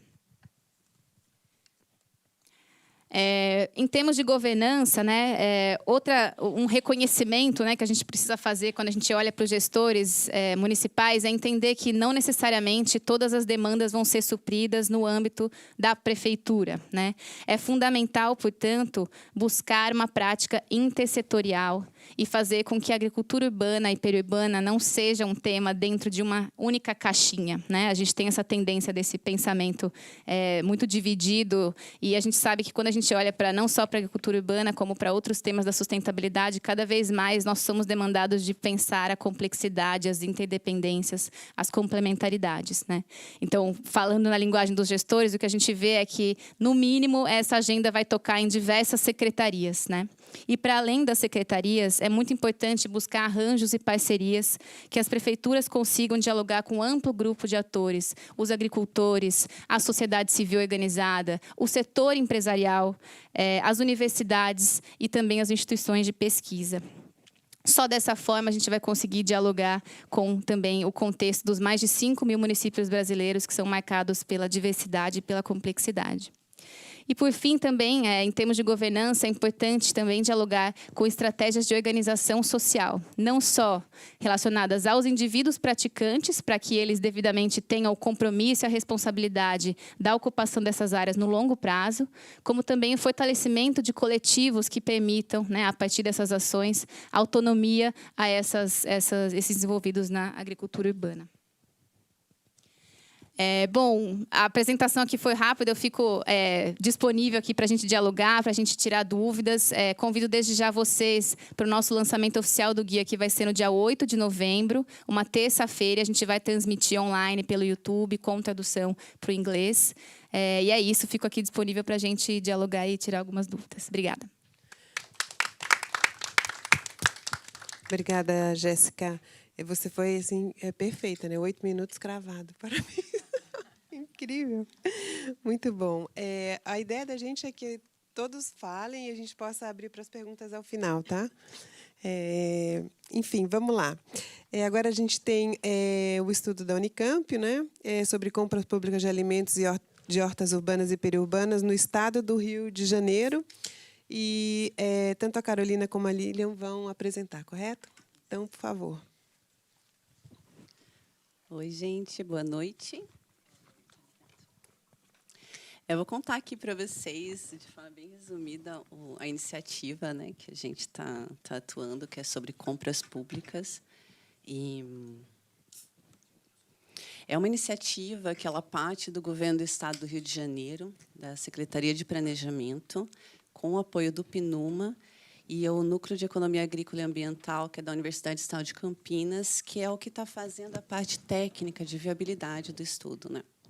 São vários pesquisadores atuando no desenvolvimento dessa iniciativa. Primeiro, eu queria falar um pouquinho da estratégia do Estado, né? A Secretaria de Planejamento, eles estão atuando, estão desenvolvendo, começou no segundo semestre de 2022, a desenvolver uma agenda estratégica para o planejamento do desenvolvimento do Estado. E, dentro desse planejamento, né, considerando, num sentido mais amplo, qual que é o papel da compra pública no desenvolvimento econômico e social do Estado, considerando não só as missões institucionais que eles estão desenvolvendo dentro desse planejamento, dentro dessa agenda, mas também como que esse gasto ele entra na economia do Estado do Rio e os seus efeitos multiplicadores. Aí, a partir disso, a partir dessa iniciativa, a gente está olhando para a questão das compras públicas dentro de uma ideia mais ampla, que seria não é só o poder da compra pública do Estado, mas também qual que é o efeito que ele gera na questão da resiliência climática e de cidades inclusivas a partir dessas compras de alimentos, né? Desculpa, a gente vai passar aqui um pouquinho. Pensando um pouquinho na complexidade do Estado do Rio, dentro desse planejamento estratégico que a Secretaria de Planejamento pretende entregar para a sociedade fluminense, eles consideram que as compras públicas eles têm que atender a questões de inclusão produtiva, desenvolvimento, geração de renda e emprego. Então, a partir disso, a gente olha para as compras públicas considerando o território do Rio de Janeiro, que é um território muito complexo, né, com uma alta densidade urbana e com uma população de mais de 6 milhões de habitantes, 6 milhões e meio, e com uma vulnerabilidade socioeconômica grande e também que é uma região costeira. Só que, apesar de todos os problemas que a gente sabe que existem, também existe uma rica biodiversidade, sistemas produtivos alimentares, recursos hídricos e uma produção local também que deve ser considerada dentro do planejamento da gestão estratégica, né? Aí, considerando um pouco, olhando para essas estratégias, a gente não pode analisar as compras públicas sem pensar no espaço territorial. Então, quando você olha esse mapa, esses pontinhos vermelhos são áreas que estão num nível de degradação muito alto, e o amarelo são média degradação. Então, Então, a gente vai pensar nas compras públicas a partir dessa questão territorial, considerando também a densidade urbana e a vulnerabilidade climática na região costeira do Rio de Janeiro. Também olhando para a complexidade não só da questão urbana em si, da própria questão da renda, mas também dos complexos de favela, dessas compras públicas, porque ela tem o papel primordial da inclusão social e produtiva, né? Aí, pensando nessa iniciativa, para a gente conseguir desenvolver isso, eu vou voltar aqui só um pouquinho, gente, porque a gente teve aqui. Então, tá, qual que é o objetivo do Estado, né? A gente fazer um estudo de viabilidade das compras públicas, considerando todas essas complexidades que a gente acabou de falar. Então, território, inclusão social, geração de emprego e renda. Então, a partir disso, a gente vai desenvolver esse estudo, estamos desenvolvendo, né, esse estudo, pensando em 5 objetivos estratégicos. Então, primeiro, a gente parte com a transparência, que seria, a gente vai mapear, estamos mapeando já, estamos desenvolvendo essa parte, que é saber o quanto de gasto do Estado está sendo direcionado para a agricultura familiar. Porque a gente tem a questão do cumprimento da lei de 30% da agricultura familiar para as compras públicas, né? E a questão da transparência, então, a gente olhar para esses dados e encontrar também as lacunas para poder verificar o quanto que o Estado pode cumprir de viabilidade dessas compras da agricultura familiar. A partir da transparência, a gente tem um outro objetivo, que é olhar para os ganhos de sustentabilidade. Porque, quando a gente fala de compras públicas, a gente está falando de transporte, de emissões de CO2 para a atmosfera. Então, a ideia dessa etapa dos gases de efeito estufa, que a gente já está desenvolvendo, é mapear as compras públicas, a gente já está fazendo o cruzamento com os dados do CNPJ para localizar de onde vem essa compra e, a partir disso, calcular essa rota e dessa rota, estimar as emissões que cada compra pública do Estado gera e aonde estão essas distâncias. Esse vai ser um produto que a gente está desenvolvendo. Aí, a partir desse mapeamento, desse cálculo de emissões, a gente vai, a partir do mapa produtivo, que é a produção local e sustentável aqui nesse último eixo, seria a gente cruzar essas informações das rotas com a produção local, o que é produzido dentro dos circuitos ali, para que esse alimento seja comprado o mais próximo possível das metrópoles, diminuindo, assim, a questão das distâncias, né, do carbon miles, que está sendo tão comentado hoje em dia por conta das questões climáticas. E, ao mesmo tempo, se o Estado tem uma compra sustentável da agricultura familiar, se ele consegue... Primeiro, a gente vai olhar para a geração de emprego e renda, considerando o que o Estado compra hoje, qual que é a porcentagem que ele destina de volumes para as compras públicas. E, no terceiro bloco aqui, a gente vai fazer 3 cenários, que é o atual, quanto que o Estado está comprando. Se ele conseguir cumprir os 30% da demanda pública da agricultura familiar, quanto de geração de emprego e renda ele gera? E, num cenário potencial, se 100% dos recursos forem destinados para a agricultura familiar, qual que é o potencial de impacto desse volume de compras, né? Então, a gente vai olhar para esses são os parâmetros da iniciativa. É um desafio, a gente sabe disso, né? Considerando toda essa complexidade para o desenvolvimento do Estado a partir de uma agenda estratégica que está sendo desenvolvida e vai ser entregue para a sociedade fluminense. A gente, a partir daí, vai conseguir fazer um diagnóstico para saber, Regina, por exemplo, se o Estado consegue viabilizar as compras públicas da agricultura familiar. E, para a gente conseguir não só analisar todos esses eixos dentro desse desafio, né, que é olhar um pouco para essa questão das compras públicas e do impacto lá maior com relação a cidades resilientes, a gente precisa de uma estrutura de governança, precisa de atores que vão conseguir também viabilizar, porque não adianta a gente chegar para o Estado e produzir e entregar somente, olha, o Estado compra isso, precisa comprar isso, aqui estão alguns obstáculos e os potenciais, mas a gente também precisa apresentar como isso pode ser feito, qual o retrato atual e como que a gente pode criar as condições para que a política seja viável, que é o próximo passo. Agora eu vou passar para a Lília para ela terminar.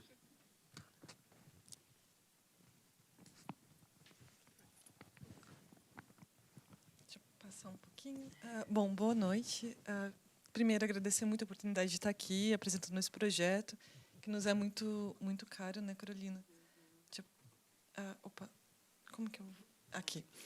Então, levando em consideração tudo que Carolina já apresentou, todas as evidências que a gente está construindo aos poucos, e a partir, enfim, dessa investigação do cenário atual e dos potenciais cenários, a gente construiu esses requisitos e critérios para adequação do regime jurídico, porque a gente entende que, a partir das evidências, a partir de entender como é e como poderia ser, a gente precisa entender o que diz a lei, o que já existe de legislação, quais são as legislações que podem ser regulamentadas. Por exemplo, o Estado do Rio de Janeiro tem uma lei de aquisição de compras de produtos da agricultura familiar, uma lei que já existe, mas que falta uma regulamentação.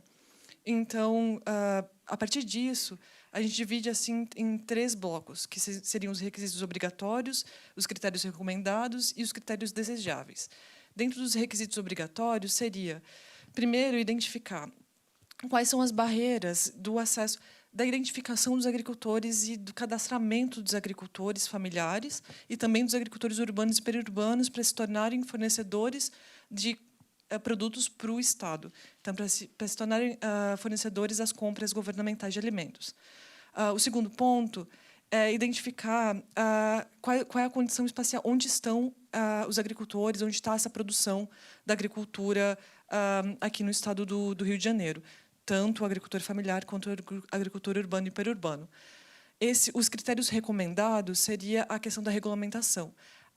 Leis existem. Então, tem tanto a lei de 30% do PNAE, que é uma lei federal, mas que incide sobre os municípios do Estado, mas também tem uma lei estadual dentro do Estado do Rio de Janeiro, como eu já comentei, mas que falta uma regulamentação, que está em fase de regulamentação, mas ainda não está em vigor, não adquire alimentos e que poderia já estar, enfim, adquirindo, já podia estar contribuindo mais com essas aquisições e com o estabelecimento de toda essa complexidade que já foi comentada, que a gente está discutindo, que é pensar em como esses agricultores poderiam contribuir tanto com a paisagem alimentar dentro da região metropolitana, dentro do Estado, quanto nos desdobramentos em termos de segurança alimentar e nutricional, em termos de, enfim, proteção do solo, enfim, todos esses desdobramentos que eu também não preciso me repetir aqui.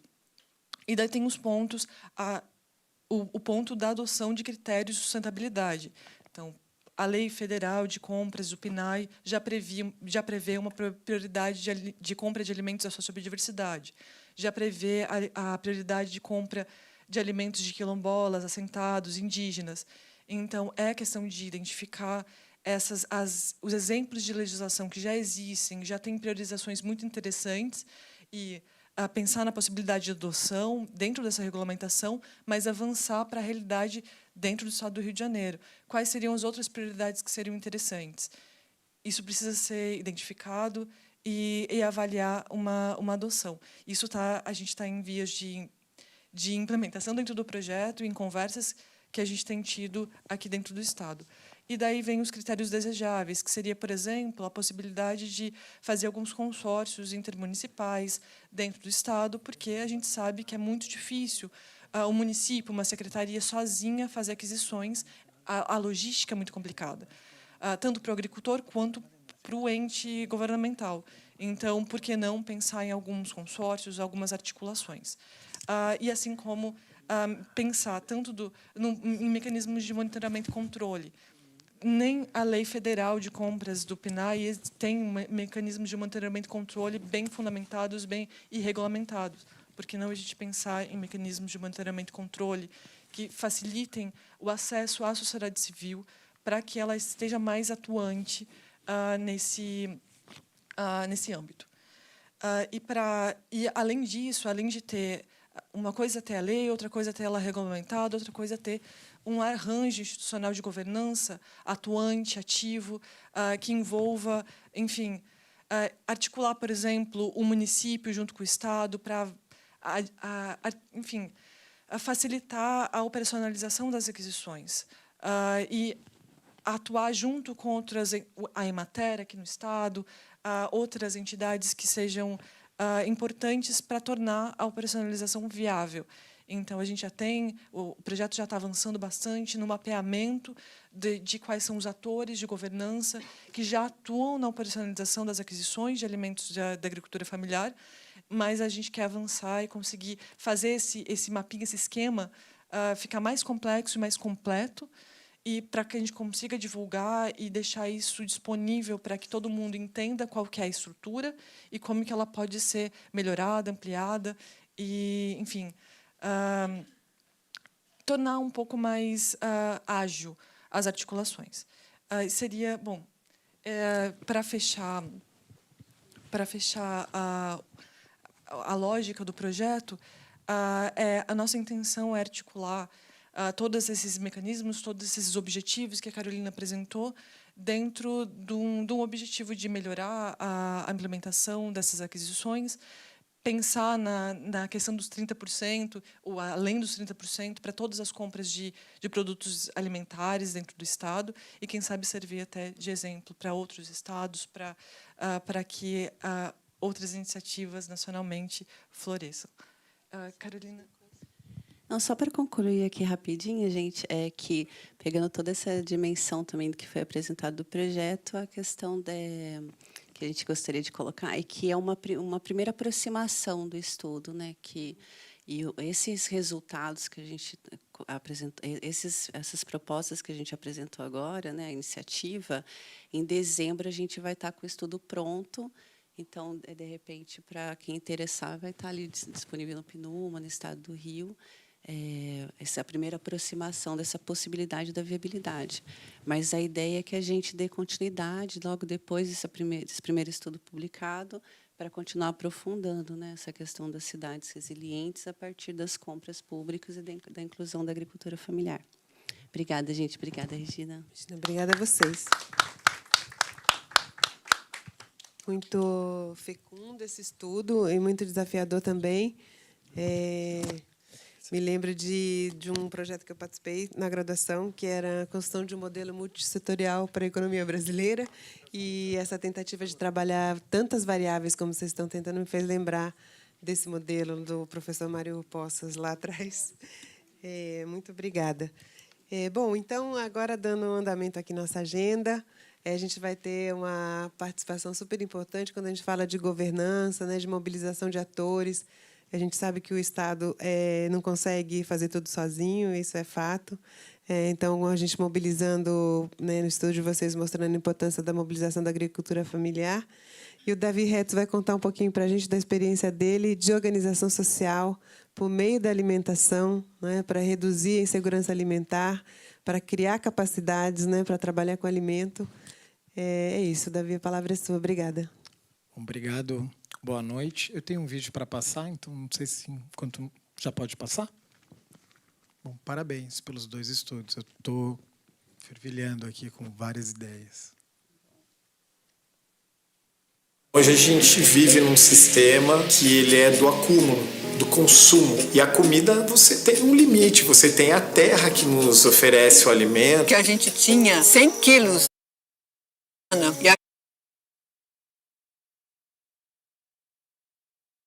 tenta passar um pouco do que pelo menos uma coisa básica, vamos separar o lixo. Muito do que está aqui nesse prato agora, colorido, nutritivo, saboroso, poderia estar no lixo, como os talos. O impacto de usar a embalagem reciclável, a gente conscientizar de que a reciclagem é importante. A marmita é incrível, ela é ecológica, as famílias estão amando. Começar a inserir esses bons hábitos nas famílias, ensinar sobre o descarte consciente. A nossa ideia seria, né, de incentivar as pessoas a terem hortas comunitárias, aprender a lidar com a terra, além de estar fazendo bem para o planeta, também faz bem, né, para a alma, para tudo.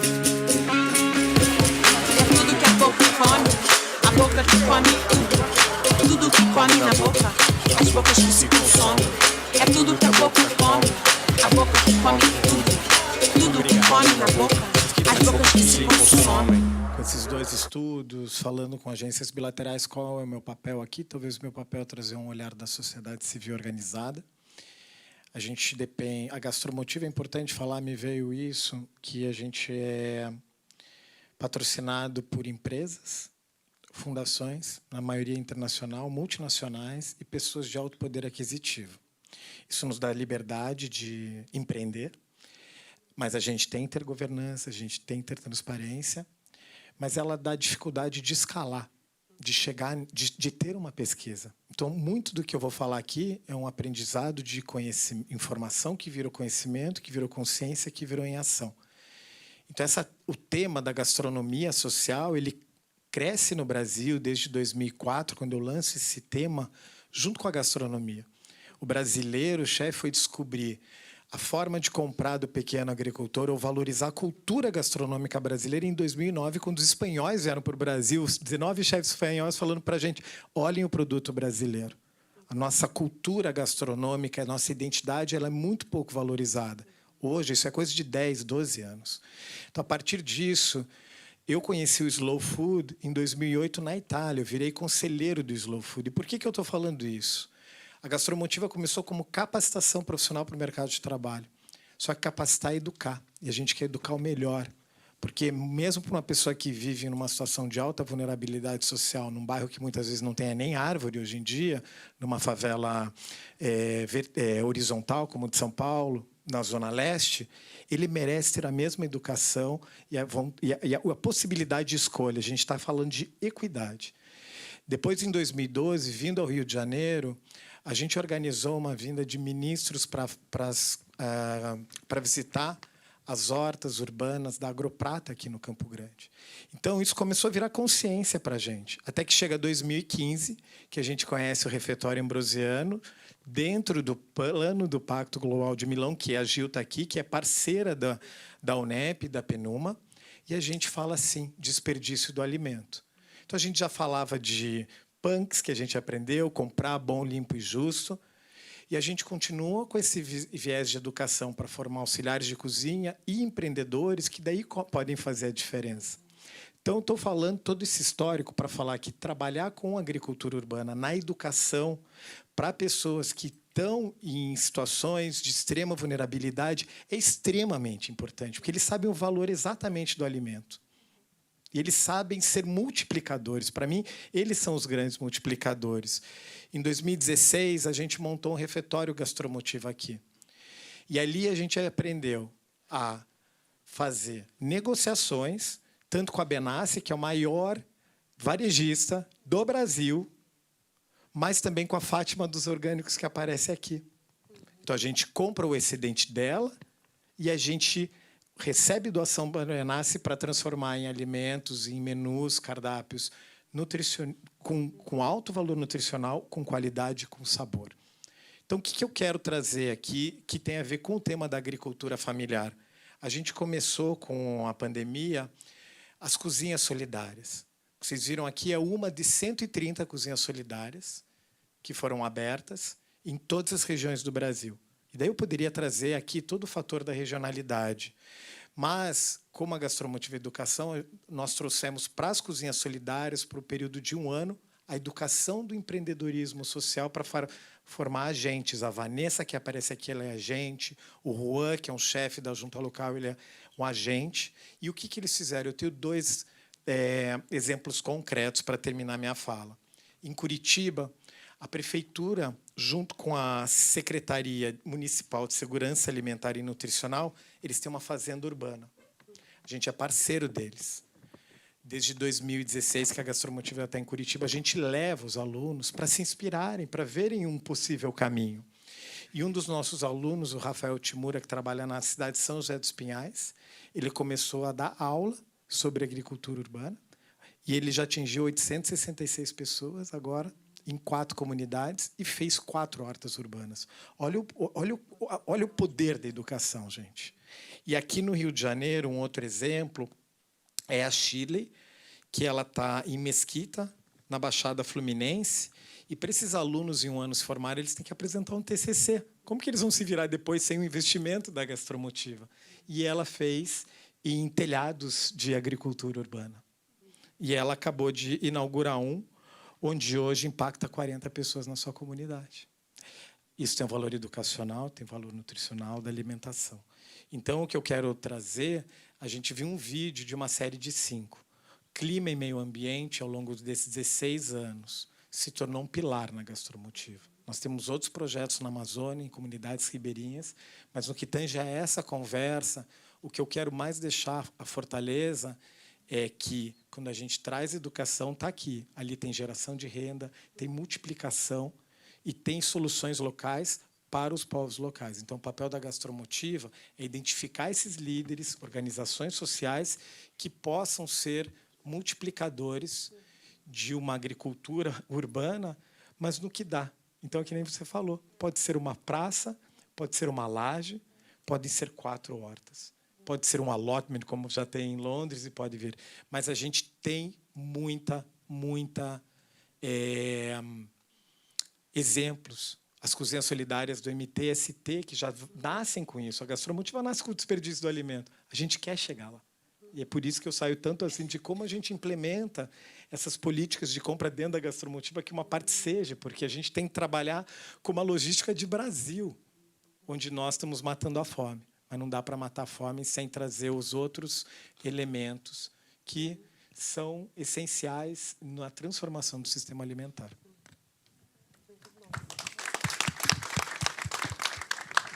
Muito bom, muito obrigada. Acho que essa tecnologia social da multiplicação de multiplicadores é incrível, não é? Depois, se a gente puder saber mais um pouquinho sobre isso, é muito interessante. Rafael, antes da gente passar para você, a gente vai abrir para as perguntas. Se alguém quiser fazer alguma colocação, alguma observação também nessas experiências do governo federal ou do governo do estado, fiquem à vontade.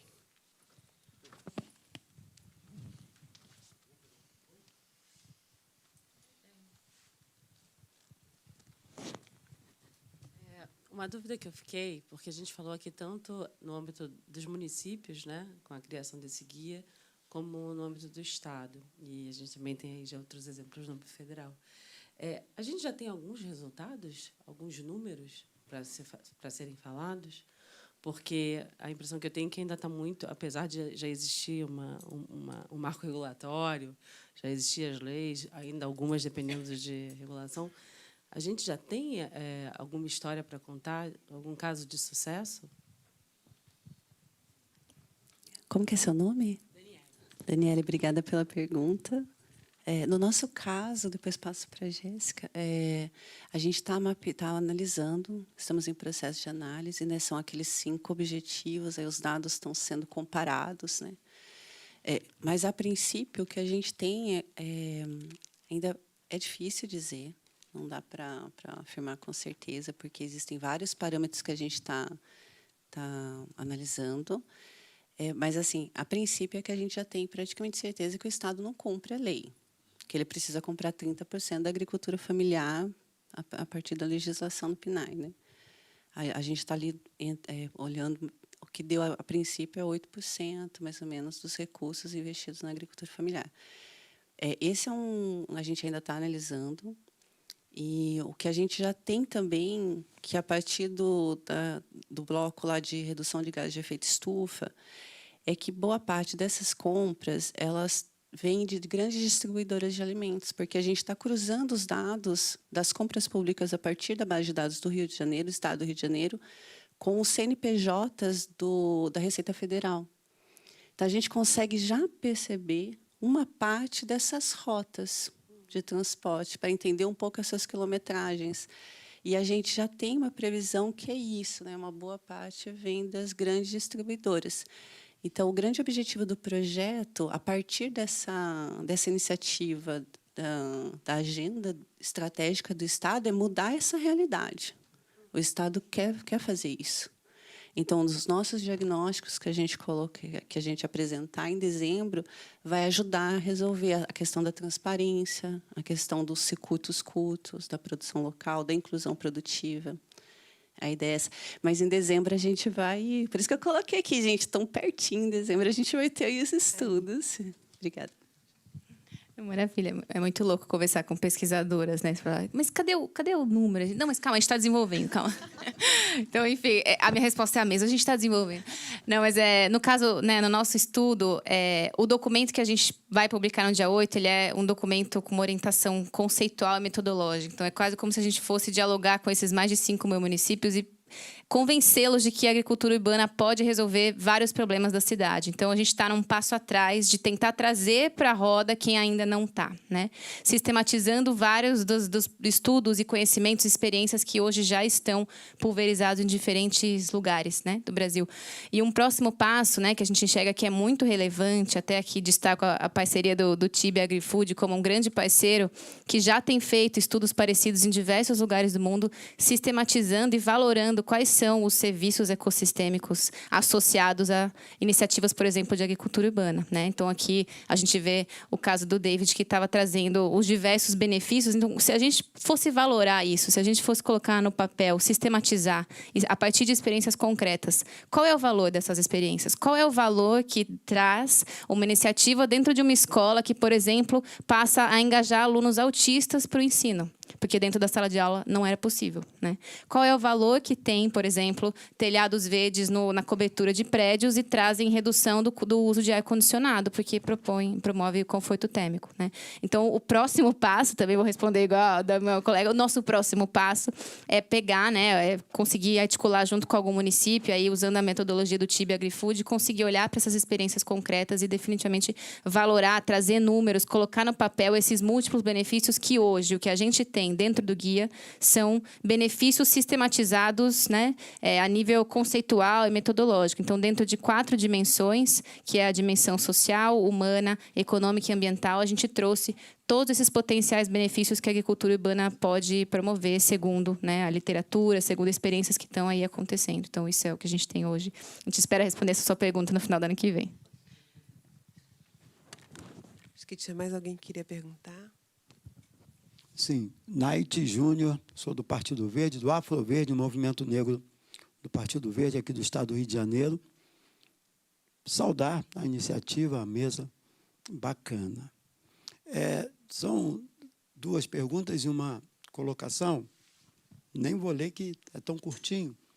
Primeiro, a Jéssica, a gente falou ali fora, bacana a tua iniciativa da Fundação Getúlio Vargas, e tomara que já esse material esteja disponível, até porque, e aí eu entro aqui no Rio de Janeiro, que a gente esteja perto.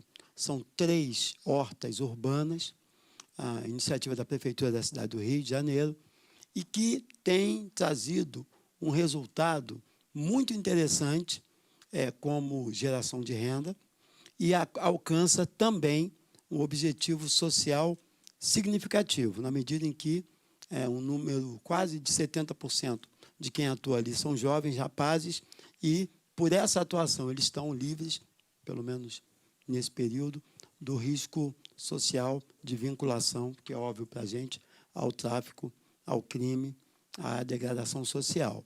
Então, essa iniciativa é bacana. Entretanto, e aí dialogando muito com a Jéssica e com o material que ela tem, falta muito subsídio do que, de que forma e como fazer. E, quando a gente falou ali, muito há de contribuição no material que vocês vão trazer. Acerca da pesquisa que está sendo feita pelo governo do estado do Rio de Janeiro, a despeito de estar na capital, eu sou do interior, nasci num quilombo, uma comunidade negra rural tradicional. E no Rio de Janeiro a gente há muitos, por mais que seja o segundo menor estado da federação, densidade populacional significativa, a gente tem muitas áreas produzindo. No interior do estado do Rio, norte e noroeste do estado, produz de forma pujante. O sul do estado produz, natural, cultivos outros, também de forma interessante. E aí está no campo de uma sugestão. E a gente não sabe o quanto a sociedade civil, da ponta, aquele cara mesmo que produz num alqueire de terra e que não tem como comercializar e escoar esse material, mas produz sem agrotóxico nenhum, usando ali urina e sal grosso para matar a formiga e o turrão e outras pestes, e e que não tem como escoar. Está na pesquisa de vocês? É uma pergunta retórica, não precisa responder. Só guarda aí. Está na pesquisa de vocês? Esse público de potencial produtor está sendo ouvido, melhor, auscultado? É bom que esteja. Até porque essas cooperativas, talvez não com esse nome, regionais, elas já acontecem. Quase que como escambo, como que toca ali, mas elas já acontecem. Iniciativa bacana do governo do Estado, a gente não poderia esperar diferente do governador Cláudio, entretanto, precisa, a nosso juízo, pelo menos pelo que a gente ouviu, ser ampliada. E, por derradeiro, falando da participação em concreto da sociedade civil, olhando a experiência tão bem patrocinada, eu diria ricamente patrocinada, da AgriFood. A gente fala daqui agora como do locus de sociedade civil. A gente não tem tanto patrocínio. A gente não tem tanto apoio. Claro que a gente vive numa sociedade difícil, a governança não é trivial, não é simples, mas o apoio não chega com facilidade para a gente. E aí, os muitos resultados que temos, às vezes, sequer aparecem, dão conta na ponta. As hortas urbanas que a gente tem, pequena que seja a produção, elas estão cumprindo ali um fim social, na medida em que elas comercializam para o público ali mais barato, um alimento de qualidade e até alcançam o compromisso que tem com a prefeitura, algumas creches com um alimento de qualidade por um custo bem inferior. Mas a gente não tem divulgação disso e o apoio até dos órgãos públicos de governo, do Executivo, Estado mas principalmente município, não é o apoio que se esperava. A gente espera que um encontro como esse possa reverberar positivamente esse, vou chamar assim, clamor de apoio maior e uma visibilidade para que a gente possa ampliar o retorno social dessas iniciativas que são bacanas, mas, e claro, não podem ter pretensão de dar conta da mazela social que a gente traz desde a escravidão, não é possível dar conta disso, mas que ainda não alcançam plenamente a necessidade social que a gente tem. Era isso. Valeu. Boa noite. Como que é seu nome? Desculpa. Naide. Naide. Obrigada pela questão, Naide. Vou falar rapidinho aqui, antes de passar para a Jéssica, sobre esse ponto da inclusão social, né, dessas regiões quilombolas. A gente está olhando um mapa produtivo, que é tentar entender também essa questão dessa rica biodiversidade no Rio de Janeiro, né? Então, você tem locais produtivos, que você está falando, às vezes o cara produz um pouquinho, mas você tem uma grande distribuição, tem uma qualidade, porque é produzido sem veneno, tem um serviço ecossistêmico de proteção de águas e várias outras coisas. O que a gente está fazendo é porque a inclusão social ela é o norte desse projeto das compras públicas. Então, a tentativa é encontrar esses produtores, onde eles estão, quem são essas regiões produtoras, né? Principalmente as vulneráveis. Então, um dos nossos desafios que a gente já está desenvolvendo junto com a Emater e outras instituições que estão nos ajudando é conseguir mapear esses produtores, onde eles estão. E aí, junto com a articulação dos níveis, né, de variáveis, a gente encontrar dentro da transparência, dentro dos nossos objetivos ali, essa articulação necessária para incluir, de fato, esse produtor efetivamente, né, considerando dentro da agenda estratégica isso, né? E além da inclusão social, né, de incluir esse cidadão que produz ali em todas as questões dos circuitos curtos e tudo mais, olhar também para a riqueza da biodiversidade das comunidades a partir do conhecimento tradicional, da cultura, porque um dos eixos da agenda estratégica envolve a saúde. Então, saúde é cultura. E as compras públicas, elas também estão inseridas nesses níveis multidimensionais, nesses aspectos. Então, por exemplo, por que a dona Maria, que está lá numa comunidade X, que produz um fármaco dentro de uma planta e tal, o Estado não pode olhar para esse conhecimento tradicional e ajudar, por exemplo, nessa valorização da biodiversidade do conhecimento local, que está, gente, dentro dessa agenda estratégica. A agenda está sendo construída agora para ser apresentada para a sociedade fluminense, para o Estado, né, por um horizonte de 10 anos. Então, a gente vai fazer esse diagnóstico, trazer essas questões, mas é aprofundar exatamente nessa questão da inclusão, com valorização da biodiversidade, todas essas coisas que a Jéssica comentou, dos ecossistemas, da inclusão e tudo mais. Obrigada, gente. Eu acho que eu não vou nem responder, porque você nem pediu para a gente responder a pergunta, né, Naite? Mas talvez só fazer um comentário, olhando também o lado meio cheio do copo. No fim das contas, a gente está aqui discutindo governança e é muito prazeroso olhar aqui para essa sala e ver a multiplicidade de atores que a gente tem aqui reunidos para discutir essa agenda, né? Eu acho que, no fim das contas, talvez trazer visibilidade para essa agenda de uma forma geral, né? Tanto a nível local, a nível municipal, a nível federal. E aqui queria comentar que, para a gente, né, foi muito importante, está sendo a parceria com o Ministério da Cidadania, aqui com o Luiz Cláudio. Né? Poucas pessoas conhecem, mas o Ministério da Cidadania tem um Programa Nacional de Agricultura Urbana, inclusive, né, várias iniciativas, por exemplo, voltadas especificamente para hortas pedagógicas, né, cursos EAD. Na verdade, o que a gente tem que fazer é conhecer essas iniciativas, se articular, né? Todos aqui estamos militando por essas mesmas causas, né? Conhecer essas iniciativas e trabalhar em conjunto, né? Porque, no fim das contas, é só com uma governança e com espaços como esse, né, de participação social e de multiplicidade, que a gente vai conseguir avançar. Então, acho que era só um comentário assim, sobre isso. Tá ótimo, gente. Muito obrigada pelas respostas e pelas perguntas. A gente ainda tem tempo. Queria saber se alguém quer fazer mais alguma colocação, alguma pergunta, antes que o Rafael faça o resumo, as recomendações. Acho que está todo mundo com fome, né? Vamos seguir, então, Rafael.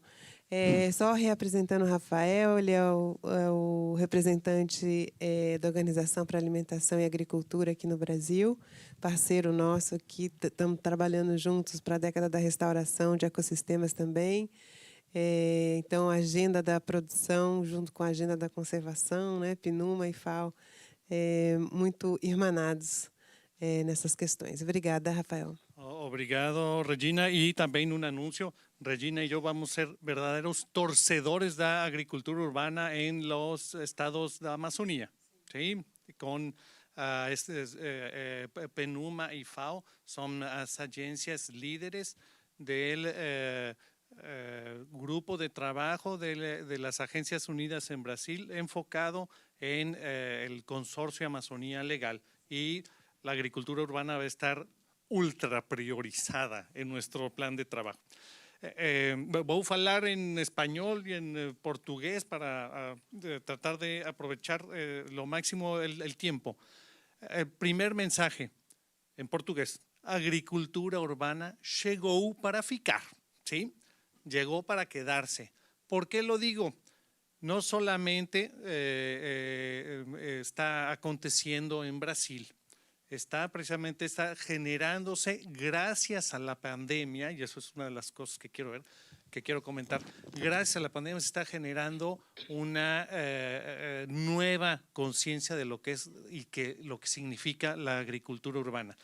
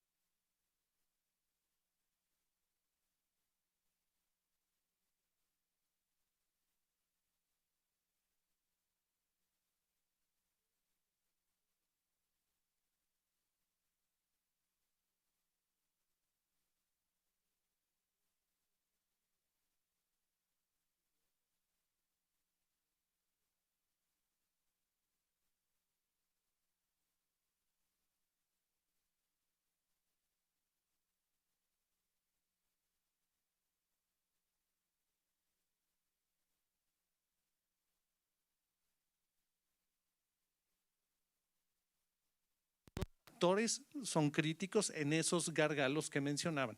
La institucionalización tiene mucho que ver con la gobernanza tiene que traducirse en programas y estos en presupuestos y programas y leyes, ¿no? Y estos en presupuestos, en orzamentos, ¿sí? Y eso en acción, por supuesto. El otro factor crítico, además eran tres factores críticos. El tercer es el involucramiento de la sociedad civil, ¿sí? Que eso es garantía de permanencia. Los gobiernos cambian, se van, cada 4 años la sociedad se queda. Y de ahí la necesidad de que sea una condición sine qua non, sin la cual no funciona, de contar con actores de sociedad civil permanentes. Rápidamente, el por qué digo que la agricultura urbana y periurbana llegó para ficar. Hay 4 cambios, resultados no planeados, no intencionados, los outcomes que le llaman en inglés, de la pandemia. El primero es en el ciudadano. Hay un concepto, lo mencionaba de algún modo el prefeito de Rosario, Argentina, el nuevo concepto de la necesidad de la cercanía de los alimentos, el saber que tengo aquí cerca, poder alimentarme, no que venga de muy lejos, ¿sí? Entonces ese es el primero. Y la agricultura urbana, pues es una solución inmediata para ese nuevo concepto de la necesidad de cercanía de los alimentos. El otro, que son productos, nos mencionaba David, las cocinas solidarias, todo lo que se generó de redes de compromiso y de estrategias alimentarias para las poblaciones más vulnerables, ¿sí? Además de esto está... después de la pandemia tenemos a ciudadanos más conscientes, ¿sí? Y más solidarios, y precisamente es un caldo de cultivo muy propicio para la gastronomía social que enfatizaba David, y precisamente para fomentar esa cultura gastronómica, esa identidad alimentaria de cada una de las ciudades y regiones, sobre todo en un país tan grande y tan identitario con sus territorios como es Brasil, ¿no?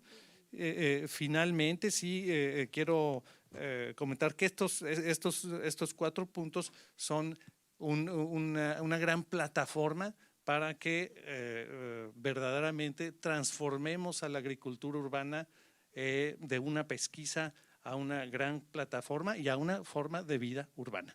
Obrigado.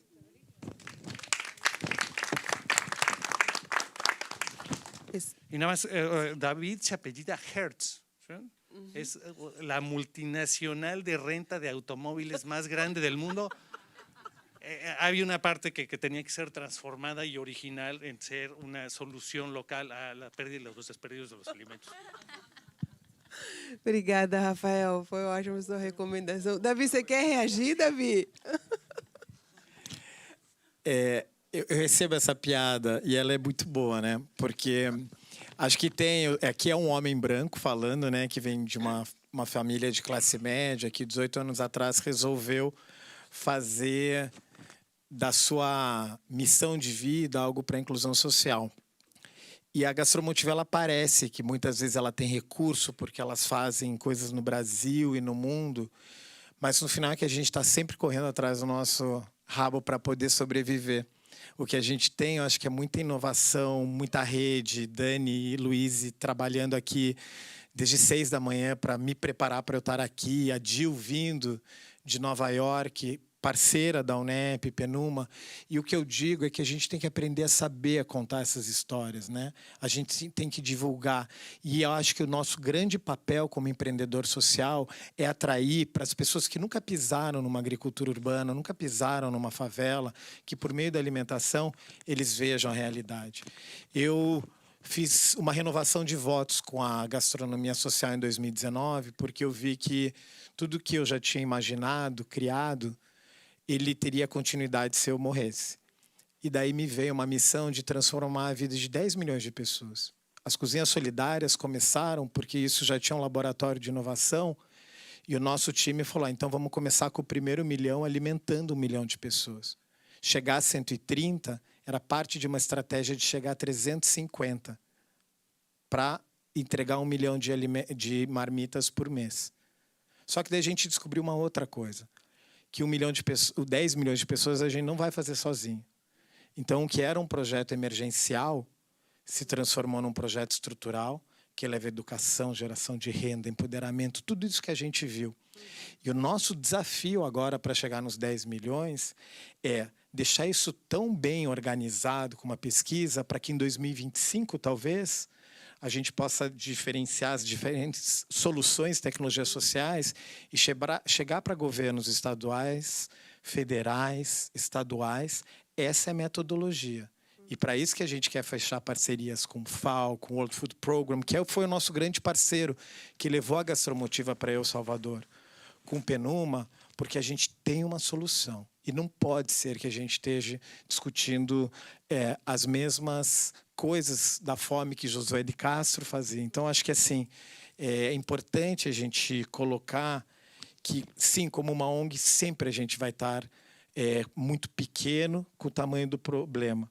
Mas a gente trabalhando em rede, sabendo o que cada um tem para a mesa, o poder público, as agências bilaterais, as ONGs e as empresas, de se unir e fazer a aceleração, porque agora a gente tem um meio ambiente batendo na nossa porta, né? Então, eu só queria deixar um pouco essa mensagem assim, da importância da gente realmente trabalhar em redes e não ser humilde, mas o que você tem, o que nós temos, tem valor. Tem valor. Tem valor porque tem resultado. Mas a gente tem que aprender a mostrar resultado, como as empresas mostram, a ser transparente com os nossos recursos financeiros, quando a gente tem, muitas vezes, recursos muito limitados. Então, é um pouco isso, é a vontade que a gente possa também fazer pesquisa e tudo. Me vem essa vontade de dividir que, como ONG, a gente tem muito, muito desafio. Sempre. A gente poderia estar com as 350 cozinhas abertas, mas das 130 que a gente abriu, a gente já fechou 80 por falta de grana. A palavra é grana. Elas estão fechadas por falta de grana, porque as empresas diminuíram os investimentos sociais que veio com a pandemia, que as pessoas voltaram a investir nas suas causas. E esse é o Brasil que a gente vive, mas a gente aqui é um time muito forte e está aqui para embalar as cozinhas solidárias, os projetos de educação, para que eles sejam replicados. Ótimo, obrigada. Mais uma salva de palmas para os nossos palestrantes, Lilian, Carolina, Jéssica, Davi. Obrigada, Rafael. Muito bom, foi ótimo estar aqui com vocês. Muito obrigada. Adorei, obrigado.